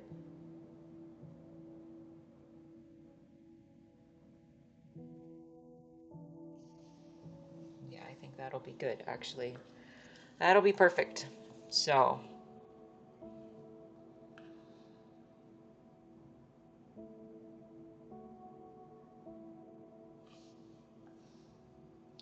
I'm going to actually try kind of as I go. I'm not sure how much I want to use this stipply brush. I am going to try. But I also want to make sure that I have it so that it's very strategically applied and that it's very, very minimal. And so let me try some of this. I think I'm just going to use a smaller brush and just try to use a stipply motion. I don't want to overdo it.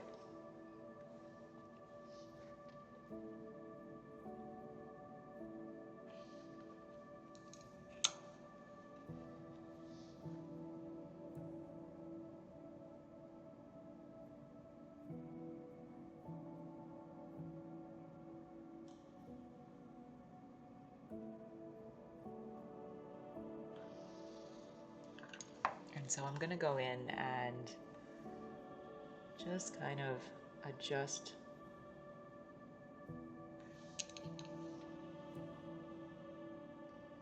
just a little bit as I go.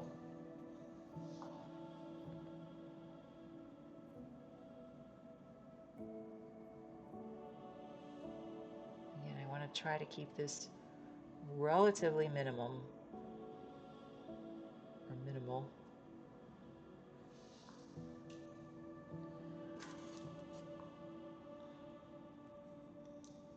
I got two brushes in my hand, and one in one hand and one in the other, and I'm just going to switch them up.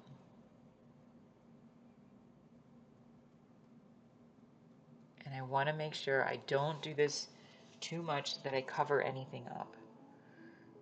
So that is my goal. I don't want to cover anything up.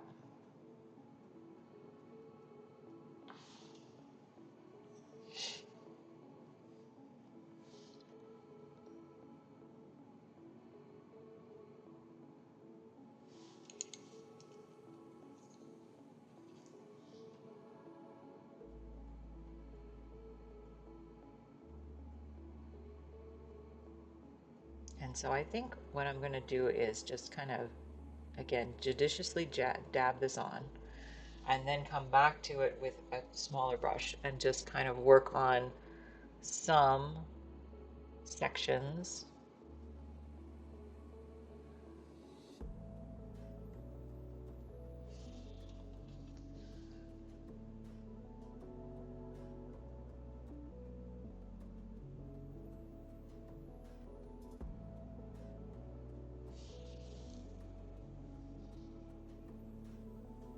But if I do it really carefully, then I can make sure that all those other colors create wonderful shadows, and that this pretty clearly captures the feel of the very frozen ice cream. It's actually much harder to paint. Well, chocolate in itself is actually really difficult to paint, but it's very difficult to paint frozen ice cream as opposed to ice cream that has slightly melted, because frozen ice cream has a totally different texture, right? And again, so I'm just going to go in and try to apply this very judiciously. I would say this texture is more akin to almost like cake, right? So that might be an interesting project to tackle someday, like a chocolate cake.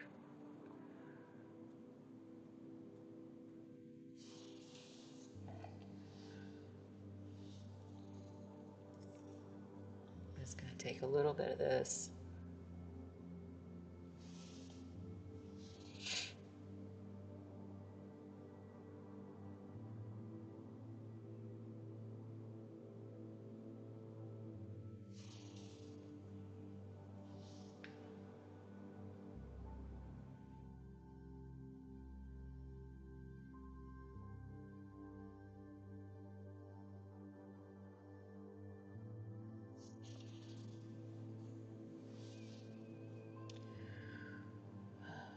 Okay, we're getting there little by little.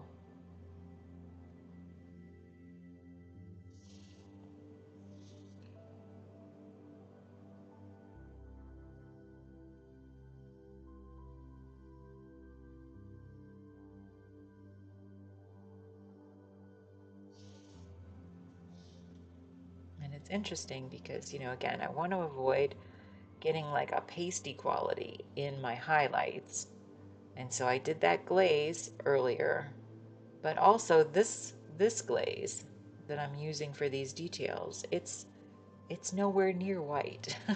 It's this very intense peachy color. So let's just tilt that up a little bit so you can see. It's very intense peachy color.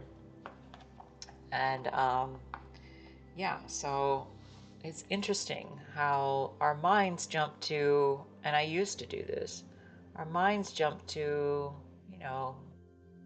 need to add lots of white to make highlights. But really, we just need to make different colors for the highlights. And yeah, there can be some white mixed into it, but it's probably nowhere near the amount of white that you think should actually be in there. At least it's not for me.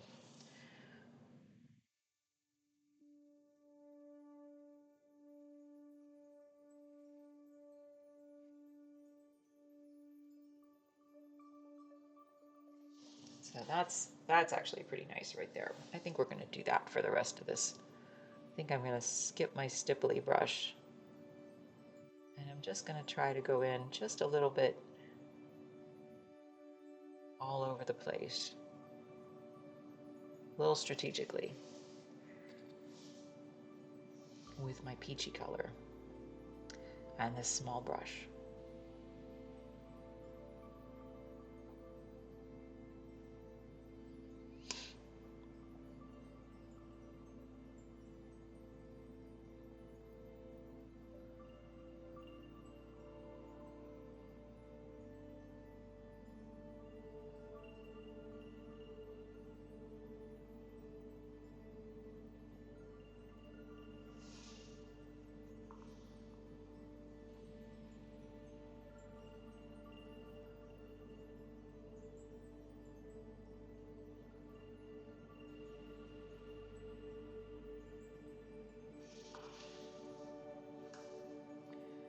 So that's actually starting to look a lot better.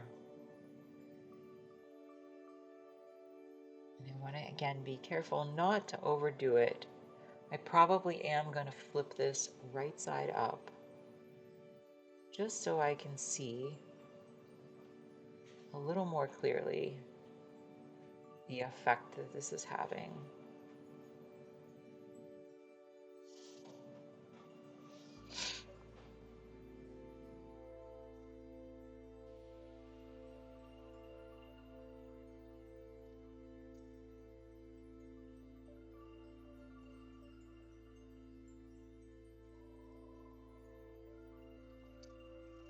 Okay.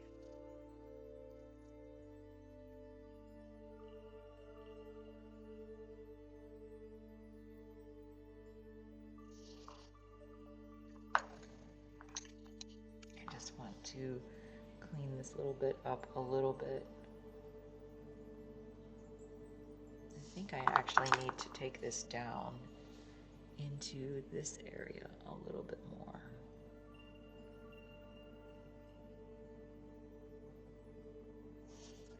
All right, I'm gonna at least turn this. I think I'm gonna flip it all the way. Oh, that looks a lot better. That looks a lot better, I think, anyway. Okay.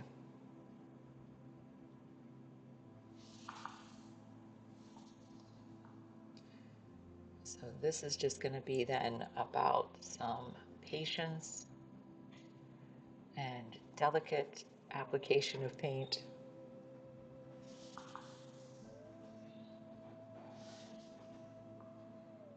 And then I'll still have to go in and add a few cool highlights as well, especially down in here.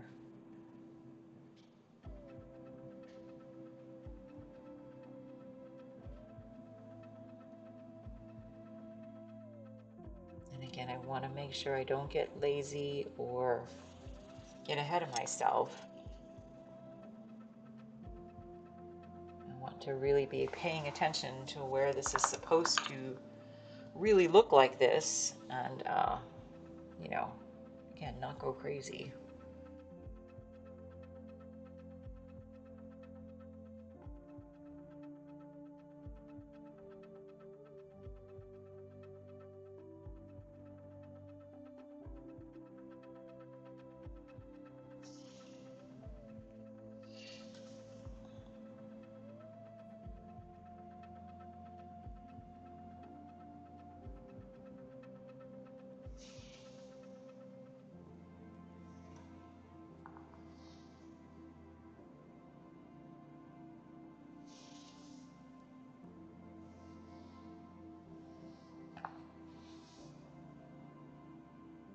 I want to make sure that I get this area in particular correct, because this is really the area that has the strongest of the highlights.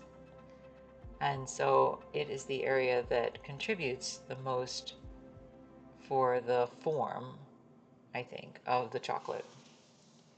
And so if I get it right, then it will just make the whole piece look so much better. And if I get it wrong, I come back until I get it right. So that's how I roll.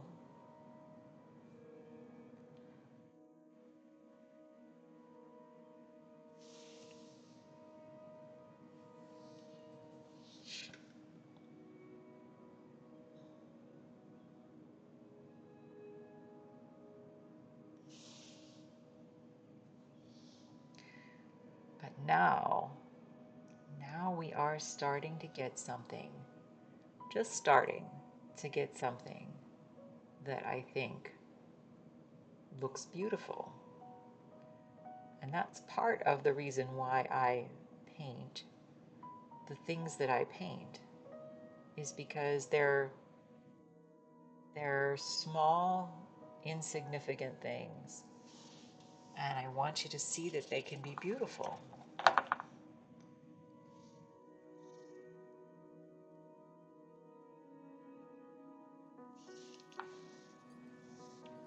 Okay.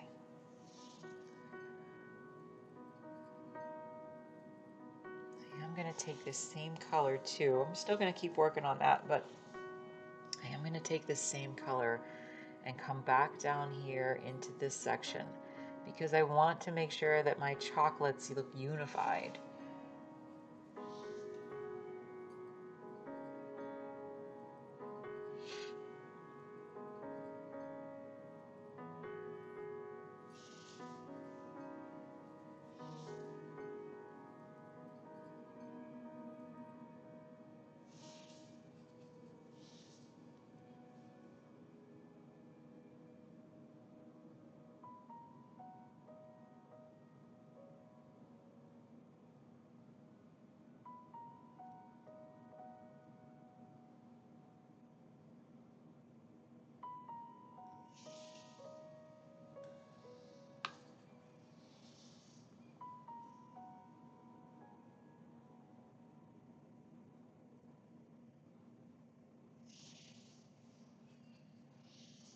I'm just going to bounce around until I feel like, you think that, and I try honestly to avoid very tiny details with tiny brushes, although I inevitably usually end up with a lot.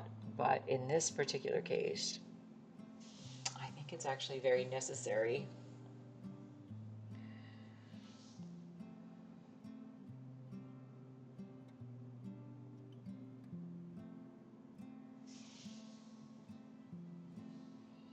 Very necessary for this degree of realism.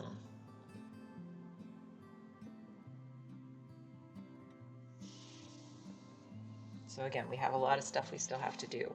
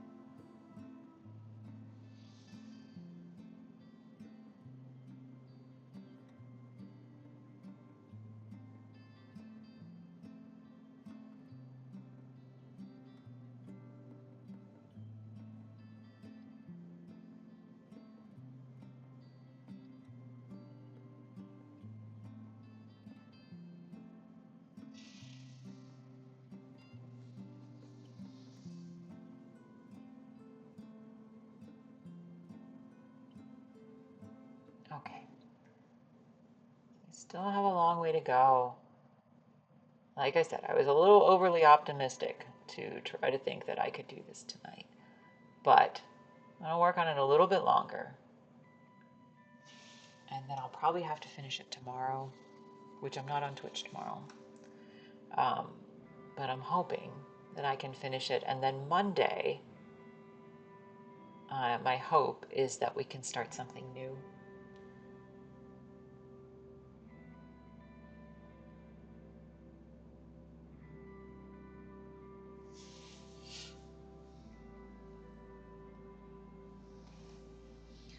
And I'm going to come back down here. I just want to make sure again that I'm not going to rinse this brush off before it dries. I want to make sure that I am keeping my chocolate area unified. So all of my chocolate, if I'm using this as my highlight color for this section, there should be some of it in this other part as well. Doesn't have to be a lot, but just enough.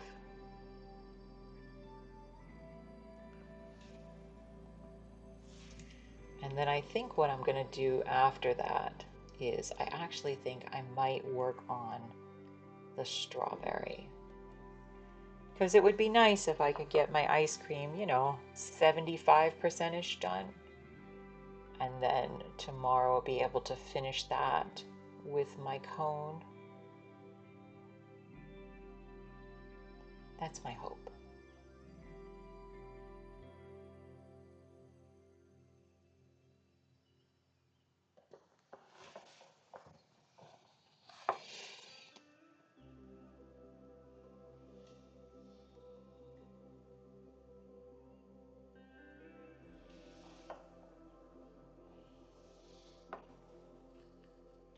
So I'm sure I'm going to have to revisit this to get a few more stronger highlights and some cooler highlights, but that really was a nice addition. I also want to make sure this doesn't look too choppy, and so I have my secret methods for going in to fix that. So we'll have to just let that dry and then come back to that.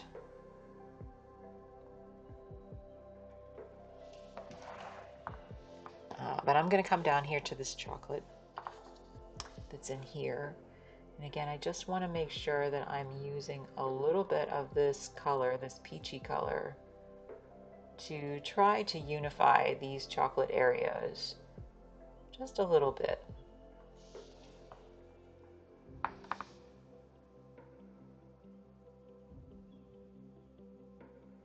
And really, glazes just make things look so much better, honestly. So every little bit helps.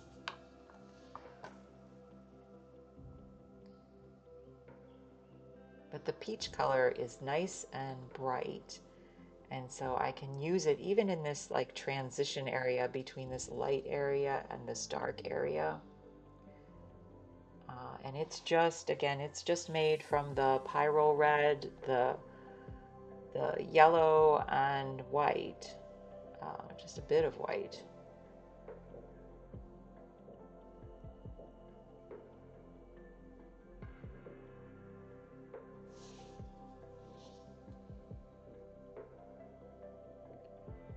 And you can just use that right over your darker glazes and in this transition, and it really does help to make everything look more unified.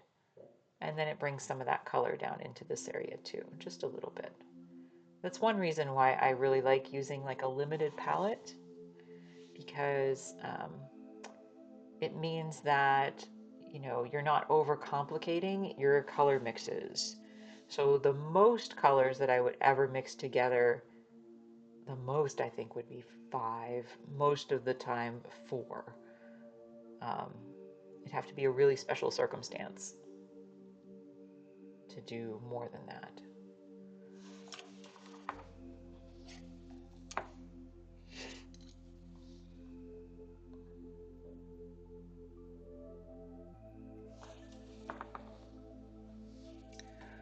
All right.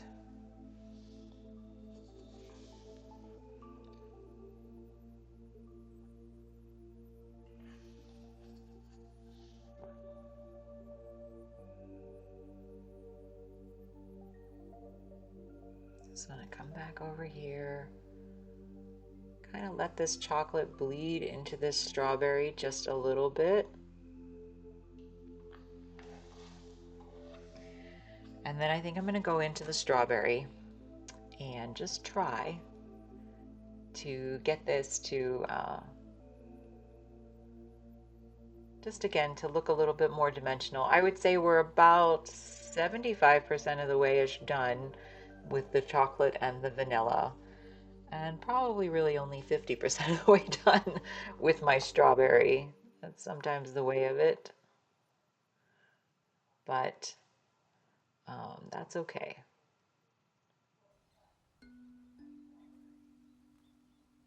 And again, I just want to let this kind of bleed out a little bit, like the ice cream is melting into the other flavor.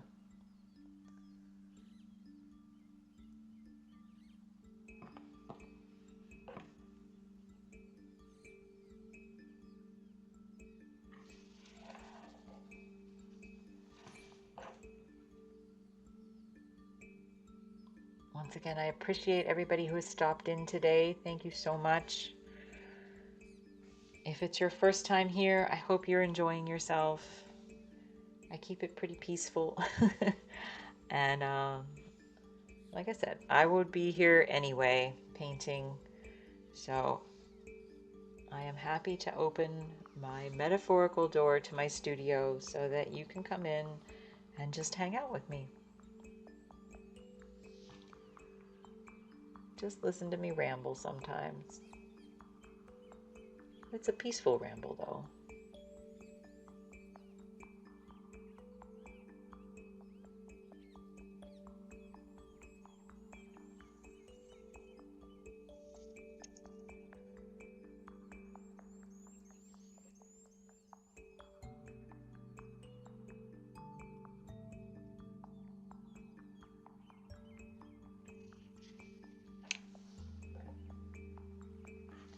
But just little by little today, we built this out, and I think we did pretty good for the day. Like I said, I was pretty overly optimistic, thinking that I was maybe gonna get this done tonight, but I will continue to work on it. I will continue to work on it, and I will show it on hopefully on Monday. I'm hoping that I will have it done by then.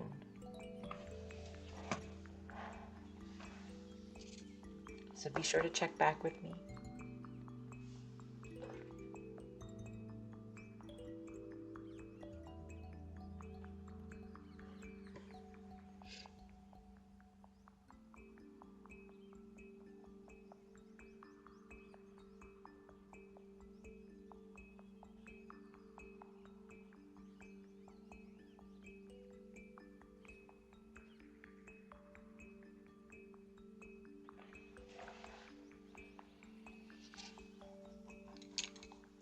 I do want to go in just a tiny bit, and I think that's going to be too bright in there, but I do need to address this just a little bit. These little shadows,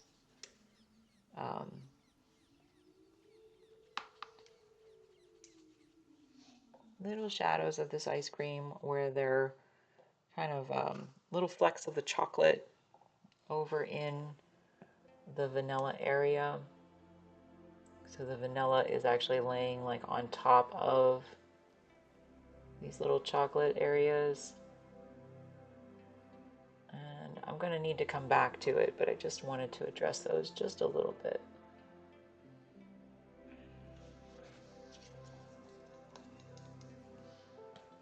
We'll come back to it.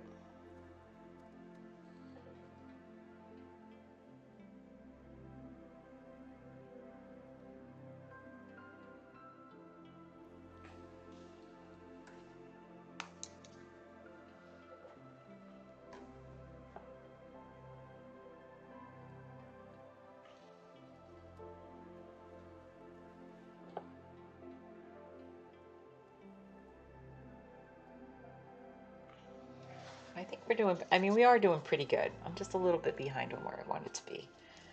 But I tend to be a little overly optimistic sometimes. So it's part of my nature. Anyway, let's go into the strawberry a little bit. We're going to let these other areas dry.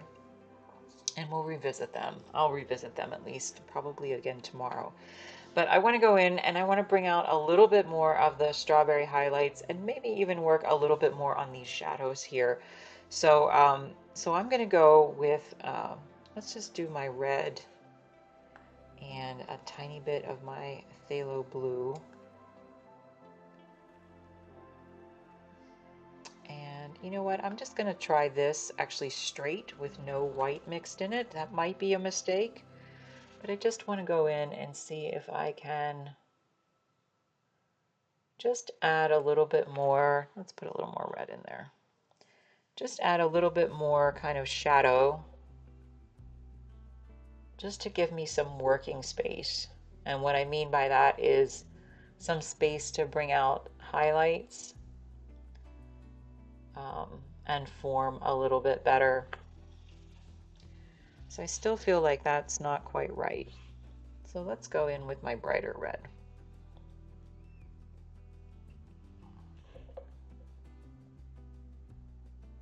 Yeah, that's a bit better. So we're just going to do this just a little bit, and then I want to go in and make some highlights.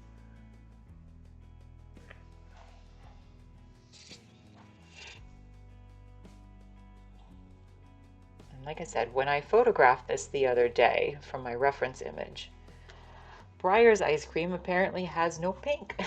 So they have, they claim they have strawberry in there, but I sure couldn't see it. So I had to go into Photoshop and add the pink color to the painting, or to the reference image, which was disappointing. That also means that even though I did that with some skill, that it's a little bit off from reality. It doesn't quite mimic the way that the ice cream probably would have naturally laid if it was truly pink. And so that is going to require a bit of finesse on my part to get in there and really make it look better, better than it does. But for right now, for today, we're just going to go in and try to do some very basic shadows and some very basic highlights. And then those really fine adjustments, I'm going to have to honestly think about to make them really look good. And so I think sometimes it's good to give your brain a break from looking at something, from working on the same thing. That's why sometimes I will have several paintings going at one time. It's not that I'm scattered, it's that sometimes I need to stop on one so that I can give it a few days in my mind and then still be productive on something else. You come back with a fresh perspective and it just changes everything. So, yeah. I think what I'm probably going to end up doing, just as I look at this, like I work in lots of layers, right? But what I'm probably going to end up doing is I'll go in and do my highlights. I'm probably going to end up putting a glaze over this again because I can see that this color isn't quite right. It should be more, a little bit more yellow than what I have. Maybe I should try to do that now. Again, I just kind of talk through my process out loud, so I don't always have a plan. Let me think. Should I do that right now? Let me see here if I can get something that's a little closer to what I'm thinking. And that's not it. So let's try this other color combination. I have 3 reds on my palette today. These are the only 3 I ever use, and this one I typically don't use. It's for very limited purposes, but this might be one of those purposes. So let's just see. Sometimes I also use a little bit of this red with that. I wonder if that does it.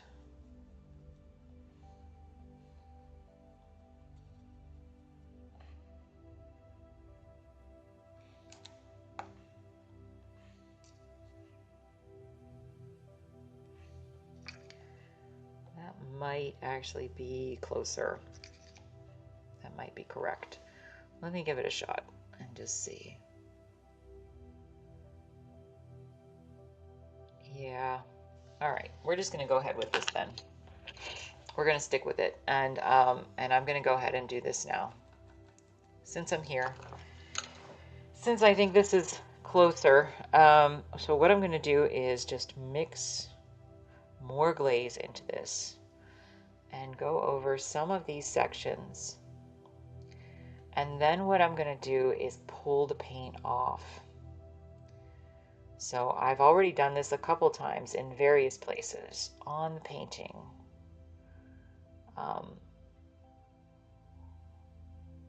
And then I'll go in and make some stronger highlights. So I'll show you what I mean in a second. I'm going to just take my little stipply brush and a little bit of medium. I'm running out of space on my palette. And I'm just going to take a little bit of this paint off. Just a bit. And I don't know if you can see, but I would say this color previously was a little bit too magenta-y.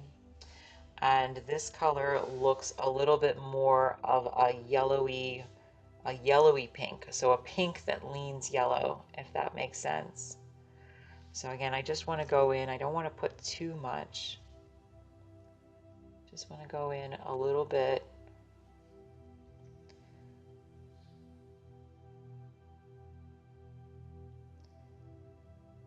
Mostly over some of these darker areas. And then I want to pull the paint off. So what it'll do is it'll stain things in various places, but it will change the color for me overall, but still let me keep the form that I have underneath. And then I can go in with my highlights, which will be make much more sense now. So again, I'm just kind of changing it from this very magenta-y color to kind of a warm pink with yellow tones in it.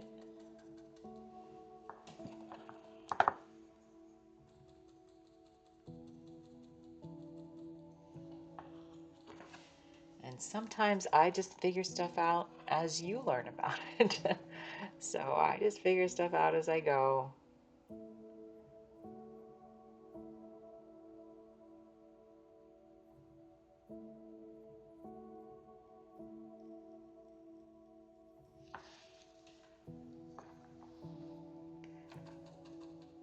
And then I do this for a few reasons with this extra brush.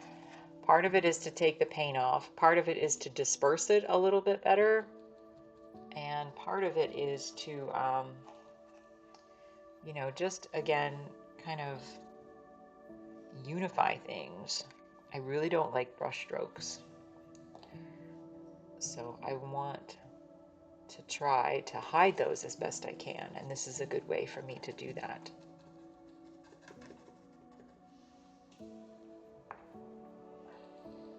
And it might seem like a small thing, but it does make a big difference.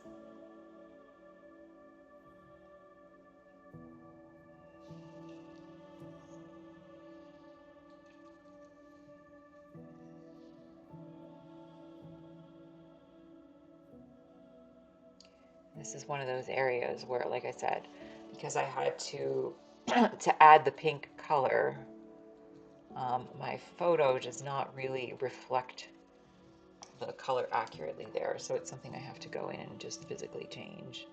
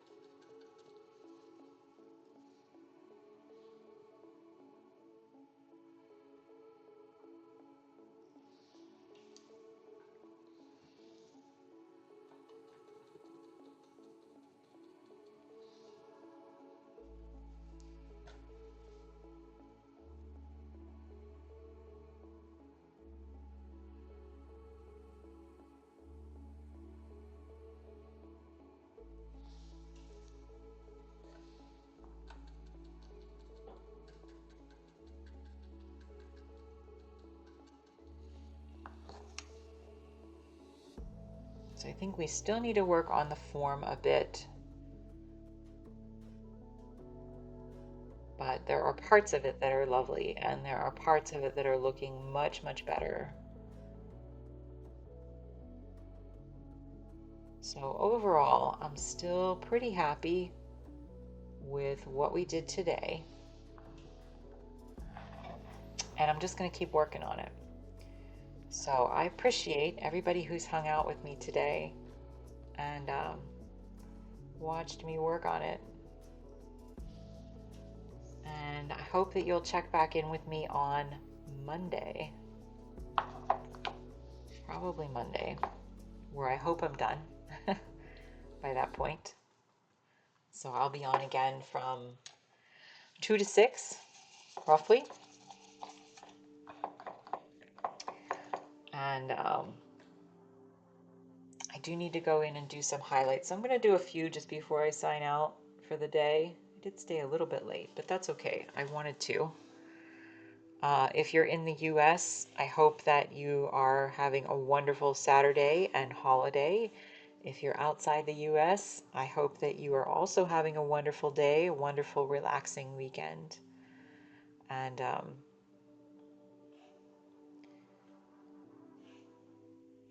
yeah, like I said, let's take this. All right, let's see if this is more accurate.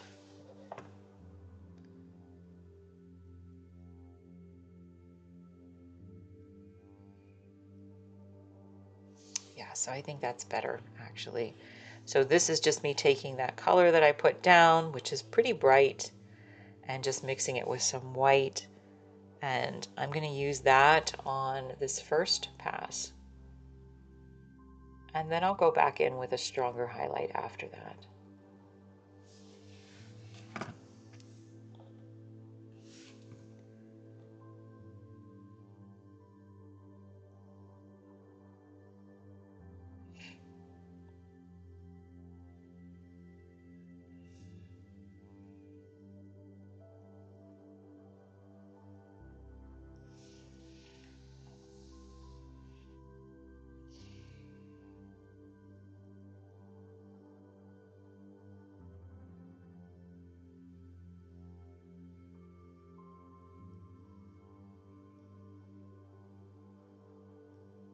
Like I said, there's no manual. I just experiment until I get it right. I'm sure there's people with much more formal processes, but this one's mine. And so I'm okay with it. I've made peace with it.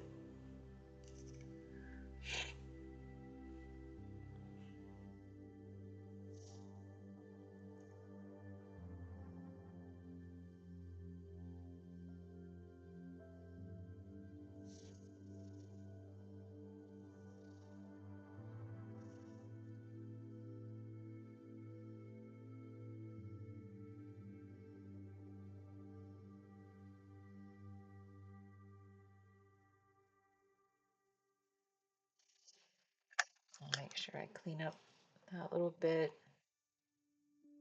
A little bit too much there. I'm going to go ahead and turn this on its side. And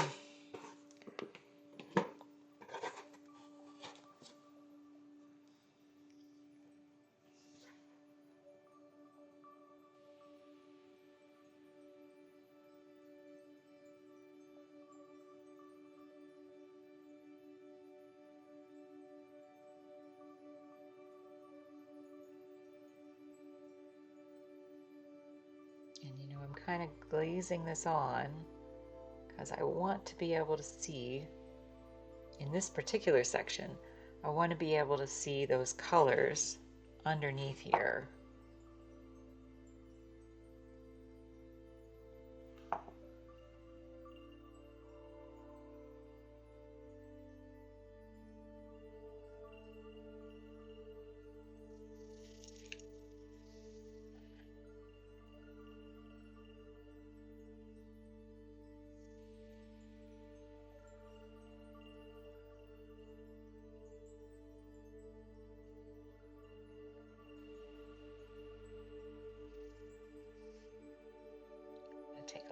this again with a little bit more white.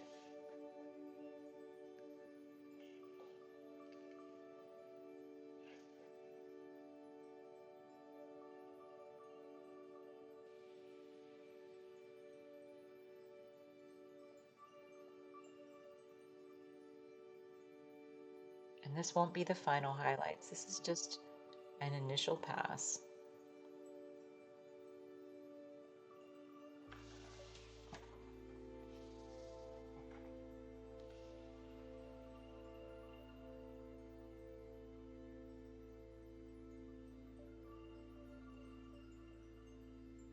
But it'll be good for me to take probably at least this evening off from looking at this and just come back with a fresh perspective on Monday, or excuse me, on Sunday. Like I said, I usually work through my weekends. If I take days off, I usually take days off during the week. That's just a personal preference. We're used to doing that from having lived in Central Florida, and we typically preferred, if we could, to take weekdays off instead of weekends because it was so crowded places on the weekends. So if you want to do anything, it's better to go on weekdays.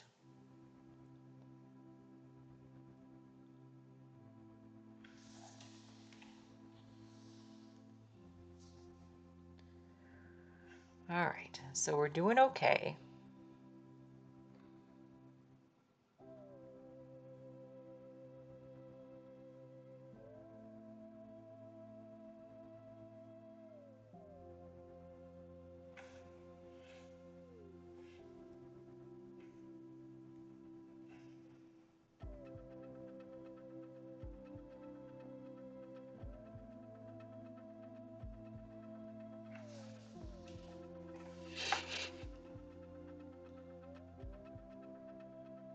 And I really want to work on too, I feel like my transition between these flavors isn't great.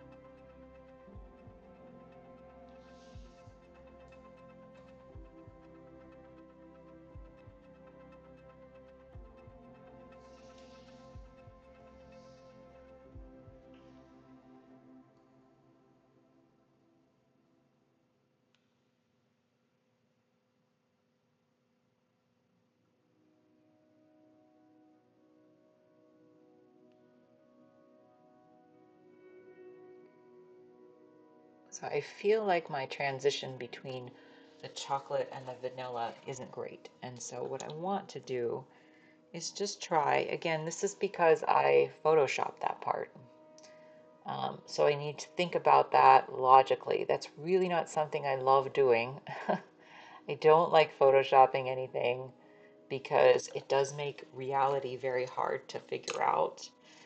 But I can see here these weird little gray areas. That's where there should be transitions in the colors. Because what that was in the original photo was that vanilla looking, I think it was supposed to be strawberry, but whatever, it was that vanilla color that was showing up that way. And then when I changed the color, it didn't obviously change it accurately, at least in the amount of time that I was working on it, which was like a minute and a half. So I need to just go in here and try to, I think this will be a good way for me to kind of finish out the day, I think. But to go in and just make this area look a little bit more convincing. And all it is just kind of, I added blue to my mixture. I added phthalo blue. And that has enabled me to go in and kind of create a shadow of this color on the right side so that it looks more natural against the chocolate ice cream.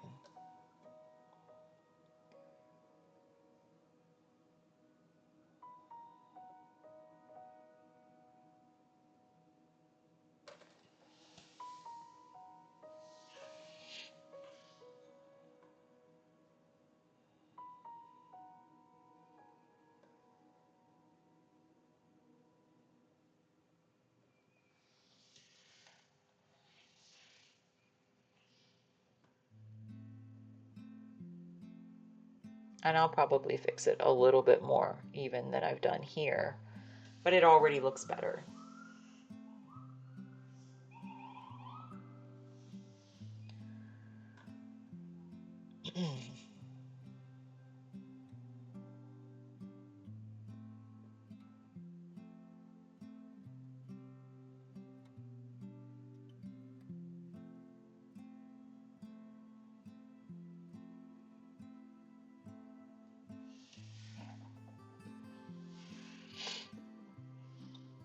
It's just a much more natural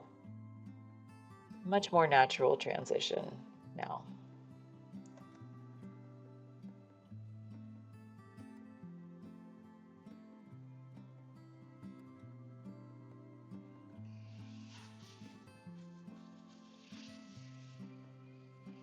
Like I said, I'll refine it a little bit, but it is much better.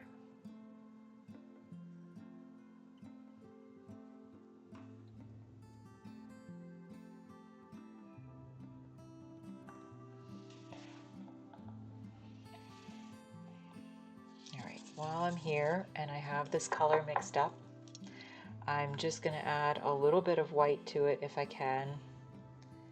And just see if I can again go in and do any of these highlights that are already dry where I can put another coat on. Not sure these are quite dry enough, but I'll try a little bit anyway.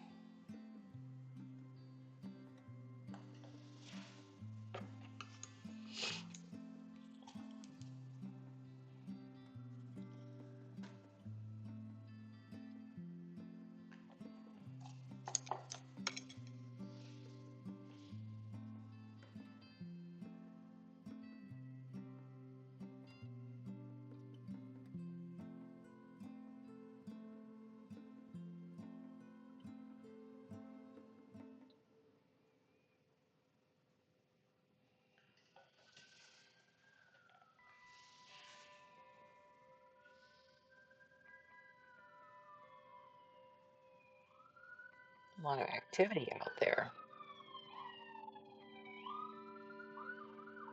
I always worry on the 4th that someone has hurt themselves.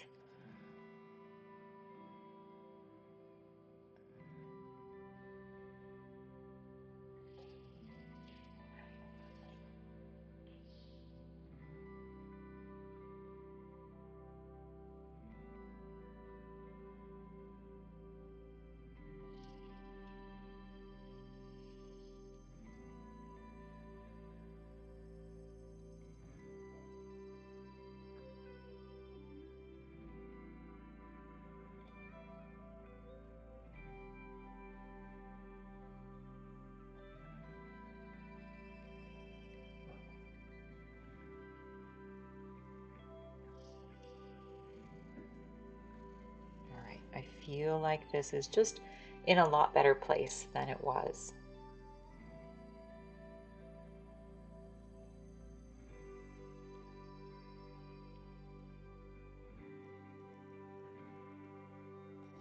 So I still got a ways to go, but it is a lot better. It is a lot better. than it was.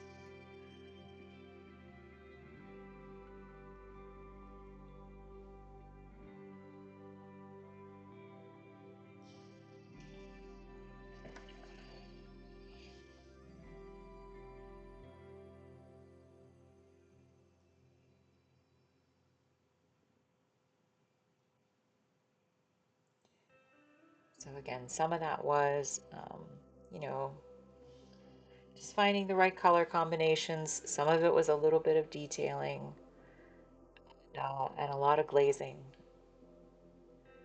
But it is definitely in a lot better place than it was when we started today. So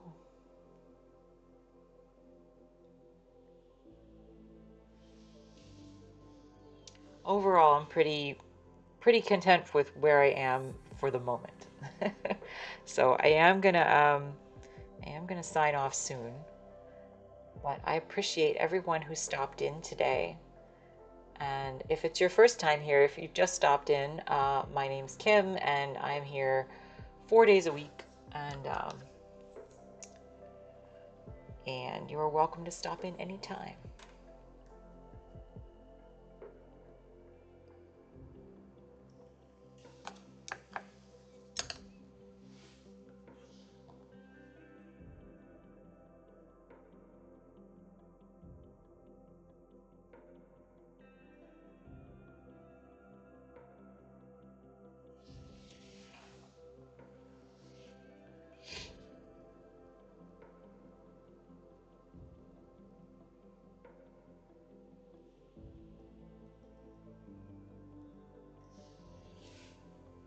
All right, we're going to stop there for today. Okay.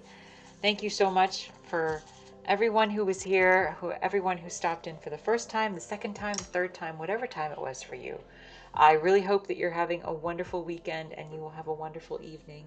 I appreciate you being so kind and supportive for my work, and I will see you again soon. So Monday, Thursday, Friday, and Saturday from roughly 2 to 6. Sometimes I stay a bit late, sometimes I am a little bit late, but we try. Anyway, and you are always welcome to stop in and chat, lurk, or just watch, whatever you want to do. So anyway, thank you again. Have a wonderful weekend, wonderful evening, and I will see you soon. Bye-bye.